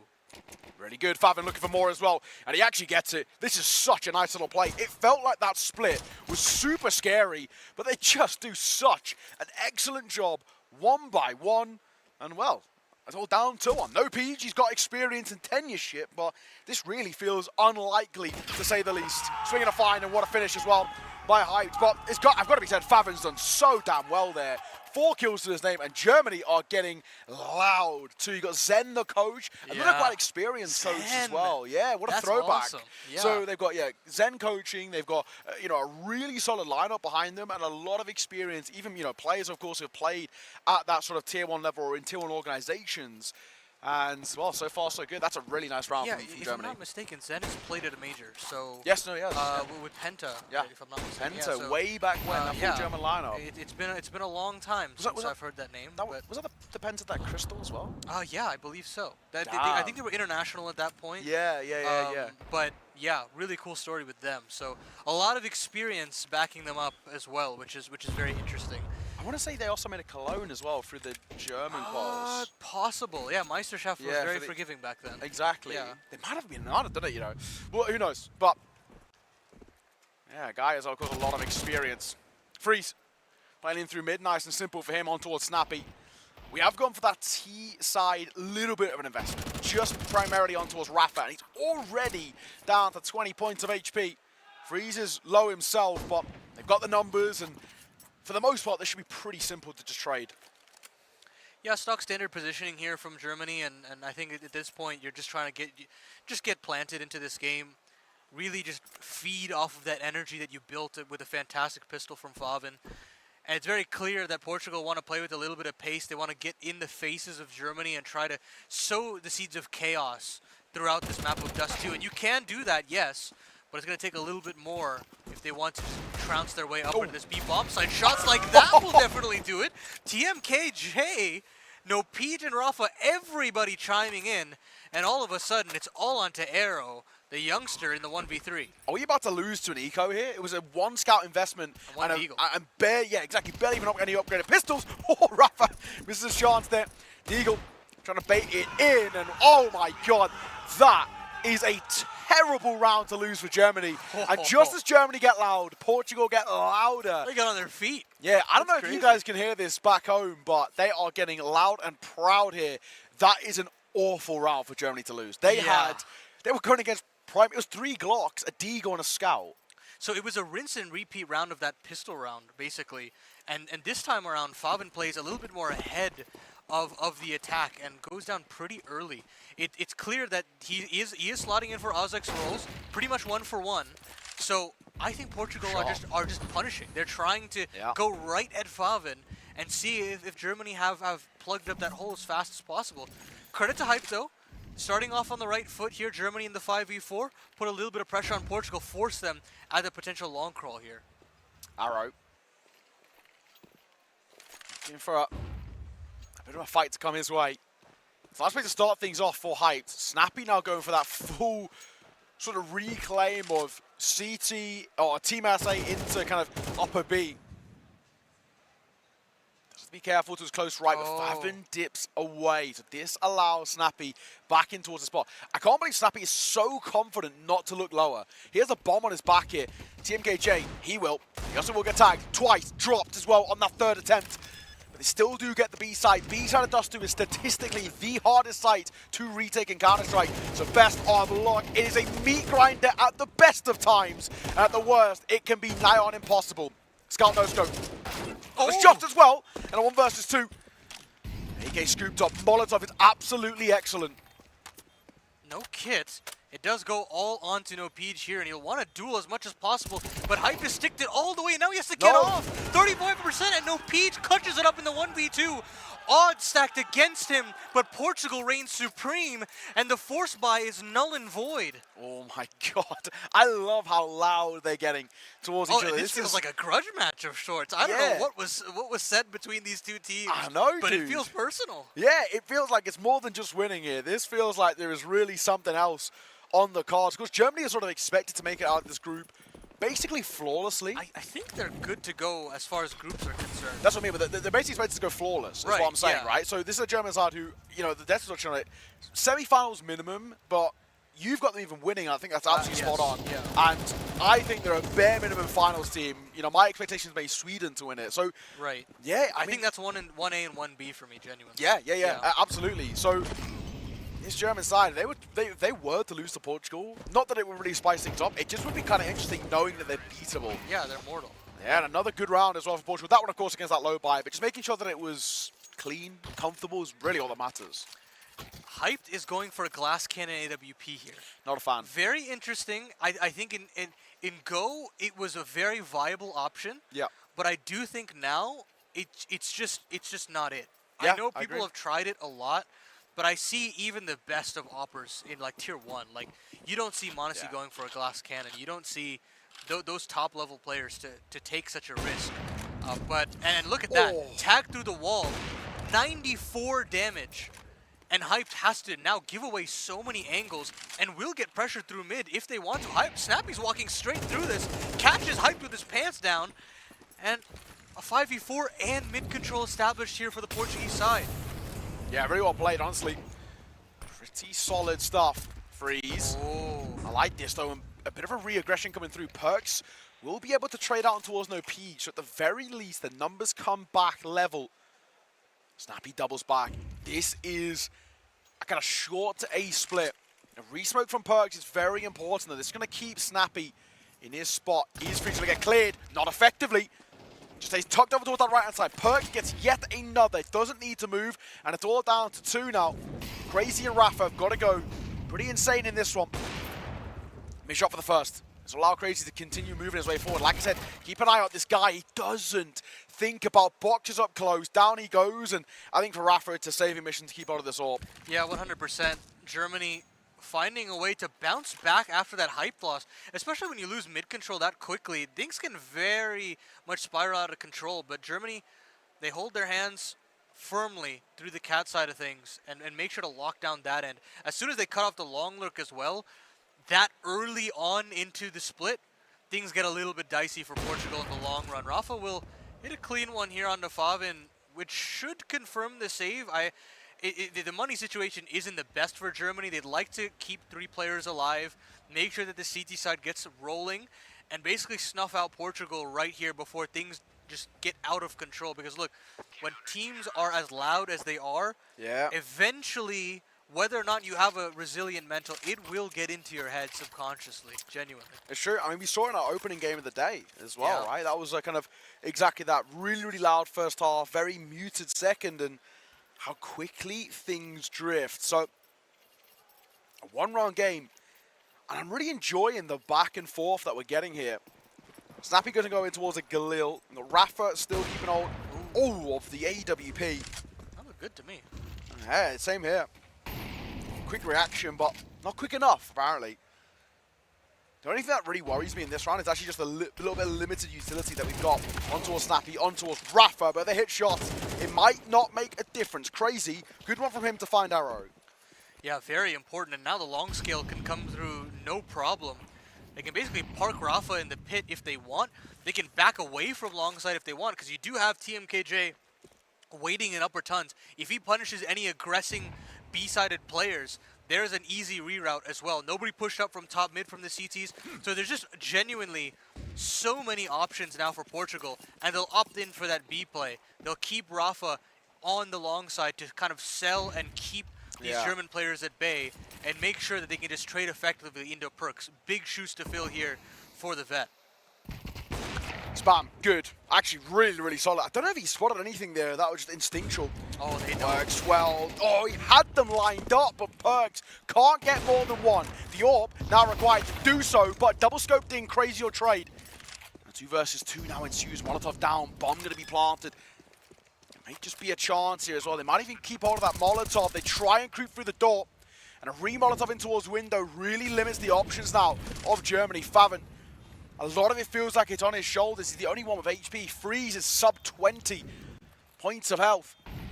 It does feel so unlikely, but Favin going to continue trying making a move, trying to push his way forward. Down goes his teammate as Freeze gets caught, and Favin left with it all to do. B-side of Dust 2, like I said, the hardest site to retake statistically, and this is exactly why. It is a choke point and really difficult. Favin does get his one, and actually might even be able to punish on towards the AWP as well, but it's not going to affect the round itself. He's being hunted, and that will cost Crazy's life. He lives on 1 HP, and I think Favin can recover that. The bomb blew it the other way. Okay, unfortunate. But in that round, it really signifies the strength of low-man situations here for Portugal. On that B site, it's bailing them out. Granted, the site lends itself to those kinds of situations, but it's still difficult to pull things off all said and done. You had that Nopige 1v2, and this time Portugal in the 2v2 in round number 6. So clean work here when the buys are out for Germany. And Portugal should have a 5th teed up bar, some heroics here from Favin. And Favin is charging up the middle. And Snappy will clip his wings straight away. Shot from Arrow. One tap from him and towards Snappy. Portugal got that 2-round lead, but Germany can make this expensive. There's a chance, but Rafa makes sure that is not the case. They go for a mid-crunch. They do get one more kill. The PT-50 being a little bit of a nuisance as well, but unfortunately runs around in the PT-50, picks up the USP, and that'll cost him his life. TMKJ sees it off. Portugal extend the lead to 3. I'm liking what I'm seeing. Yeah, I was having my worries about this team when it came to how would they look in low time situations when there's 30 seconds left and they have to make a mid-round call. How do they look, you know, as a unit? Yeah. And right now, so far, I think they've passed every test that I would ask from them. That Germany now has to show why they should be considered as a top dog in this tournament, right? There's a lot riding on this map. I think just generally for the rest of the field, when you move into playoffs, and you see this Germany team that's the walking wounded against a Portugal side that yes have a lot of talent but are still unproven in a lot of ways. How can they respond in kind? How can they bounce back in this kind of case, especially on the CT side as well, when economy can be something that you really have to work up against? Well, unorthodox angle here from Arrow, but it might just work. Even if we're going just for at least one here, it might be enough. The second will be huge if he gets that chance. Flash might not affect him because of how close up he's playing, So Arrow's doing quite well here. Gets one, falls away, keeps his attention drawn, has the support of Hype too. And OPH will deliver. On the edge of the smoke, Hyped, waiting, Crazy also going to get one of his own, and a missed shot. Second time I've asked you, can't give Hyped that second opportunity, because he will punish. 2 versus 2. And Portugal go back towards that B side because it's barren. Oh, hang on, no they don't. Look at this for the mid-round. Oh my goodness, and Hyped punishes. Leaves it all onto Rafa. Still bomb on his back, 35 seconds left on the clock. He's got a little bit of time to work with. And he's still so scared about where Hyped is, where he's gone off to. But smart from Germany to play the buddy system, giving away the plant potential here on that Portugal side and giving a chance for Rafa to clutch up in round number 8. Yeah, the real issue here for Rafa is the lack of util. Oh, he went for that transfer, and my God, was that close. If he had got the rifle or freeze first, he might have actually had a chance there. He just caught Hyped, sleeping, napping for a moment, but it is Germany who sigh a big sigh of relief. Portugal would have loved to have converted another clutch, but with all of this repeated damage coming through, you kind of are running out of cash here. Yeah. You've got a Tech9 on Crazy, TMKJ on a Deagle, and now Germany have shown that little bit of resiliency and the ability to navigate those late round situations a little bit more smartly. Hyped having definitely some extra chances in that previous round, but makes the most of those opportunities. Yeah, agreed. Perks, up close. We got here, dry peaks. Honestly, going 1-for-1 is not actually that bad. There's a gun down there for TMKJ to work with. Not exactly the worst in the world. Trading spams, it's both of them coming off pretty worse for wear. 25 and 26 HP respectively between Favin and TMKJ. This does feel like advantage Germany in a way in this round, but primarily part of that is just due to hype having an AWP. The buy is still pretty dicey itself. Both sides wielding at least one less than premium rifle, and of course in the case of TMKJ, still Matt Deagle to work with. Slow and steady for Portugal here, trying to establish some sort of control, but with no long presence, you're kind of destined to go for this B split. Favin very smartly boosted up on low HP, headshot angle, gives him the opportunity to find one and fall away. And it's being watched temporarily by Crazy, but it's a half clear. And Favin will strike, but no, Pedro punish, and there's still so much onus on Hyped with that AWP boxed in, finds one, and another one at the second time of asking, and nearly TMKJ in the back of the bomb site. But still, Hyped has done his job. He will finish it with the pistol, and that's quality stuff there from the German sniper. Yeah, that Molotov is just, what, a couple of centimeters too shallow over towards that back box. So he can just tuck himself up against the wall, and he knows he doesn't need to push forward through the flames. Well played from Hyped, really, really well played. Nice isolation for that first two, especially that second one, because he knows he still doesn't need to pop his head up to peek, to leave himself exposed over towards tunnels. So yeah, really well done. Germany have made this a one-round game. We're getting a pretty close affair here in towards Dust 2. Few Glocks, few Deagles. Spam, very, very good. Arrow actually going to get two as well. The second he didn't even see, but his instincts were tingling. When you think about these big academy graduates that have now got to fill some big shoes on this team in both Aero and Hyped. When you look towards Firepower, you look towards them. Yeah, agreed. And so far, you know, it took a little bit of time for them to rev up their engines, but they're finally starting to find their footing. And a Hype that is looking flashy like that is a Hype that Portugal should be very afraid of. Yeah, agreed. Really, really solid. 10 and 7 for him. Double out ups. the gates so far. Yeah, double up going to come through as well as Favin going to pick up one of his own. It's because he's got that long spawn. Yeah. I wonder whether he keeps hold of it after that initial peak. Whether he tries to trade it out to somebody else. Oh, deep Molotov top shore. Interesting that we go for this molly, but we don't actually utilize it. We're going for a boost here. Hype looking lower. One has just creeped past him. He's waiting for his opportunity. Oh, head spotted Rafa. Dropped. That's a really nice shot. That's a tough one to hit. And to be acclimated for the Xbox peak and that second re-peak is a tough angle to readjust to. Either way, Portugal now realize how much they've put into trying to take mid control. But Hyped has moved back over. He's moved, dropped into CT, nearly hit the flick on a snappy. That's an all-important kill. And now, the consideration for the B split really is on. But with a minute left on the clock, you can test the waters on short. You can see if you're offered up anything, as Favin is now up to bat. Good for the first.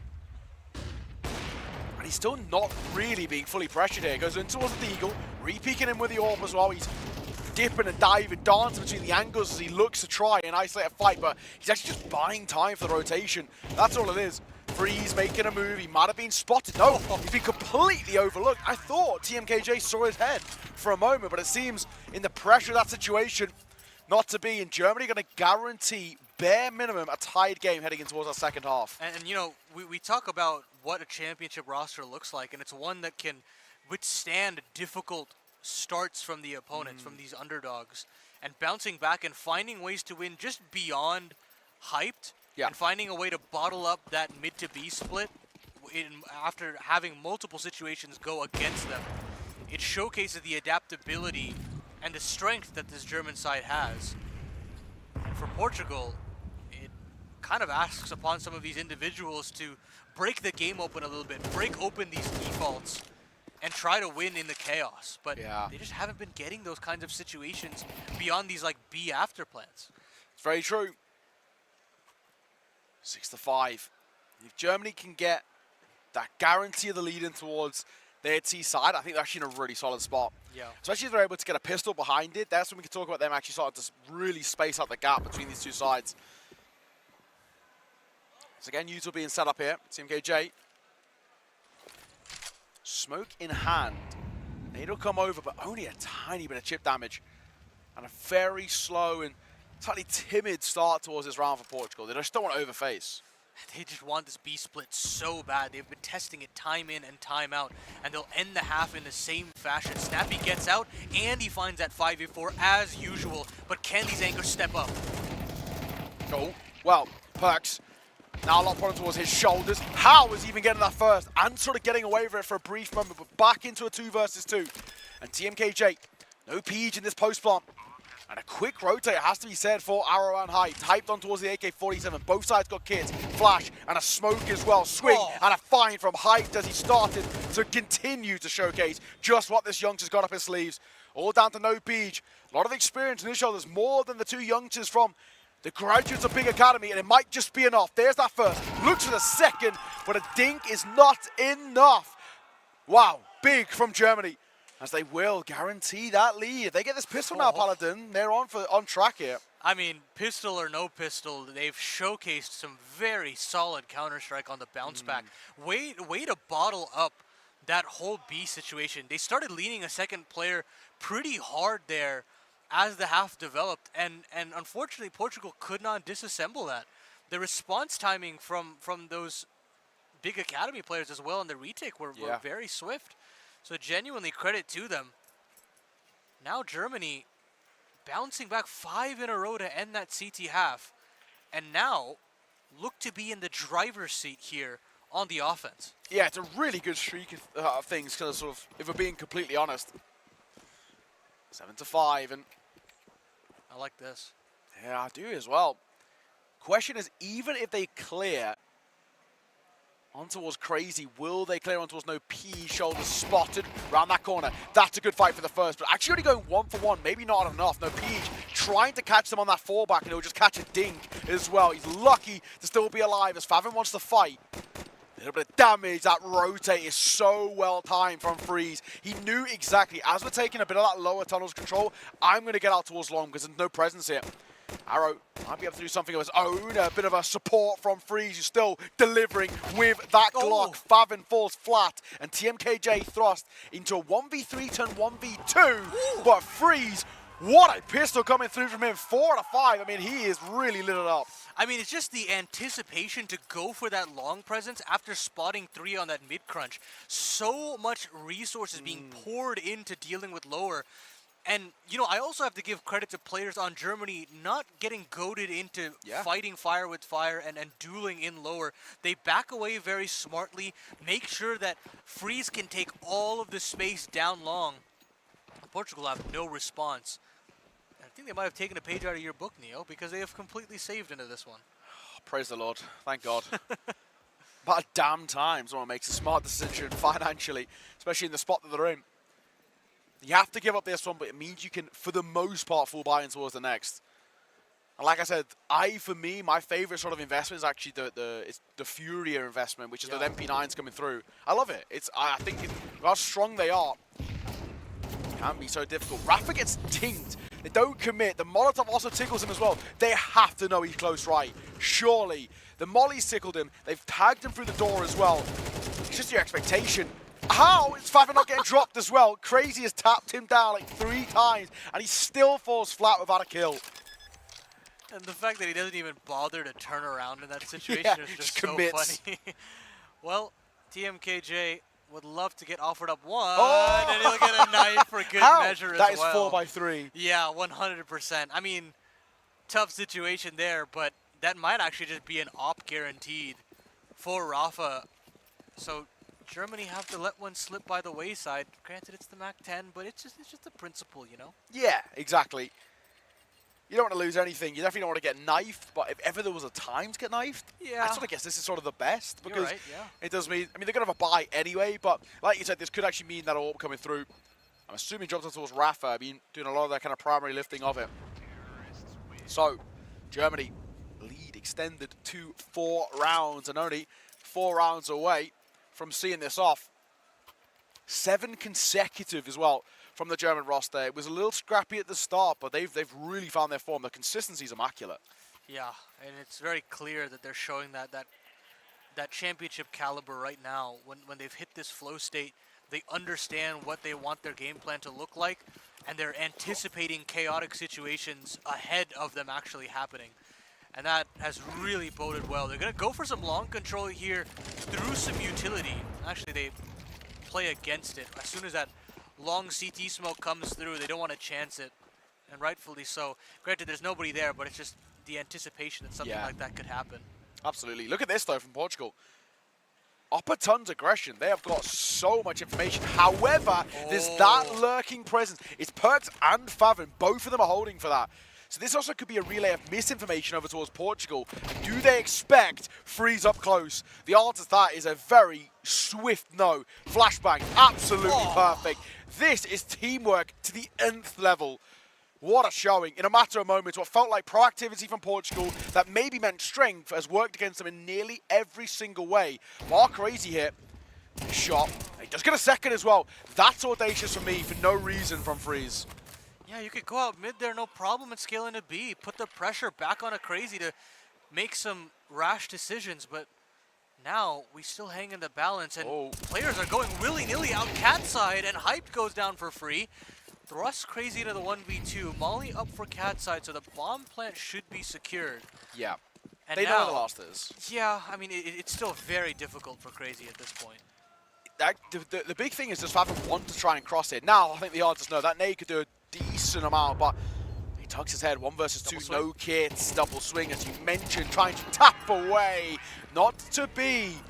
In another world, they were both in that 1 bullet headshot range to the M4, but doesn't matter. Doesn't matter at all. Germany double the rounds of Portugal now, on track to see this off quite comfortably. We are going to see actually kind of a rare attack pause in towards this game as well. Portugal haven't called that many, if any, if I'm right in saying. Yeah, they were hoping that their game plan on that T side could finally net them a couple of rounds with those repeated B splits.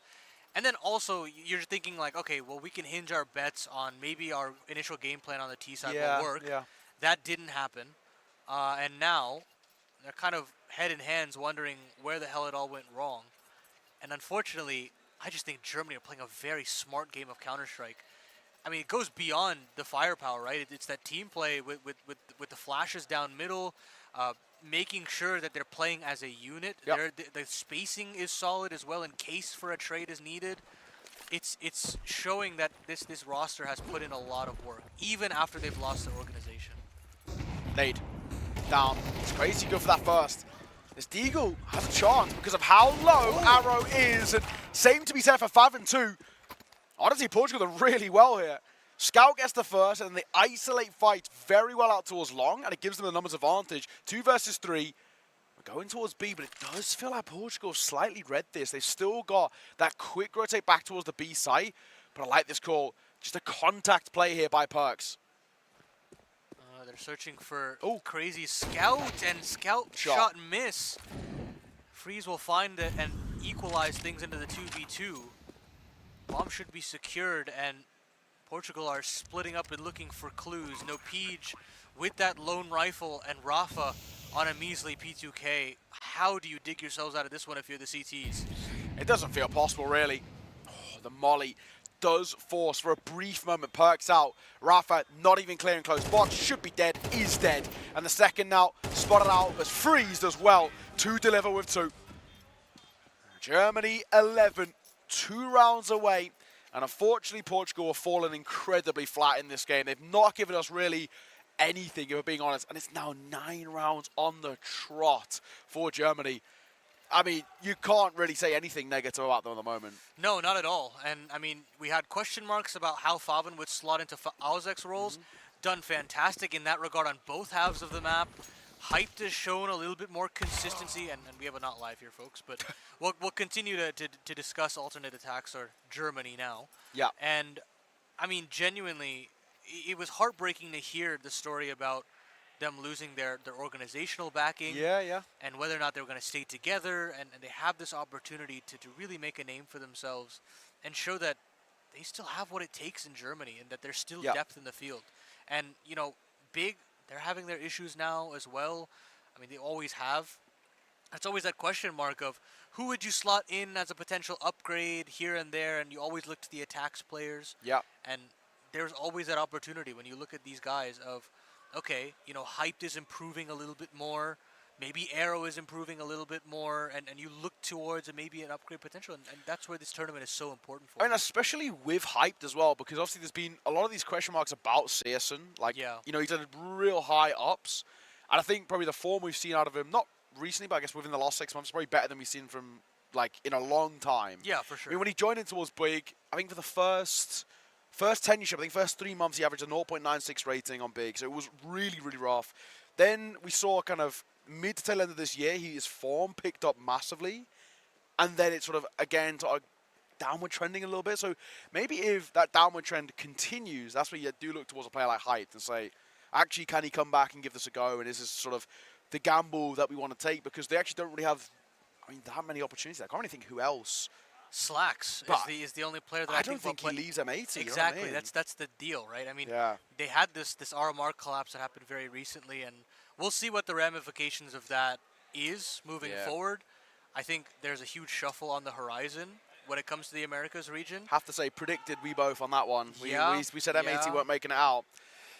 It's just unfortunate. I think, you know, it's the lack of Malbs effect. I think you have to say. I mean, that's one thing, and there was just a slide that they had when Thunderpick happened. Yeah, and a couple of those events just not completely their heads in the game when it came to Atlanta as well. Yeah, they looked rough there. That's the problem with peaking at the wrong time, is I think that they just kind of rested on their laurels, had some hard boot camps to kind of learn from their mistakes. Yeah. And unfortunately, it's just that one best of one that cost them. Yeah, it's true. So I know we're harping about American CS, but it does have ties to the German CS as well. Yeah, in a weird and wonderful way. Yeah, and I'm sure players like Sin are looking at the region actively, because there's always that synergy that's available. Well, especially considering as well, there's definitely a world in which if things continue to go bad, we could talk about if Big wanted to make an IGL change. Sin fragging IGL, I mean, he's one of the main reasons that M80 were even remotely decent. So yeah. And look, genuinely, he's really impressed me with how he's improved on his calling. Yeah. He did a lot of great work at the RMR despite their elimination. Yes. And hell, I mean, if you want to sideline Tabson, put him in a coaching role, obviously, legend of the scene, has had his time in the sun. I think he kind of quits when he wants to quit. He's the biggest what-if player, I think, of the last, decade or whatever, right? Yeah, for me, yeah, I feel like it's like, if he wasn't so loyal to his scene, what could he have been? If he'd gone international, I always talk about that with Tabson. For me, it's like that FaZe option that was open. Exactly. If he had gone to FaZe when everyone thought he was going to go to FaZe, I think we could have, talked about it in hindsight in the same way we talk about, people like your Neos of the world and, your Pashas, I guess. Tabson instead of Olaf, or Tabson instead of, Rain. Of course, all these players have done incredible work in their own regard for that organization. So it's such a tough situation to talk about, but it's always fun to kind of theory. I love the speculation of the what ifs because it's yeah. just like, we know that Tabson, in terms of his raw mechanical ability, was sort of as good as they got at one point. I mean, he was actually just one of the best riflers in the world, and it was just like his peaks were insane, and he didn't really have many troughs, if any troughs. And the only thing that let him down, unfortunately, was just his scene. It was it's a weak scene. Germany still sort of is. I think when you go past alternate attacks, it really takes a massive nosedive, because you've got Big Academy, who I don't even know who's playing on Big Academy these days. I don't even know if they have a full 5-man roster. I haven't cast them in a while. I haven't seen them in a while, right? Yeah, and then you've got teams like Unicorns of Love. They've always been a classic. That's where JDC came from. If you didn't know, they're actually kind of a cool team. Unicorns of Love. They've disappeared now. I Disappeared, believe. yeah. And then you've got teams like Penta, also disappeared now as well. Sprout. Sprout also disappeared now. Ult Attacks, of course, as an org have disappeared. So that's a really unfortunate thing that we've got now with Germany. It's like, who is even left? I'm trying to think of like some of the previous ESL Meisterschafts, and like what teams? You are had still that around? Schalke team that was there. Like the football team. Yeah, The blue logo, yeah. They had an esport. They had a CS roster as well for a little bit. Did they? I had no idea. Yeah, they weren't very good. But they dropped out. Orbit was a team as well. They Really? were German I'm gonna look as well. now actually and see what German, like like HTV, you can go like by the rankings. Yeah, you can sort of see like regional. I'm gonna see who. Okay, so regional, and then is it even a Germany one? Yes, They there is. removed that. There is. Okay, No, it's there is. still there, right. Sometimes they do when it's not good enough. So Right. obviously number one's big. Second is Ult Attacks, because these guys. Third is Regnum for Games. Definitely know them. Which is Pictrux, Spider Gum, Kinky, but not the one. Not the Russian one. Not the Russian one, of course. Blackie and MYS. Folks in the chat, if you guys know who this is, Credit to you guys, first of all. Genuinely. I feel like I've got a pretty intricate knowledge of the tier 2 It's scene. out of my depth, unfortunately. Yeah, and that is crazy. And then fourth is Wave. Okay. Which is Synced Alex, XCR, SJN, and Ghost. I gotta say, XCR and SJN, guys, that is very uncommentatable names, I have to say. A random letter generator. Yeah. For 3 letters. And then there's only one more team. The fifth team is Reveal. Ascan, Spexy, Cleavers, One Lion, and Hayan. I gotta wonder what the highest ESCA level is for this team.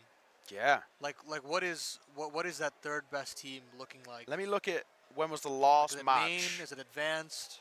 Are they on HLTV? Okay, so the last match. Oh, this makes sense. I can say so. The reason why these guys are ranked is there was one tournament.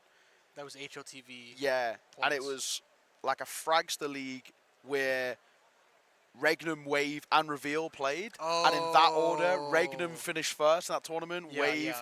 So Regnum got first place. It was a prize pool of 4K. Yeah. So So Regnum. what, they're getting like 1 or 2 ranking points basically. Yeah, I mean, I think they literally have like, I think the top is like 5. Yeah, Yeah, Regnum have 5 HLTV points. Wave have 3. Reveal have 2. So Beautiful. yeah. Folks, we That's- have a technical delay, If obviously. you couldn't tell, yeah. Yeah, we're talking about the depth of the German scene, but Which is it the looks worry, like, 'cause it's not. Yeah, Yeah. it's not that deep. It's not a cavern that you'd expect. Is there arguments to make that Czech Republic, deeper, Denmark, obviously deeper, Yeah. France, Yeah. arguably deeper as well? I mean, obviously, there's definitely the jokes about like post 3D Max, but But they that- have FPL stars that are developing. Gen 1 are not a bad team either. Little kind of like, sort of academy-ish team. Oh, he spotted him out, but he doesn't hit the shot. We're back though, which is good to see. A bit of an extensive tech pause, but it looks like we are live once again. Full buys out both ways, and time really running out for Portugal, I think it's safe to say. They've just looked dire. For, the 9 rounds in a row they've lost, it's just not been a good run of form. And Germany are just looking so comfortable. These rounds are coming so easily. And now they can exert their will for some early mid-pressure if they so choose. Cat being smothered in flames as well. World's the oyster of Germany, especially considering how easy they've been gifted this part of the map. One big worry for me for Portugal, look how much util they've got left for the rest of this round. Yeah, right? We've really got tough. No delay utility beyond crazy smoke. Yeah, we've got 3 flashes, 1 smoke, 2 HEs. Like, Right. best of luck. In any sort of retake, they're screwed. 55 seconds left on the clock, dude. So much time for Germany to work their magic. Yeah. Mid to B smoke going to come through. And another lurk smoke as well on that left-hand side. That gives them the opportunity to play around it if they want. Snappy's ahead. Exactly. I like this with Snappy. However, he's just going to realize no one here. So they know it's a ruse. One player close right. Doesn't get cleared efficiently. So Napij as well. Looks for that second, and he also does deliver. As Hyped finds one of his own, he still needs to hope that his Glock can do enough, and it just can't.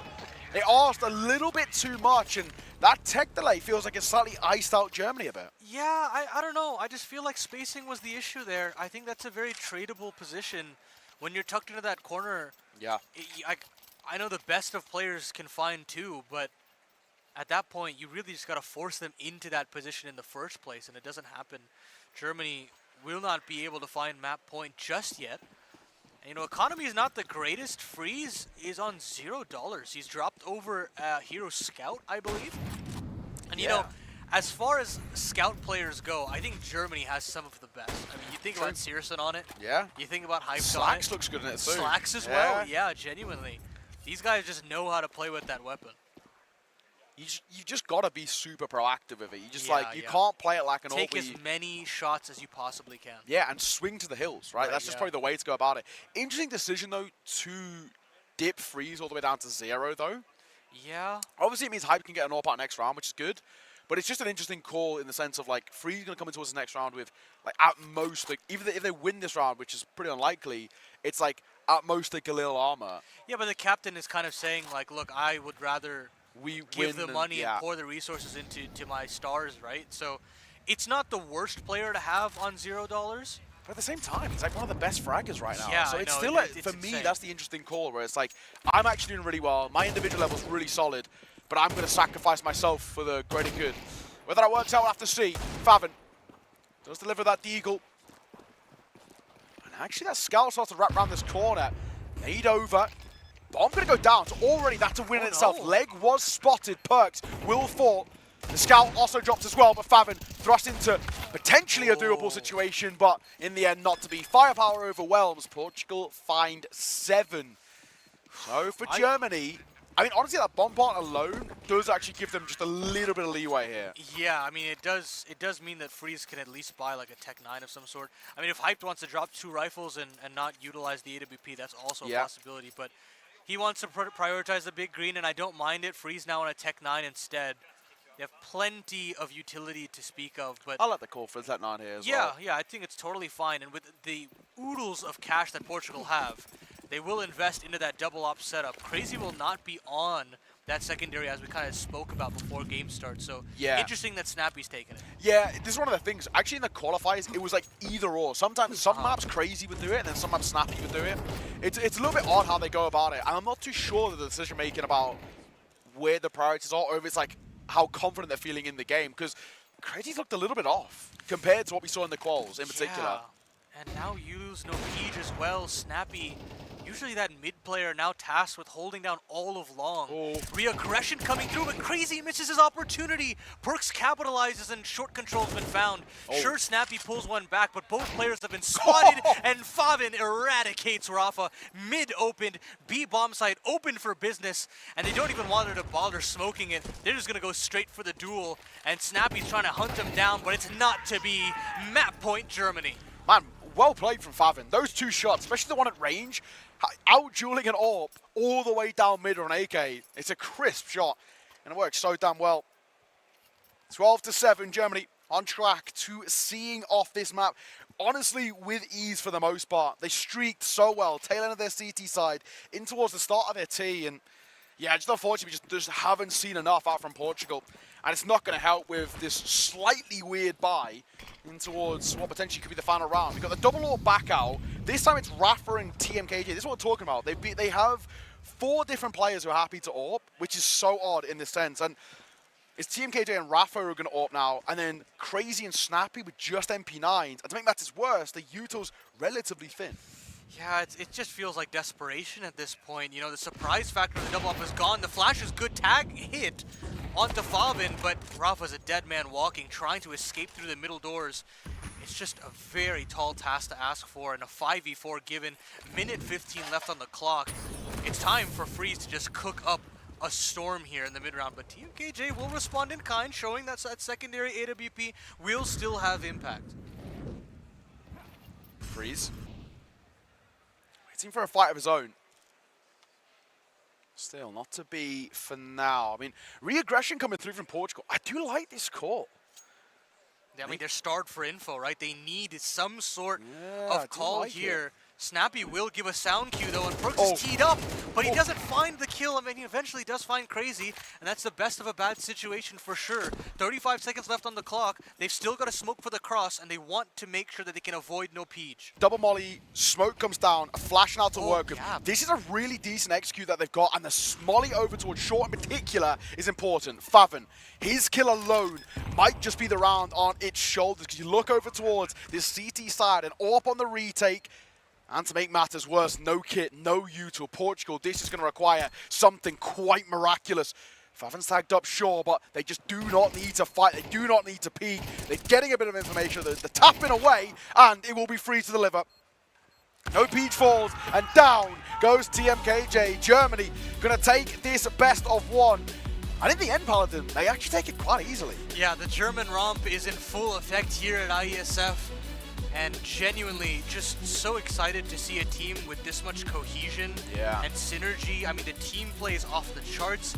Faven showing that he's still a bona fide stud, man. I mean, when this guy is at his element, it is genuinely so fun to watch. Yeah, agreed. And I gotta say, I think Hyped as well really looks super, super clean. He's looking like a graduate, man. Yeah, Genuinely. exactly. And I think when we saw him play a little bit in that tier 1, he did just feel a little bit uncomfortable. It looked like it was just too early, which we see quite a lot, right? These players going to step up into us tier 1. It's just not the right time just yet. Hype looks really confident now. He looks really, really good. And this is a Germany side who, like we said, I mean, the Death's touching it, we've touching it. We expect this team to go minimum top 4, but actually the way they're playing, top 2, maybe even 1, right? I think they definitely are considered one of the favorites.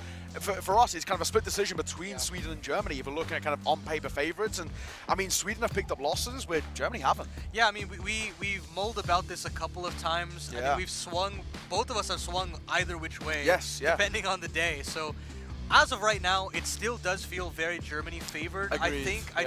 I just think I haven't seen that level of synergy from anybody in the tournament right now. Yes. And that level of team play is so important because not only does it give the advantage in the kind of like map picks, right? Yeah. But the veto just genuinely gets deeper for them because you can apply it across that. You can apply that philosophy to any map, really. Yeah. No, I think you're absolutely spot on. So for Germany, I mean, they showcase all the way throughout this group just how strong they can be. There's moments of brilliance out from Portugal. The unfortunate thing is just it isn't consistent. And they need reps. That is the big thing we look. It's about consistency. It's about getting, as you mentioned, these reps on LAN where they just don't get that many opportunities. They get some decent kind of tier 2. Tier 3 sort of online games, but it's a whole different kettle of fish when you're here on some sort of stage. But I think we have Jazz with Freeze ready for an interview, so we're going to go throw it over towards her. Thank you very much for that, boys. Now, you might be called Freezy, but you certainly brought the heat over there on the server, playing Dust 2 3 times in a row this event and winning every single time as well. Can we expect to see you boys playing it in maybe a best of 3 as your pick? Sure, like the games went pretty well, so yeah, it's a good pick for us. We used to play online matches a lot there and also picked it quite often, so we feel pretty confident there. And also Faven lost the map. He's usually not with us, so it's a bonus point to play it. So yeah, we're pretty confident, and I'm pretty sure we're gonna see it again. Well, on that note, Faven obviously not being part of the team, usually, how has it been implementing him for this event?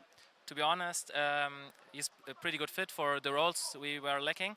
Like he has to replace Azek, and Faven is really he loves to communicate, he loves to call, and we gave him all the freedom he needs. Like we didn't have that much break, so we just said like do whatever you feel, do what you love to do, and it's working pretty good. He played well in the practice matches, he played well in every single official we had so far. So I'm pretty happy he's here with us, and I think he will show even more in the playoffs, hopefully. Well, we saw you boys 9 rounds in a row, winning them successfully, and then the tech pause happened, and then that momentum started to slow down just a little bit. How did you boys manage to kind of hype each other up again to ultimately win the series? I mean, it was pretty unfortunate at the time it happened. There were some technical difficulties, but like the mood was still good after timeout. Even if we lost a round or 2, it didn't bother us too much because we knew we were the better team and we knew we were gonna finish it and close it out in the end. So it didn't affect us too much. But it's always unlucky if that happens if you have the momentum on your side. So yeah, but it is what it is. Well, you're going to be playing Hungary next on this very stage, already making it through to playoffs though. So what's the approach here? Playing it cool, calm, collected, pretty chilled out? I'm not 100% sure if we are through. I think there's some scenario can still end up going to a 3rd place, unfortunately. So we'll just try to win it so we don't have to do the math afterwards, you know. Yeah, I'm pretty confident we're going to beat them. Or, like, how did they play against Kosovo, actually? Maybe we are through already. I don't know. You know what? That's your job to go ahead. Do your prep, do your research. I'm not going to keep you for much longer. I'm going to let you go ahead and get ready for that one. So I'm going to throw it back over to Alan, and GG's again. Thank you. Hungary did beat Kosovo, so he is correct. There is a world. Probably, who knows? Maybe, yes, no. They're 4 out of 4 wins. You can't put yourself in a better position than that. It would be incredibly unfortunate if they didn't make playoffs from here. And at least in terms of this game, they did the job in front of them. They won it clean, fair and square, and they looked good whilst doing it. Yeah, again, it was a pretty clean victory, and whatever doubts we had about Favin apparently fitting in with the squad, I guess we got our reassurances not only from Freeze, but obviously from watching the game. He seemed to be very, very comfortable for this one, and that was obviously a great sign to see. That is the kind of Favin you need in order for Germany to be a gold contender, in my book at least. No, this is fantastic. Again, just solid counter-strike from the Germans. Not really running into any sort of particular problems. Usually we've had, I guess, assumed favorites, especially in the women's tournaments, where we've seen, hints of weaknesses or things that might, be a bit of an issue further down the road as opponents get stronger. But it didn't feel like there was anything that kind of stood out. I mean, they win both pistols. I guess that is something you can, harp on, the fact that they didn't, fully take care of their anti-eco, didn't actually make the most out of it and convert that pistol into, obviously, a couple of free rounds. So maybe that's the biggest gripe I've had with Germany for this map. Not really much else to complain about in my book. Yeah, maybe a bit of a slow start here, but that kind of just comes down to losing that force buy and then this initial gun round, which went against them. But it came pretty quickly once they got that AWP out onto Hyped. That was a big difference maker in that first half. He was dominating. He was all over the map, getting a lot done.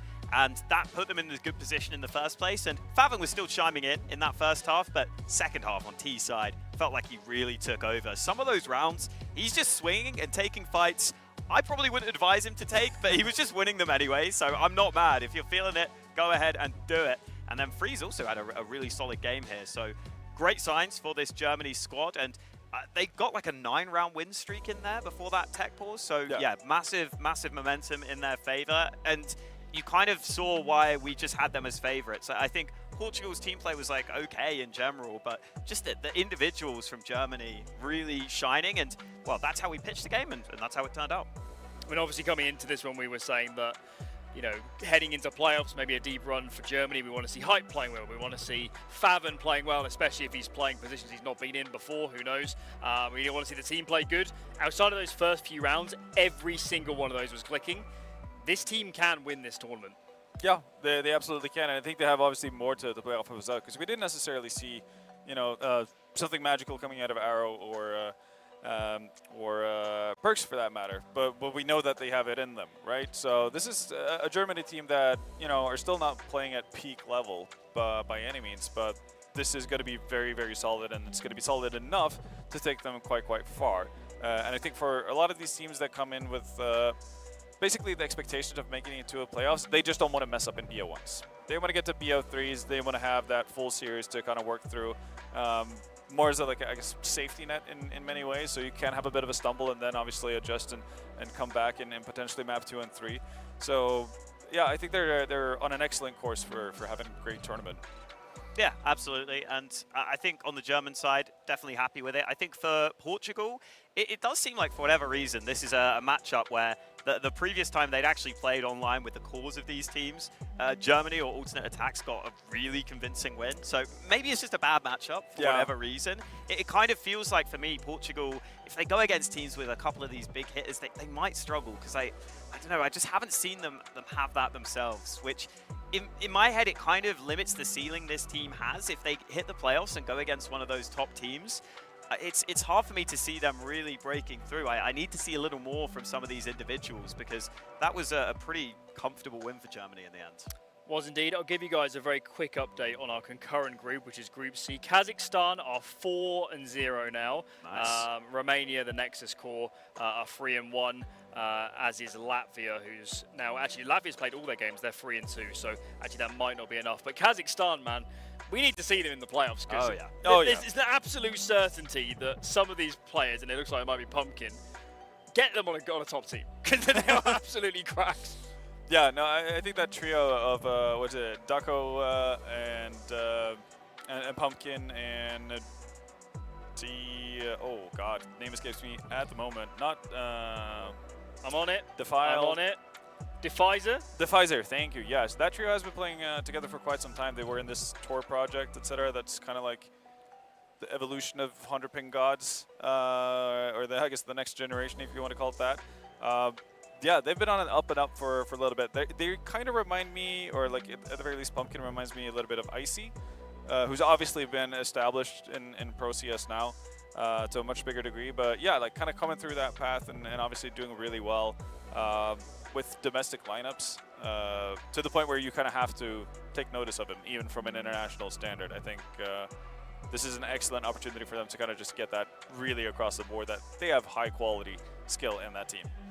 Yeah, excited to see the individuals, and I'm kind of excited to see exactly how they play as a team. Sometimes you get these teams that kind of buck the trend, but we'd expect them to be a pretty aggressive, in-your-face team, which I think we can say for a lot of the squads here. You brought up Romania as well. Excited to see them later on. So yeah, some exciting teams in those other groups too, and I think the playoffs should round out really nicely as long as some of the favorites don't mess up these last games. I always wonder of a team like Kazakhstan, if you just boot camp for 2 weeks. I mean, you've got a core of players. Neelan, at least at this level of competition, is highly experienced and has called at a higher level than this. 2 weeks, decent map pool. You could place far into the playoffs here just with a little bit of attention. I will say there's a certain Kazakhstani player who did just that in 2005 and got second at WCG. That man is a Dren. Nice. And they were actually practicing versus bots. It's kind of similar story to Istro, obviously. So there has been a bit of a theme there. Obviously, if you're in a country with a poor internet connection or not the closest distance to the local servers, I guess, and dealing with ping issues. So yeah, it works. Yeah, practice pays off. And honestly, I wouldn't be surprised if actually this Kazakhstani team has maybe been sneaking in a little practice here and there to prepare for the tournament. Because again, huge prize pool, massive opportunity for most of these guys, and obviously for Neelan as well. Yes, he's an established name, but you still want to kind of keep your name relevant. And again, like not being in the team, it's kind of easy to be forgotten or gone by the wayside.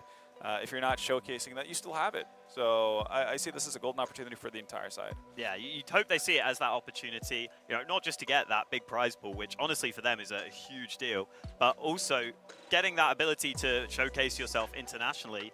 There will be organizations watching this, and with the major coming up, roster moves, who knows, roster shuffles could happen and you could put yourself in the picture.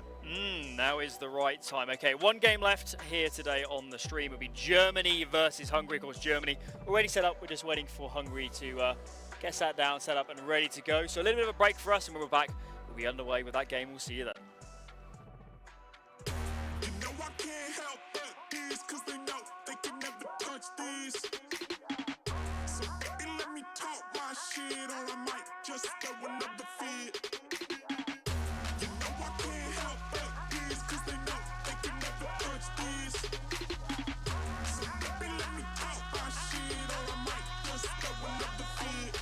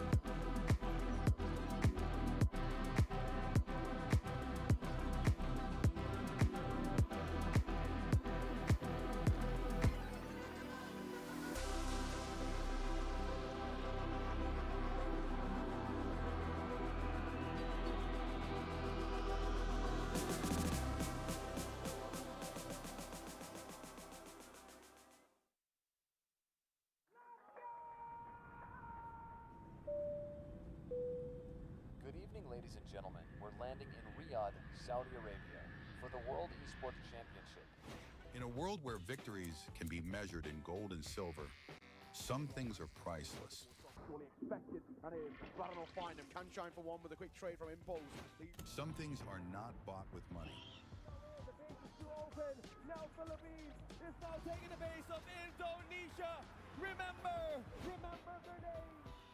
The feeling of standing alongside your fellow countrymen, the emotion, the home crowd, the weight of a whole nation on your shoulders. Sometimes I get emotional by the fact that I got chosen to be one of the representatives of my country. And yes, it's just a dream, honestly. Here it's not just about the game, it's about the pride that unites us.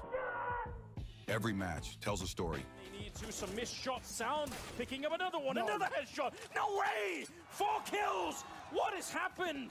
From every corner of the globe. All eyes on WEC 24.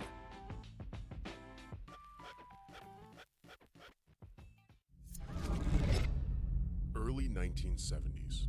The world was discovering the boundless possibilities of esports. While esports offered endless enjoyment and addictive allure, it lacked a certain depth and a sense of purpose. It needed something more, something larger than a trophy, something beyond individual gratification. That's when a vision emerged. A vision of uniting the world through esports. The International Esports Federation and the World Esports Championship were born. Its mission was clear: to create a stage where nations could unite and compete for the ultimate title, World Esports Champion. For these athletes and nations, the World Esports Championship was more than just a competition, more than just a game. A chance to make history, to leave a lasting legacy, to inspire a generation, and to represent their nation. Over the years, Iesf started achieving greatness, year by year. Korea, Indonesia, Israel, Romania, worldwide. The World Esports capital changed, each year expanding significantly, getting bigger and bigger. Fast forward 15 years, Iesf was determined to show the world the most valuable World Esports Championship. 140 nations gathered in Riyadh, Saudi Arabia. The WEC 24 story. 2024. Saudi Arabia prepares to host the 16th World Esports Championship after a spectacle made in Iesf, Romania by Iesf for WEC 23. New president, new challenges, and quite a bumpy road ahead. As the calendar turned to January, the national qualifiers took place, breaking dozens of records. In a wingspan of 3 months in every nation across the globe, athletes competed to get one step closer to the World Esports Championship and represent their nation on the global stage. However, as fate would have it, the road to WEC 24 was far from smooth. Things went south. 2 out of 3 offline regional qualifiers were forced to go online. Even though that barrier occurred, the online regional qualifiers shattered previous viewership records. The hype for WEC 24 was real. Meanwhile, Africa. Iesf showed just how much potential is hidden in Africa. Over 180 athletes, 17 nations, and thousands of fans. All in one place for one specific reason: esports. The bumpy road came to an end. The slots for WEC 24 were secured and everyone was ready. The much-anticipated 16th World Esports Championship set sails. WEC 24 Day 1.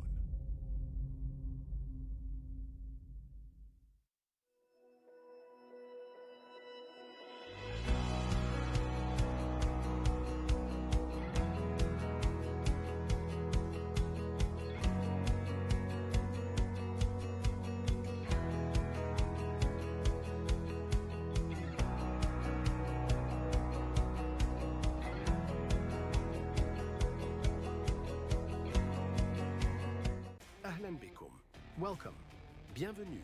Bienvenidos. Willkommen. Benvenuti. Добро пожаловать. Välkommen. Welkom.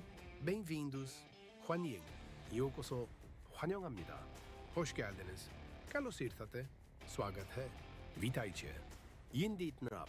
SEF Arena.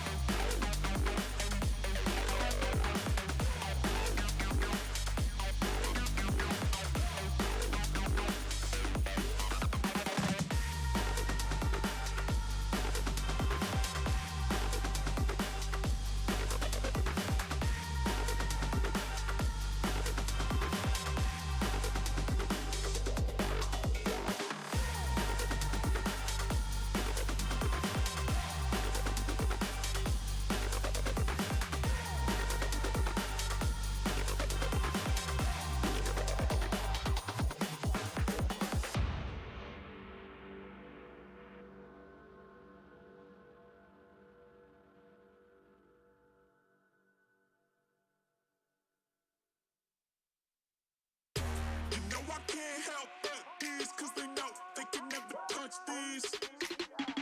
So baby, let me talk my shit, or I might just throw another fit. You know I can't help but these, cause they know they can never touch these. So baby, let me talk my shit, or I might just throw another fit.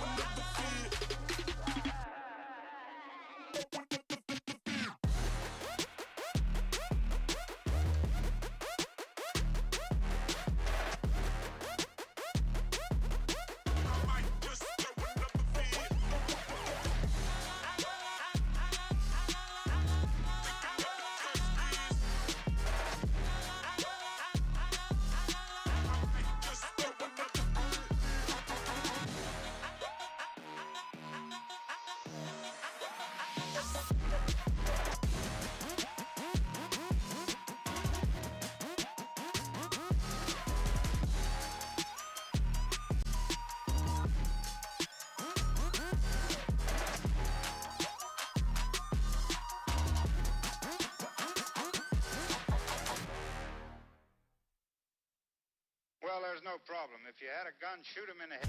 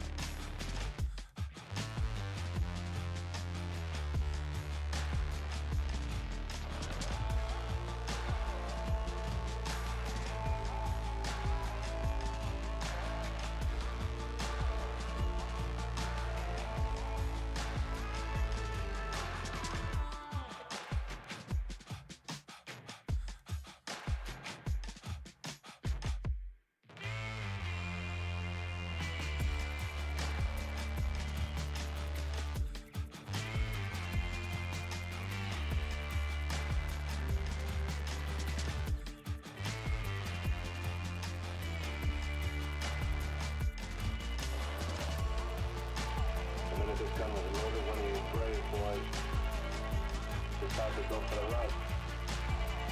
It's the fire.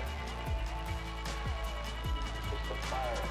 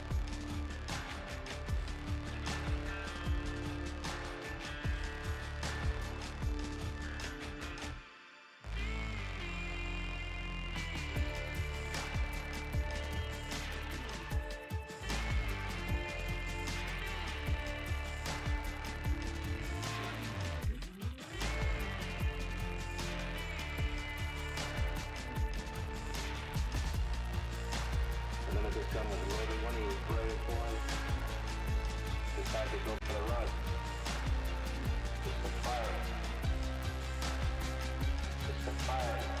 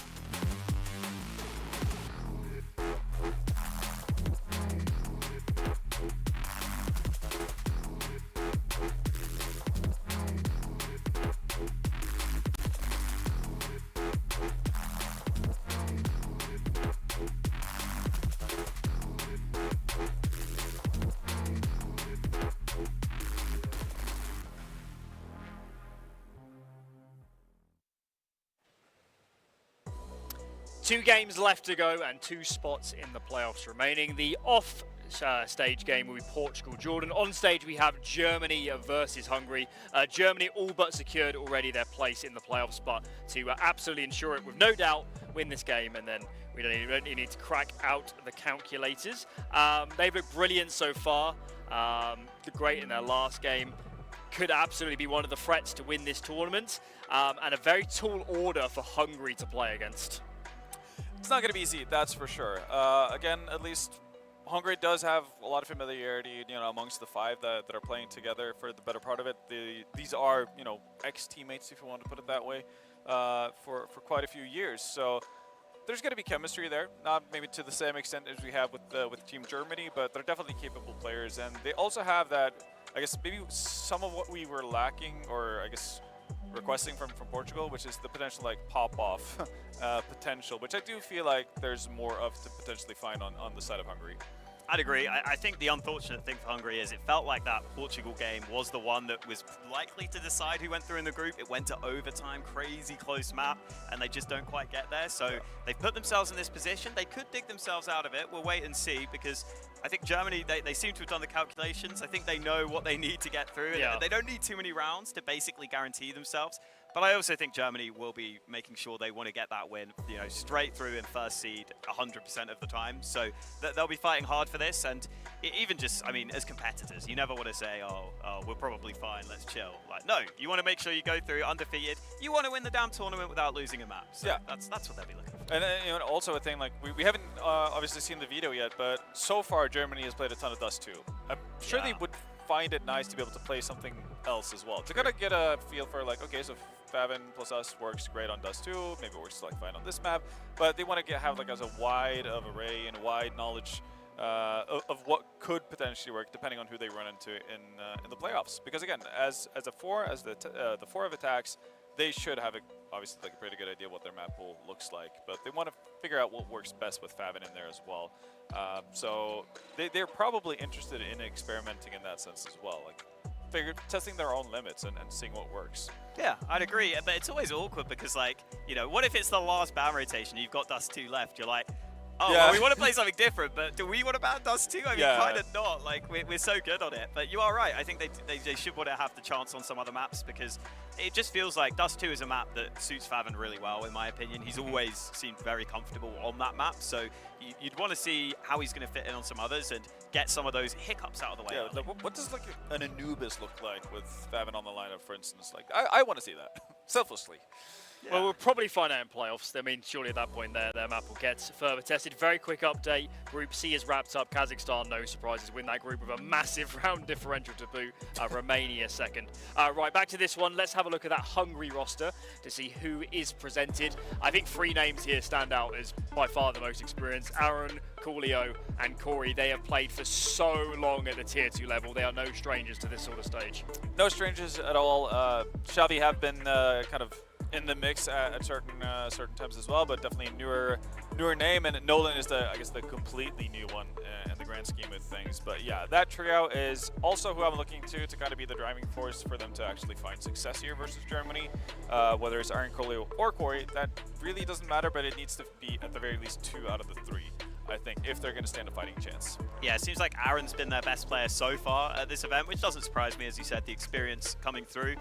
The interesting thing is, we were looking earlier, we don't know what the AWP situation is massively on this team, and that actually leans into maybe we won't see a Dust 2 here, considering Corey's been picking it up, but he's always been someone who I think can AWP, but he's not going to be a hyped, we just saw in that previous matchup. Yeah, it's more maybe picking it up out of necessity, maybe as a secondary.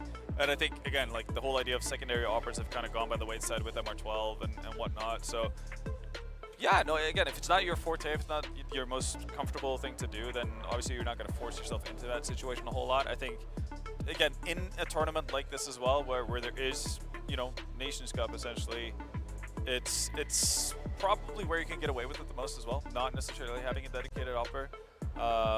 but yeah, I think they should be fine. I don't think that's going to be the do or die, but I do also think that makes them go away from certain maps as well. Yeah, you would think so. And then, meanwhile, Team Germany, definitely, we just saw them, a very stacked roster. Yeah. I mean, if you've just seen them play, you already know now that Faven and Hyped are two massive players to watch on this team. And then you've just got to see what the rest of the players are going to do. And so far, they've delivered what they've needed to. Yeah, now we've had multiple good maps from Freeze as well, which is not one of the names that I would have expected going into the tournament to kind of be towards the top of the scoreboard and towards the top of the ratings, but kudos to him. He's been doing really well. Might, again, be to the fact that they've been playing Dust 2 a whole lot, and he's feeling at home there, but you know, Germany will take as many contributors as they can really on this road to a potential finals.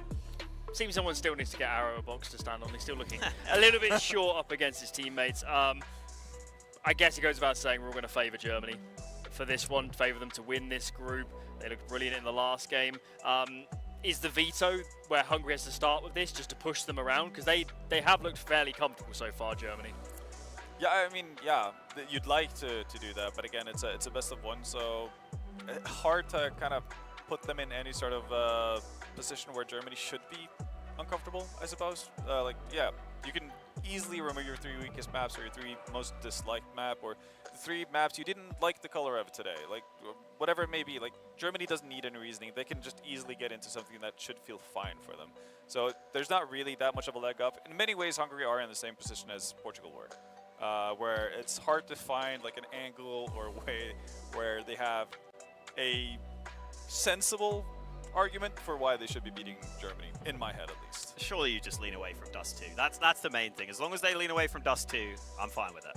Let's see if you're fine. Let's bring up that veto. We get a therapist on call if it is Dust 2. Let's see what map we're ending up on for this best of one in a second. I have been told it's there, guys. Okay, so, it does exist. We had some technical hitches. There we go. Is it Dust 2? Ooh. No, it's not. Hungary banned its second rotation. Instead, Anubis. And Vendetta, you asked where Faven is playing on Anubis. Is he comfortable? Well, in about 5 minutes, we're going to find out. Lovely.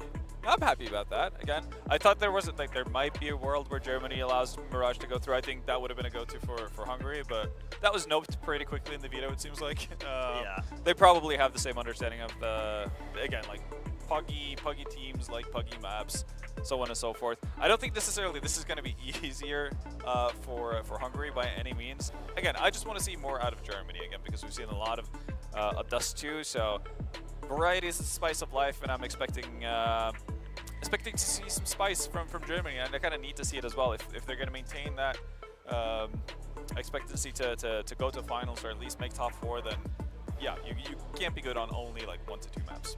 Yeah, this seems like a scenario where Germany were actually kind of trying to bait Hungary into banning that nuke, because that's normally a map alternate attacks as the core don't play. So they were maybe hoping Hungary as a mix won't be looking to play that, but Hungary kind of forced Germany to ban it at the end there. Yeah. And so no, we're crazy. Yeah, that kind of works out for Hungary a little bit. Getting an Anubis, I think, one of the better chances they're going to have at taking some of those aggressive fights and just disrupting Germany, and that's what they've got to do here. Hungary have to be disruptive to have a chance in this map. It's going to be tricky though, either way. Anubis to follow Paladin Naokai. Let's see if the indomitable Germans make it 5 out of 5. Yeah, we'll have to wait and see. Now, we had a bit of a conversation with the German manager just outside, and from his sort of mathematics and understandings, he thinks if Germany get 4 rounds, they guarantee second place. If they get 8 rounds, they guarantee first place. However, if they get 13-0'd, then it's down to Portugal's result, I think, if I'm right in saying. So it is a little bit up in the air still, but I think for the most part, I would be so surprised if Germany don't get 4 rounds of Counter-Strike here against Hungary. Hungary are a decent side, but Germany, that should be light work for them. They just look like on another tier right now, genuinely. Yeah. I mean, just how they've been playing together as a unit, it feels very tough to overcome if I'm Hungary. Yeah. And I like what Hawk is mentioning, right? He's saying the only way that they see a world where Hungary causes the upset is disrupting, causing chaos. The thing is, they start on the CT side here. I'm looking towards trying to be really keen on taking B main aggression, fighting up through canals, going through E-box. And another big question on my mind right now is how is Faven going to slot into a map where I feel like the roles are going to be a little bit different for him compared to Dust 2.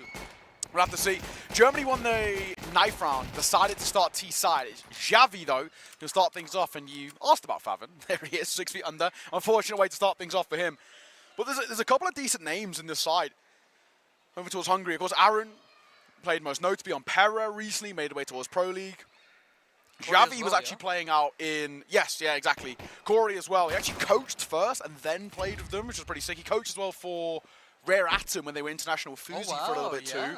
Many people kind of didn't know that one. Xavi played in Royals in the UK scene, and on the other side, Coolio was assistant coaching and analyst over at Navi. So I think he still is analyst at Navi as well. So there you go. We got some news for you. Nolan's the only one who's a bit of a new sort of player to me. So I'm interested to see what he can do. I don't remember off the top of my head whether I even cast him in the qualifiers, and I don't think he was, even if he wasn't a qualifier, I don't know if he was there. So you played under the tag B. Okay. There was a team called B. Is that just the letter B, or is it B as in Bumblebee? Like the Bumblebee. Yeah. All right. Okay. But they weren't really finding too much success. I think it was an all Hungarian team as well. Right. Okay. Interesting. So definitely trying to work through the scene right now, and sure, it's going to take a little bit of time for him to make a name for himself, but. Again, if they can qualify for playoffs, world's their oyster. I think there's going to definitely be a lot of eyeballs with the quarterfinals tomorrow, just considering the international space, the RMR still going on a break. So, this is a great time for those newer viewers at home to kind of see and witness what's coming down the pipeline. Because there's a lot of talent on display in this group and generally around this tournament as well that people might not know. Yeah, we had also, we spoke about how we spoke to the general manager. We also spoke to Aaron as well. And Aaron, I think he was saying, he thinks, if he's right in saying that, if they win this game, they qualify in a second place, I think is how it works. Yeah.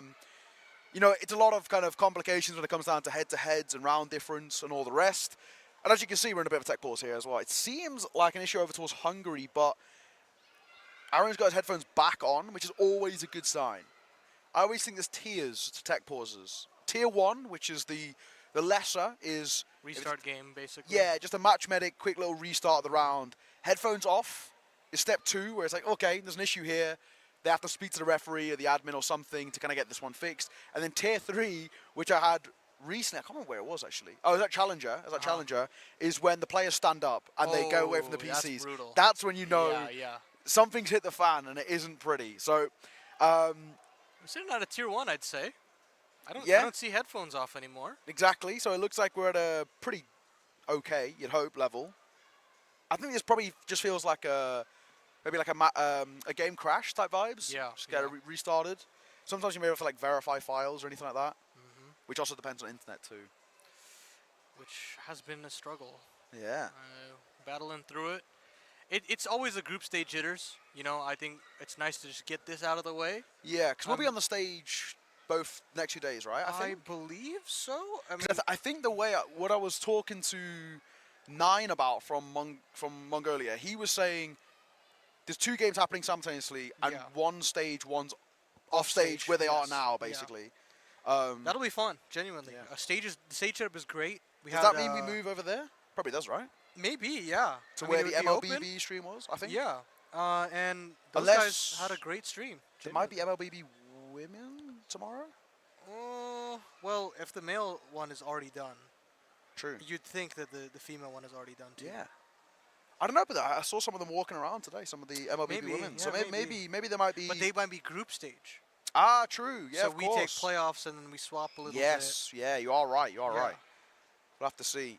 It's a nice setup for those who haven't caught the Mobile Legends stuff. Yeah, I have no idea what's going on in the game, but it seems pretty hype. It was really loud in here at one point. It's such a popular game. The numbers are insane. Like, I looked up on one of the esports chart things or whatever, and it has the most viewers of any esport. Like it's like a big gap too. Yeah, it's not even close. It's crazy. It's like I think like of all tournaments or whatever, or like top tier tournaments, it averages something ridiculous like 1.6 million viewers or whatever as like for finals or something insane. Like more than League, which is second, and then which CS. I mean the fan base with the Chinese and the Korean guys, a ton. Yeah, exactly. Ton of viewership there. But I think it's like Indonesia, Malaysia, Philippines are very, very good nations and bring a lot of viewership too. But That's enough rambling from us. Tech issue is complete. And we go back underway. Negative back around that corner. A lot of damage on towards Freeze there as well.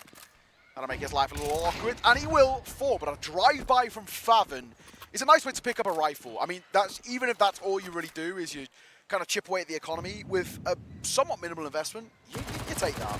They drop down in the E-box here, trying to go straight at Coolio. Incendiary at the toes of the T's, and they punished. Well done. They get punished, rather, as Coolio picks up a triple. That A1S is not given the proper spacing to get activated, and they don't have the smoke to extinguish it and go at him. Yeah. And they just take so much damage ticking in that Incendiary. So good work from him. And now Favin, the only player to find a kill so far in this round, tasked with 1 kill, I think would be great. 1 more kill would be great here to force a rebuy.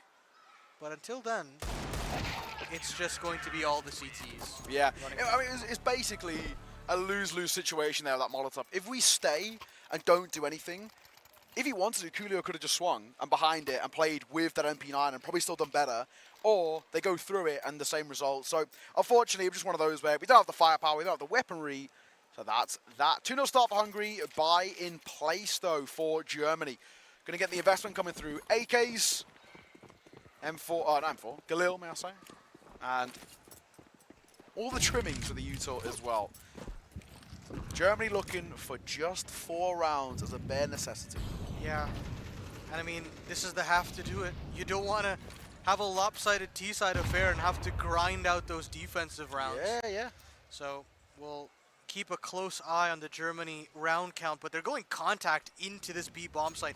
Just playing within these smokes, pushing back the CTs, and now Arrow will go charging through. It's actually Hype that finds the kill, and it's Nolan stuck on the site. Oh, good for the second as well. Honestly, even just getting 2 there for Nolan is actually pretty impressive with that MP9, but Hype does keep the numbers level in that 3 versus 3. Bomb should go down, will go down now. And this becomes very difficult on the retake. And there might even be a temptation to not give it a go just because of primarily that orb. I know we've got residual cash, but I think Corey in a 1 versus 3 is realizing this is a lost cause. However, it's also a lost cause trying to stay alive. Gets caught on the way out by Perks. That's a freebie of an orb for Germany. And they will take that every day of the week. First on the board for them on their first gun round is good signs. Yeah, Hyped will gladly take that free purchase and take it to the house with a little bit of residual damage from round number 2.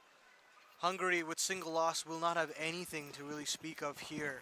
It's pistols across the board. Germany now have an opportunity to equalize this game very early, stifle any sort of momentum developing for the CTs.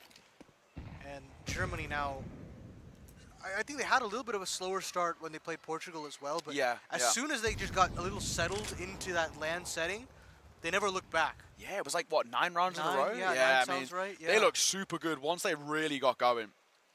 Hungary on towards a couple of upgraded pistols, but again, one of those rounds, that's not going to matter too much. Aaron hits a nice shot there, but he actually hits the player at the back of Perks. It's quite unfortunate. He was crossing, trying to get out of there, and he just gets clipped. It won't make a difference. It's not a gun they can even scoop up as well. It's interesting that they even are jiggle peeking. I don't think it's even worthwhile just giving the opportunity towards the Deagles. You don't want to give them a chance at a fight here. Favin will pick up the orb as he is a little lower. Let's be careful here as well, guys. There's a couple of pistols on this corner, and Favin's in that 1 bullet headshot. You need to be a little cautious like that, because Aaron finds another head. Hyped will get that trade. A couple of kills as a sort of consolation isn't bad, though.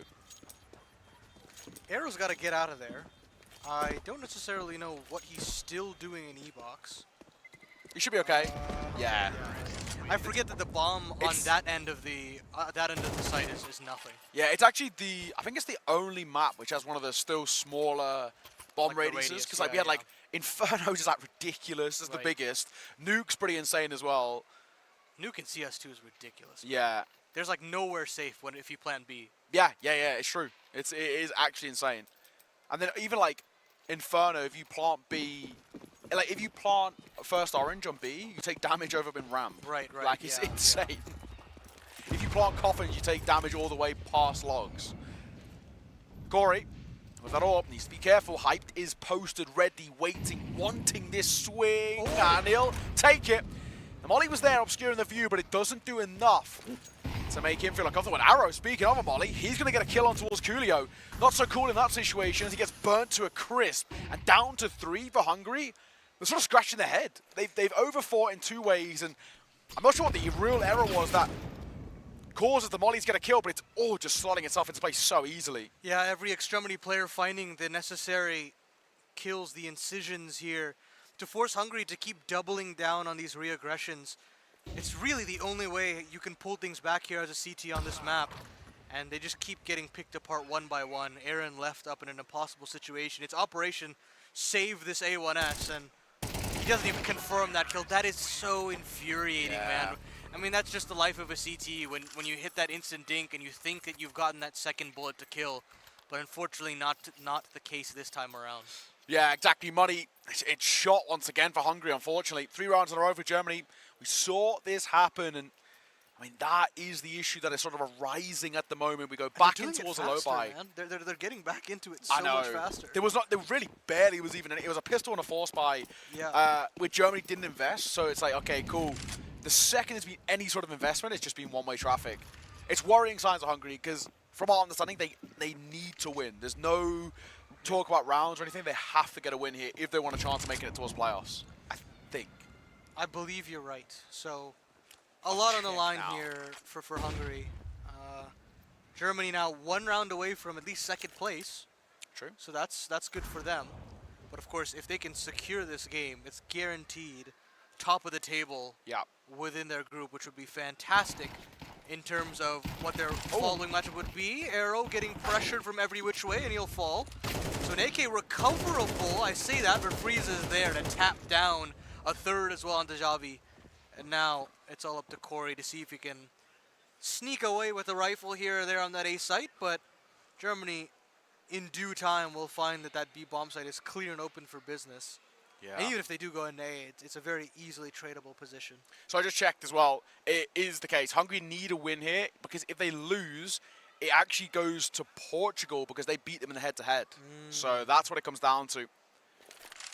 So really, it all is down to Hungary getting a victory here. That guarantees them in towards 2nd. And they'd actually be level on points with Germany at 12 apiece. So it really shows that just that one loss towards Portugal was enough to potentially cost Hungary that spot in towards the playoffs. And maybe even gifted it over towards the Portuguese side. Bomb going to go down. Of course, for Corey, not going to do a lot in this one. Any constellation kill would be nice. Any scoop up of a rifle would be lovely, but it feels very, very unlikely. You know, with these round robin games, it's so hard to like give it your all for every single one of the games. But in reality, it's very similar to that of the RMRs, right? With like these best of ones. Yeah. Just one map. One map is all the difference. A couple of mistakes here and there. Like you lose an anti-eco, you lose one off game. Yeah, one poor clutch that was settled in. And Germany so far are rising to that occasion of like, even if those mistakes happen, they bounce back instantaneously after. Yeah, exactly. 4-2, 4 in a row for Germany. It's just so simple, isn't it? So easy. We're not really breaking a sweat. They're waltzing in towards sites. They're not really losing a lot of kind of numbers, hence why their economy's so built up. I mean, Hype's got an AWP 10k in his pocket. I mean, it's such a lovely spot that Germany find themselves in. And such a drastically worrying one. On the flip side, Aaron going to play up close. Boost going to come forward as well for that AWP. Ooh. The flash is really excellently timed. Was a bit of a spot there as well. A reposition. And Aaron makes a smart call just to fall away because that smoke was starting to dissipate. Yeah, no need to overface there. You can look for another move elsewhere. They're thinking about a main potentially or reclaiming E-box, but the CTs largely pull away. Perks is actually ahead of this deployed CT space, and he'll continue to constrict in, and he finds one. Going 1 for 1 there is beautiful. Fabian is there as well to take a duel, but he takes out a Molotov instead. And Xavi will find some very necessary damage to put some pressure, but again, finding multiple man advantages for Germany, and now they're going to go swinging for the fences into this B site. Oh my god, look at the space Hype just got. Still a player towards E-box. They know he's there in dark. Nolan trying to avoid, jumping Tech 9, Hype. The confidence of this youngster is nothing short of ridiculous. This will be a 5th now for Germany. I don't think we actually even can give this a go. If you're Coolio and Xavi, you've just got to pull away. Yeah, no other choice. Germany just finding, again, relying on these extremity players to just make these defaults look so easy. You've got Perks on the A end of the map that's going 1-for-1. You've got Favin, who is a solid enough trade fragger that if he wanted to commit to that 100%, he would have gotten the kill. Yeah. And then on the other end, you've got Arrow doing a great work on that B bomb site. And then Hyped is just a menace everywhere. I mean, he's going for these mid boosts. He's going for re-aggression in the B main. And hell, we haven't even seen him try to take those early duels on A either. So there are all of these options for the young sniper, and he's taking all of them by the reins. Yeah, absolutely. It's just, again, like I said, so easy. It's this methodical approach that Germany bring to the table that if you don't have the setups and the foundations to kind of challenge it, you really do struggle. And this is, again, where we come back to a similar argument that we spoke about all the way back to the Poland game. I always back the teams over the mixers, and this is why. They just have that level of innate understanding about each other and a sort of how we play, what we like to do, what our rotations are, how we kind of react to certain bits of information. And that's unfortunately the issue that is arising for Hungary. It has to be said that this is the only map considered T-sided. Feels like a big ask. And a big miss there by Hype. Uncharacteristic from him, it has to be said. Crazy wide swing, to be completely honest with you. And That's I think that confidence. Yeah, I mean, it's been working time and time again. And I think he's expecting that flash to fully blind Coolio. And if it's going for a timing shot and he's wide in the open, he doesn't die. But yeah, in this situation, flash doesn't hit. And Coolio will strike for the 5v4. And finally, Germany have to dig themselves out of a 4v5. This calls upon Freeze to do a little bit of good work, and they're just gonna go contacting this B bomb site straight into Corey's crosshairs, and he'll capitalize with one of his own. Yeah, actually really well played. Molotov comes down instantaneously towards Dark as well to deny the split. Ollie over towards back plat is good for Freeze. Oh, and he actually gets 2 in quick succession, which completely flips the script for this round. Bomb will go down. Post plant now set up, and Hungary left reeling a little bit. They don't even have a kit as well, and they barely have retake utility. They have 1 flash, 1 nade. This is an incredibly difficult retake that Hungary have now got to pull off with still a little bit of residual util on that side. Triple flash to work with for Germany if need be. And the thing is, it doesn't seem like they do. Favin will fall to the hands of Xavi. Couple of places they've got to clear. Tap, stick, on towards the bomb. Perks still delivering, they're still on it. No one's got them off as well, and he can deny. He can. Finest of margins, but Perks goes nuclear. That is big from him. Oh, I mean, it gets down to that 3v3, and you start to get a little antsy for Germany, especially when that jail player in Favin falls almost instantaneously, but Hungary cannot find the incision off of that secondary B-main flare fast enough. And then there's that snake in the grass of Perks in E-box, chiming in for that first and finding the final onto that bomb planter, or the bomb diffuser rather. Now 6 on the trot here for the German side, and this T side is looking squeaky clean. Another shoulder spotted for Hyped, and Hungary will fall away. They don't want to give this young gun all of that space and respect. And Germany instead will take that map control by the horns. Yeah, I like this. Germany, slow things down. They're not in a rush. They don't need to kind of force it in this spot. Once again, a bit of a contact play. We have a lurk that comes through. Flash behind it as well. Boost up. Boost is really effective actually from Aaron. As Freeze gets caught, he's now going to call from the grave. Swing going to come through from that AK. They know there's a guy in towards Dark. This gets a little dicey as well as Favin starts to try and put the pressure on, but the pistols are delivering. It's all down to 1, and Hype's got to go huge here. Flank. Waiting for that swing. Would he himself in towards Dark might get caught. It's a waiting game. There's the first. 180s for the second. Looks for the third, and he can't quite pull the trigger in time, but he just gets overwhelmed with the numbers. Way more proactive from Hungary there. I just love the maneuvering on that A side of the map. As soon as the contact play comes in from Germany onto the B side, you have nothing to lose if you're the pistols. You can trade effectively and just recover a gun as soon as possible. And that's why I called it out. I know the cam isn't actually showing it because the hit's coming on the B side, but that's how you secure the round. Even if the B side falls, you have that safety option to kind of make sure that it's an open and shut case if you're the defense. So well done to them to get a second lease on life. They recover a lot of good weaponry as well, and maybe that adds a little bit more pep into the step of this CT side. Javi definitely thinks so. Wants to go for a duel, but Perks is there. So key in holding on to this A main side of the map. And it feels like a little bit of an audacious decision by Javi, right? Because he's isolated there. He doesn't have that second player in support of Aaron. If Aaron's playing up with him, or at least even needed a flash at least. Yeah, exactly. Just some sort of like supporting util to make it a possibility. These contact plays have been excellent, and Perks and Favin will combine so comfortably to save this A site. I love this. This is something that Germany have been utilizing a hell of a lot. Contact plays. We saw it both over towards A, now over towards B, and it's just so damn effective.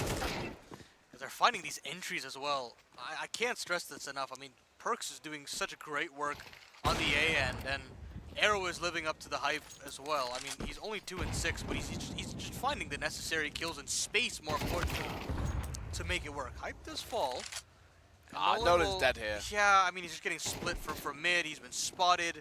He's going to have to hit some absolutely cracking headshots. And he finds one, but Favin is instantly there for the rebuttal. Yeah. 7 the good now for Germany, as Hungary, sure, they find a very snappy third round, but it's just a consolation at this point. It's just cruise control for the Ts. Exactly. It's so easy. 7-3 already. I mean, yes, the counter argument is probably talking about how this is the only T side of the map in the pool, and arguably expected. It's just the fashion. Yeah, exactly. That's the big kind of way in which we would justify actually how good this looks for Germany. They just don't even break a sweat in any of these rounds. Simple, effective, and also, you know, highly concerning over towards this Hungary side, who need a win in this best of one if they want a chance of making it towards playoffs, and it feels incredibly unlikely already. However, we did see a 10-2 get reversed. Ended up losing, but they still managed to go to overtime. Yeah. So you can't completely count out Hungary just yet. And there's still definitely some players to look out for that can have that pop-up performance. Corey's still looking to get that CT AWP off the board. And I mean, I admire these opening gambits, but just they're not connecting right now. Slow down here for Germany. I don't mind this. Definitely a lot of room and space found. One thing I'm really worried about for Hungary here is actually the lack of util long term. We're at a minute 15. They've got barely anything. One smoke. Yeah, one smoke, 3 flashes, 1 HE. I mean, already this makes you question and say, how are we actually going to make this one work for us? That was very close to Corey losing his life. The spam gets a little close as well. Nearly catches him on the cross. My Favin. Not to be under a minute. This is a nice move from Freeze as well. He just catches an easy one towards Corey. As Aaron and Nolan follow suit, going 6 feet under. Same can't be said for Coolio, but can he get 2? No. Is where we find ourselves as Xavi left on a long rotate. They know exactly where he plays. They know he's the A anchor. Bomb will go down. They're actually already going to hunt, and they're starting to suffocate him. The rotations and the response timing from Germany were absolutely sublime. Xavi doesn't realize that there are no players on the B bomb site proper, but it doesn't matter. Freeze will take him down. 8 rounds the good now for Germany. Yeah. And was it 8 rounds, the number that we were looking for first place, or was it 10? No, so 8 rounds guarantees first place. So yeah, hey, congratulations, Germany. You've guaranteed first place in the group. That's solid. And I mean, they'll definitely want to keep the ball rolling just in a, you know, mental state, just to say, you know, we went undefeated. Yeah, exactly. I think they want that confidence. I mean, Sweden did it last year in Yash, where they went undefeated. They didn't even drop a map the whole tournament. Yeah. And that's already not been the case this one. They've already picked up a loss once in the groups. Germany, they just want that bit of a buffer before heading in towards the playoffs, saying, you know, we played a variety of maps here against a variety of teams and play styles, and it's not been all too bad. Arrow, hyped, nice combination play, nice easy double already to potentially even finish off this half 9-3. They've just got a good understanding of this map, genuinely, and it does feel like Hungary are out of their depth because they're being read like a book. I mean, in that round previous as well. You have a player in Temple at a minute 15, a minute 10 on the clock. Look at this. Freeze very clearly understands what's going on with Nolan, and like Batman just jumping from the heights and just knifing Hungary right in the back. I mean, that really sums up Hungary's performance, I think, unfortunately. It's just been, you hate to say it, lackluster and really underwhelming when it matters most. And Germany are just making this look so easy. I love to see it as well, because for Germany, there's a world in which they could guarantee 8 rounds. They knew going into this game is like, all we need is 8 rounds, and we're guaranteed first. We're guaranteed playoffs basically already. All we need is just that 8 rounds, and then they could go into a bit of a cruise control and maybe take the foot off the gas and just coast, and they say, I don't care what the rest of the result is. But they're not. They're keeping this in gear 6, and they're absolutely flying all the way throughout. A pistol round here from Germany feels like this will absolutely lock this map and series in their favour. And unfortunately would be eliminating Hungary too. That would mean Portugal then lock in that second spot. Oh, Love sublime flash there from Freeze.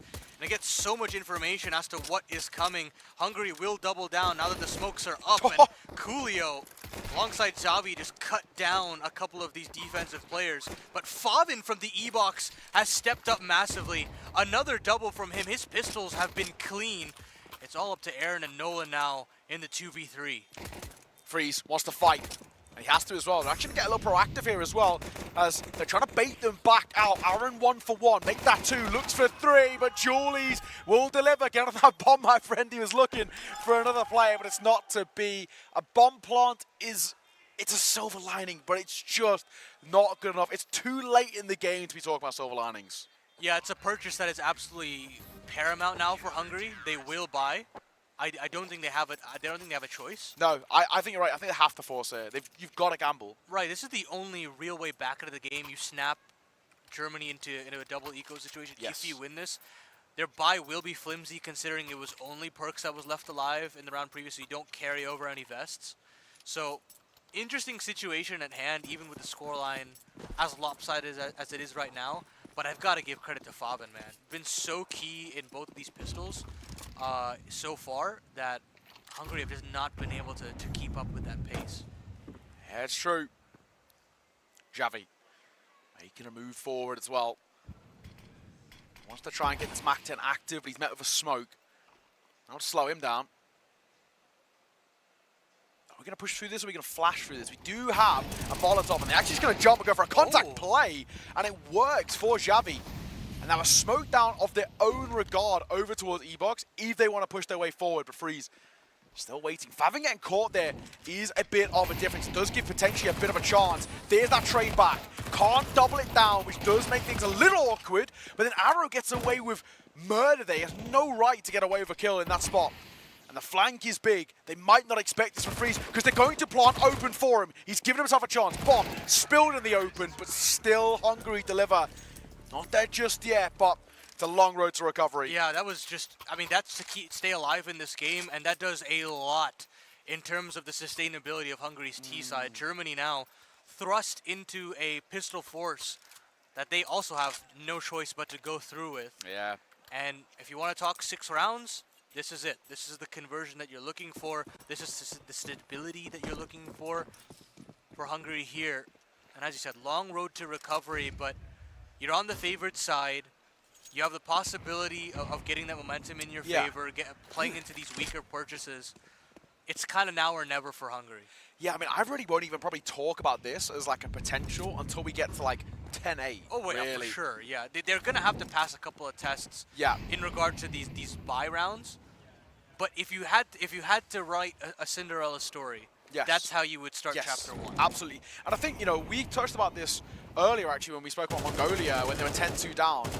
The way you have to approach these sort of situations is you can't think in this like long-term scope. You've got to think just one round at a time. Rather than look at it in a macro sense in Hungary today and we've got to win this series or this best of one to qualify to playoffs. You've got all this pressure. You've just got to take it one round at a time. Change from a macro point of view to micro. Freeze had an opportunity at a freebie there and he just lost his lines. It's a simple one to lose and it ends up costing them in this round. Hyped also fall as well. And that'll be Favin left all alone, 1v4. Not going to happen. Maybe a consolation. No, not even that. Hungary getting themselves to a 5th. Nolan getting very loud. Yeah, I mean, understandable. And this is very similar to that Mongolia situation, right? Like, you've got to hype yourself up. Yeah, making sure that you celebrate as much as possible. I've been seeing this a lot in sports recently. Like I will relate to like American football, where a lot of these teams that are like struggling. No, I'm gonna do it. I'm gonna do it. No, do it. There's these press conferences All 7 fans with favorites that are struggling, right? Yeah. They talk about them not celebrating enough. Yeah. And they're like, we need to celebrate harder when we have these successes. And I think it does go a long way. You know, I think we talk about the mentality and the vibes of these teams and these players so much. Because that's the word we use in esports, is the vibes of a team, right? Where in like, you know, NFL, NBA, or football or whatever, right? They would talk about the mentality, the kind of structure in a team, what their sort of state is in terms of how their thought process, win or lose. Right. And I guess a little bit more of a, I guess, detailed way of saying, we just say vibes is like a dulled down version, right, but it does cover everything. There are a lot of factors. There are a lot of factors that go into it, and that's a small one. But I mean, I'm just trying to draw conclusions with the time that we've had on this broadcast. To move forward in the playoffs when, you know, the stakes start to get a little bit higher. Yes, exactly. I like this from Germany, sticking up as a group, hoping just to try and overwhelm with pure numbers. They don't have the firepower, but they have the people to maybe do something here. Coolio spots quite a few running out. They do not clear Xavi, and he has the chance at many. Aaron will come in there for sport. Nolan steals one away, and all right, it's a sort of a nothing round anyway, but you like getting some stats. Nolan, you are a threat to this building. What is that? Well, they've converted everything that they needed as of right now. Again, margin for error is very slim. Yeah. And now this is the true test of whether or not we have legs to this game just yet. Is it just an illusion? Is it a mirage of a comeback, or is there something here for Hungary? We'll have to wait and see. But Hyped has got a sniper out. They've got all the bells and whistles that they can ask for Germany, and this is where, you know, on the other side of the equation, Hungary couldn't find that answer. They couldn't find those repeated gun round wins. Hyped. Getting aggro. I like this. I really like this because it nets him the easiest freebie. Xavi has absolutely no thought process of, are they actually going to push at A main here? It's so simple, but it's just not held for. So he gets caught on the cross. All his attention is drawn over towards E-Box and making that cross work in their favor. It doesn't work. That camera setup will come through at a really difficult angle these days, but at the same time, it's cleared basically every time you go through mid. It's always good for one normally. Might not be enough. Have to be a bit careful. Flash is good. Double stacking up towards Pillar here as well. That's all good, but Fabin does so well and gets the support of Hyped as he rotates back over. And this feels like the round is done. And chances once again start to dwindle for Hungary. 1v4. And Aaron, the IGL left with it all to do. And it feels incredibly unlikely. He might even just keep hold of the AK. Dude, the flashes on these B bomb site retake-ish situations have been sublime. Freeze throws 1, nets 3 kills for Germany. And, you know, Fabin, he's been shooting for sure, but you've also got a lot of backup support in making sure that these anchors feel comfortable on the site proper. Yeah, that they go guaranteed multi-kills before they fall. And once they do, you've got instantaneous rotations to deal with the problem. Yes, yeah. Well, Aaron gets out in front of the Molotov and he walks straight in towards a 50 cal. So that was a pick your poison situation. Yep. Not going to work out for him. He doesn't opt to save the AK, which means that he's now one of 2 that can't get an AK. Yeah, it's going to be Xavi going in towards the Glil as well. He actually will get then dropped over one. I don't actually know who dropped that over. Maybe Corey? Oh no, maybe it was Xavi who dropped it over. But I know he had 2 AK, so right, yeah. he didn't have enough to buy it himself. But we do actually end up getting 4 out of 5 AK, so for the most part, it's not bad. But this is actually a real Hail Mary for Hungary. Yeah. Lose this, money's broken towards the next round, and probably that's it. A lot riding on this one here for Hungary. Playoff dreams and their lives here in Iesf. But Hyped is trying to snuff it out as quickly as possible. Repeak after repeak, and Hyped with the quick scope. How does he take care of Nolan there? He's still got a bullet in the chamber. He's looking for more. Maybe it's a little overzealous because now Freeze is under heavy gunfire as Corey will equalize in the 3v3. Yikes, they were just so desperate to kind of close it here. They maybe have a fight. Freeze is in such a no man's land position because he can't even tuck his head properly. But then we go for 2 back-to-back contact plays. Favin does really well on his own. Nada Molly combo, and Favin Beautiful work from him. Germany going to find themselves up towards a 12th. And that will be game set. And it really feels unlikely, super unlikely that Hungary even have a remote chance of coming back into this. They're going to require something absolutely heroic. I don't know about you, it just feels so unlikely at this point. They just haven't offered us even remotely enough that makes us believe. Yeah, when it comes down to the bye rounds, they have just simply been outclassed. I think this scoreline is a little bit more lopsided than it might seem. Yeah. And Germany right now have just turned the corner with the level of cohesion that they have. I think Favin's added another dimension to this team, something that maybe Ozek might not have added in the qualifiers, and it's really stepped this team up. But hold on for a second, these SMGs are starting to cook a little bit. It puts a lot of onus on Freeze once more on the back of the A default. And he's still that snake in the grass. They don't know that he's here at this point, so the bomb plant isn't secured necessarily. Don't necessarily know if that's a Kuya good can get molly. it down. Yeah, that molly is very solid and actually dissuades them from going into that A site. Yeah, they cancel because of the unknown factor. Oh, Favin walking blind, he gets caught. Arrow will answer back. They've seen them rotating away. And this is a foot race, and a foot race actually in which Xavi might be in trouble. Where are we looking? He's so focused on towards Dark, and it now thrusts Coolio in towards a 1 versus 2.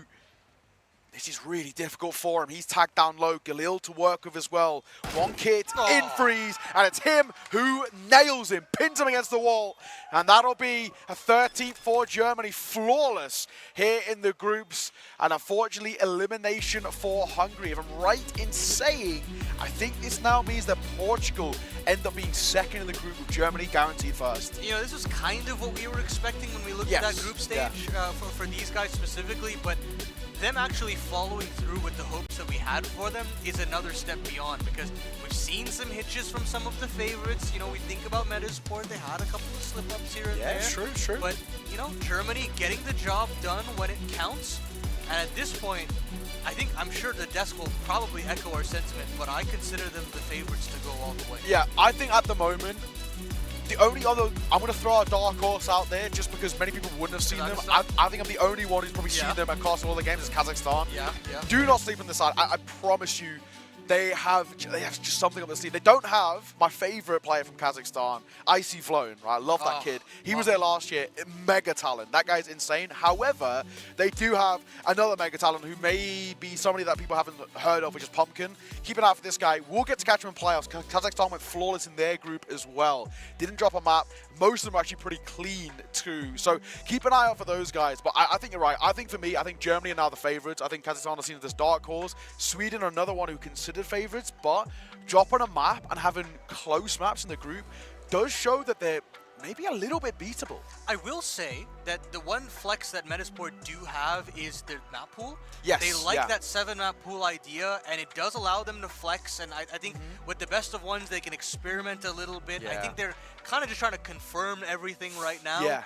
And when we switch over to that stage situation, I do feel like I would still favor them in a lot of situations. A lot of experience on that side. And considering, when we then go to best of threes, most teams that they're playing now in the best of threes are actually orgs themselves. We've got teams like Alternate Attacks, of course. We got the Kazakhstan, I think it was Tor they were playing under, I think it was called. But they've got a few different teams, right, who Nexus, Permita. Yes, exactly, right. Yeah. So we have teams who we can actually break down a veto and we can actually punish them. And Metasport, I think I did a check that they're actually the only team who actually have a 7-map pool. They're the only team here who have a 7-map pool. So they have that thing going for them at the very least. But I think what it has to be said is a really, really good performance out from Germany. They looked super, super solid all the way throughout. It's a great group for them going flawless. And I think we'll get to echo the sentiments on the desk, but I think really, really important for them to go flawless just for their confidence. We have an interview ready. I think we've got the coach of Towards Germany, which I think is Zen, if I'm right in saying. So let's go and hear what he has to say. Well, I am feeling the Zen right here with the Zen himself. So, first of all, congratulations for the win. And kind of feels like a best of 3, right? You've been here on the stage twice in a row. So how do you feel about that? Thank you, first of all. Basically, yes, it was a best of 3 for us. It was a nice feeling to play on the stage.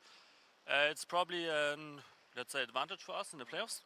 But it felt great with a great game. And the game against Portugal was also pretty nice from us. So we're pretty confident for the future, for the playoffs. And let's see how it goes.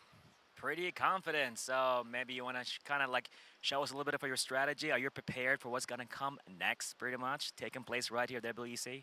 Yeah, I mean, we do the usual preparation we normally do. and we are ready for all opponents here because it's on LAN, everything can happen. So it's a best of 1 in the playoffs. We are playing best of 3 against Nexus, I think. So the preparation is the same as online, and we are ready for them. We know the maps already, so we are confident for that game. Confident for the game, amazing. So anything you want to say back home, even in your own language? Yeah, of course. Danke an alle Zuschauer, danke für den Support an euch. Wir hoffen, die Spiele haben Spaß gemacht und wir hoffen auf euren Support in den Playoffs und wir wollen natürlich das Turnier hier gewinnen. Danke Jungs und wir hören uns. There you have it, ladies and gentlemen. Zen from Team Germany, and back to you guys. Yes, indeed, a clean sweep in the groups for Germany. Guys, they didn't put a foot wrong in this map. They didn't put a foot wrong in this group stage. They look formidable as we head into the playoffs. What else there to say? Faven looks like he belongs with this team right now. Yeah, no, they seem to gel really well. No real resistance really to be shown there. It felt like either Faven or Hyped were just kind of having their way with it, regardless of what site they wanted to kind of pique their interest towards. It just went their way. But yeah, that was a kind of a clear indication of the difference in level, really, between group winners and those who barely don't make it through to the playoffs. And again, that's no slight to Hungary.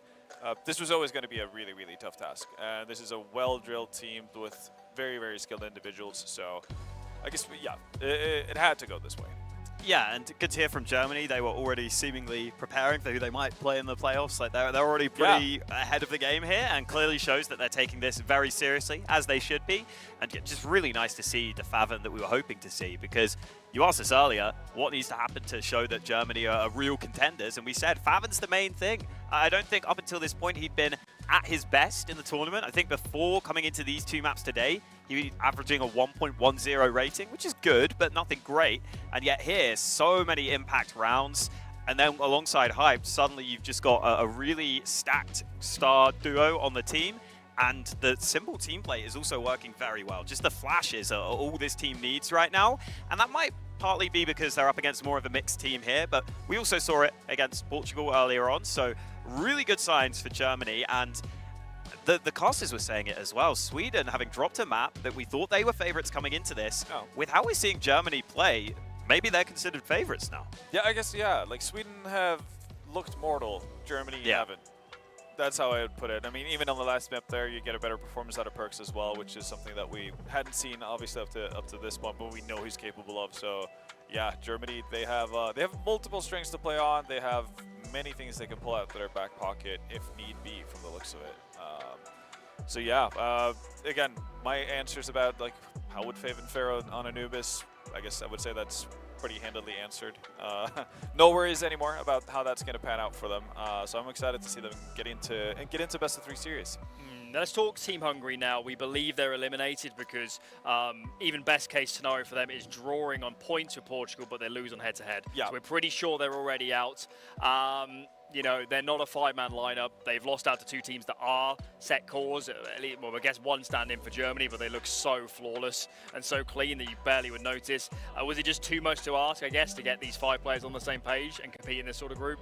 It's a tough task, honestly. I think they can be happy with how they performed. Again, it's been close. They definitely had their opportunities to do it. But yeah, I think like Hawkins said earlier on, that it might have been that duel versus Rhino, that head-to-head that had to go their way for them to feel good about the playoff chances, and just came up short this time around. But again, put up a good fight. No reason to be obviously unhappy about it, even though they obviously would have liked to go through instead of Portugal. Yeah, it's tough as well when you have a team like Germany in this group. It feels like that's not even a team you've got a chance of beating, and then it's not like you can pull yourself back into it because Portugal were pretty comfortable in some of the other games. So yeah, that felt like the game that was the decider, and I think Hungary definitely could have made it through this group. They made it so close against Portugal, just unfortunate that game comes close and they don't quite have the ability to make it. Yeah, I mean, it's worth noting they lost that game in overtime. Yes. So one round would have made the difference probably here, looking towards the end. Let's take a look at those groups and see how they wrapped up in the end. Group A, as we mentioned, Swedes in Metisport reigning supreme. They had a head-to-head advantage over Poland, so they claimed first, and Poland, of course, Permitter. So I guess, guys, no surprises here. The set teams showing up and doing their jobs. Yeah, in many ways. I guess the biggest surprise of this group was the fact that Turkey somehow managed to kind of trounce Sweden on Inferno early on in the group It stages. felt like Turkey started so well. Yeah, they and started today, well. No, not quite the same. Exactly. So yeah, after a little bit of a hiccup, it seems like the Swedish guys managed to get their stuff together and shore up a group win. So in the end, no harm done. Again, now they're going to get into the best of 3 series. I think both Neokai and Paladin mentioned it towards the end of the their time on the air, that one of the Swedish biggest advantages, I guess, going into this is that 7-map map pool, which is very rare to have, but it's obviously going to be a massive benefit going into a best of 3 series. If Norway had a different group, they might have got out. So that was a rough one. Yeah, I think so. That's a bit of a tough one, obviously. I'm not going to complain too much, though. Again, not going to let my bias show, but would have obviously loved to see some countrymen in the playoffs, but not this summer around. Here's the final standings, I guess, for this group. We're still waiting for the Portugal-Jordan game to be played, but that will only change Jordan's order. The rest is already set. Yeah, maybe, I mean, with a player like Boros, maybe you'd like a bit more from Jordan, but I guess don't quite have the lineup behind them. Group C, this is Kazakhstan's home territory. I think for a lot of us coming into this, we felt like Ukraine, Romania are probably the favourites to win this group, but Kazakhstan have just showed up and be like, what are you talking about? We're here to play. A lot of like potential dark horses as well. Like we know Latvia has a lot of like solid young players and players that play a lot together as well. So this kind of a tournament would probably be a good vibe for them. But yeah, Kazakhstan just kind of straight up dominating, because as much as we've talked about Germany looking good in their group stages, Kazakhstan's matches weren't even close. Yeah, absolutely. And Ukraine, a bit of a disappointment. They're Yeah. coming in as a core lineup. Did not expect them to finish 4th in this group, so don't know what happened there, but they will be pretty frustrated. They're probably the biggest underperforming team. I'd say so. That's fair, in the tournament so far. And then finally, Serbia topping Group D. Again, a heavy core of players from the same team, and they've all played in similar teams over the last few years. And then the Huns, the Mongolian team, placing second. The hella tiebreaker there, the freeway battle. They came down to interplayed round difference. Unlucky for Czech Republic and Argentina. They will not be sleeping easy tonight, I suspect. Yeah, that's got to be the most bitter one. I feel like Hungary, they obviously that was tough, but they had it in their own hands. For Czech Republic, they probably weren't busy doing the math underway, like as they were playing and beating Mongols. I don't think they had that in front of them. So to see it slip away at the very end, that's got to be even more bitter. But I think going into a best of 3 playoffs, I think the Huns or Mongolia are better suited to actually like put up a fight and actually make a mark on the playoffs. So all in all, I can live with these results. Yeah, it seemed like Mongolia were maybe a little nervy in the stage game and in that decider game. So I'm hoping they probably weren't sure if they were through, and maybe they even thought they were out. So if that's the case, I'm hoping they kind of just use this as like a second life in this tournament and just say, all right, you know what, let's just not put that same pressure on ourselves, because those rotations were so stiff and slow on Inferno CT's side, which is not what we expect to see from a solid team. So yeah, a little disappointed in their loss today, but at the same time, hopefully we can see those improvements going into the playoffs, because yeah, they should be a team that are competitive here, as we saw. Yeah, I mean, there's always a fear with these best-of-1 round robins that maybe there's some funky results, but it's got to be said, outside of maybe Kazakhstan being a surprise, the heavy hitters have showed up, they have performed. We are set for some very strong quarterfinals, especially the semi-finals. The women will take some beating, but we'll do our best. Yeah, definitely. I think, as you said, the seeding should be working out pretty well, and even a team like Kazakhstan, it's a surprise, but it's not like such a surprise where I'm like, oh no, that's going to be a team that could struggle in the playoffs. No, they've always got talent on that region. So we were saying that they were one of the upset teams. You know, I think if a Turkey showed up, for example, they would have been in a similar boat where you could have actually seen them making it through and been competitive in the playoffs. So no qualms whatsoever. The main team's making it through, and that's always what we want to see. 100%. Again, yeah, I'm hoping, crossing my fingers, that we're going to get some I guess, camera time with Kazakhstan tomorrow. Oh, yeah. Maybe. We'll see if we get that lucky, because they just seem to have an exciting lineup about them. Again, it's like outside of Neelan, rather young group of players, not necessarily that tested, on an international stage. So I want to see more from them. Simple as that. I'm just curious. They've intrigued me. Exciting times. Well, that wraps up the group stage, chaps. We have all 4 quarterfinals being played tomorrow, 2 on the stage behind us, 2 being streamed. We believe it's 4 p.m. local here in Riyadh. We're going live. So yes, that wraps us up for today. We'll see you tomorrow. Have a good night.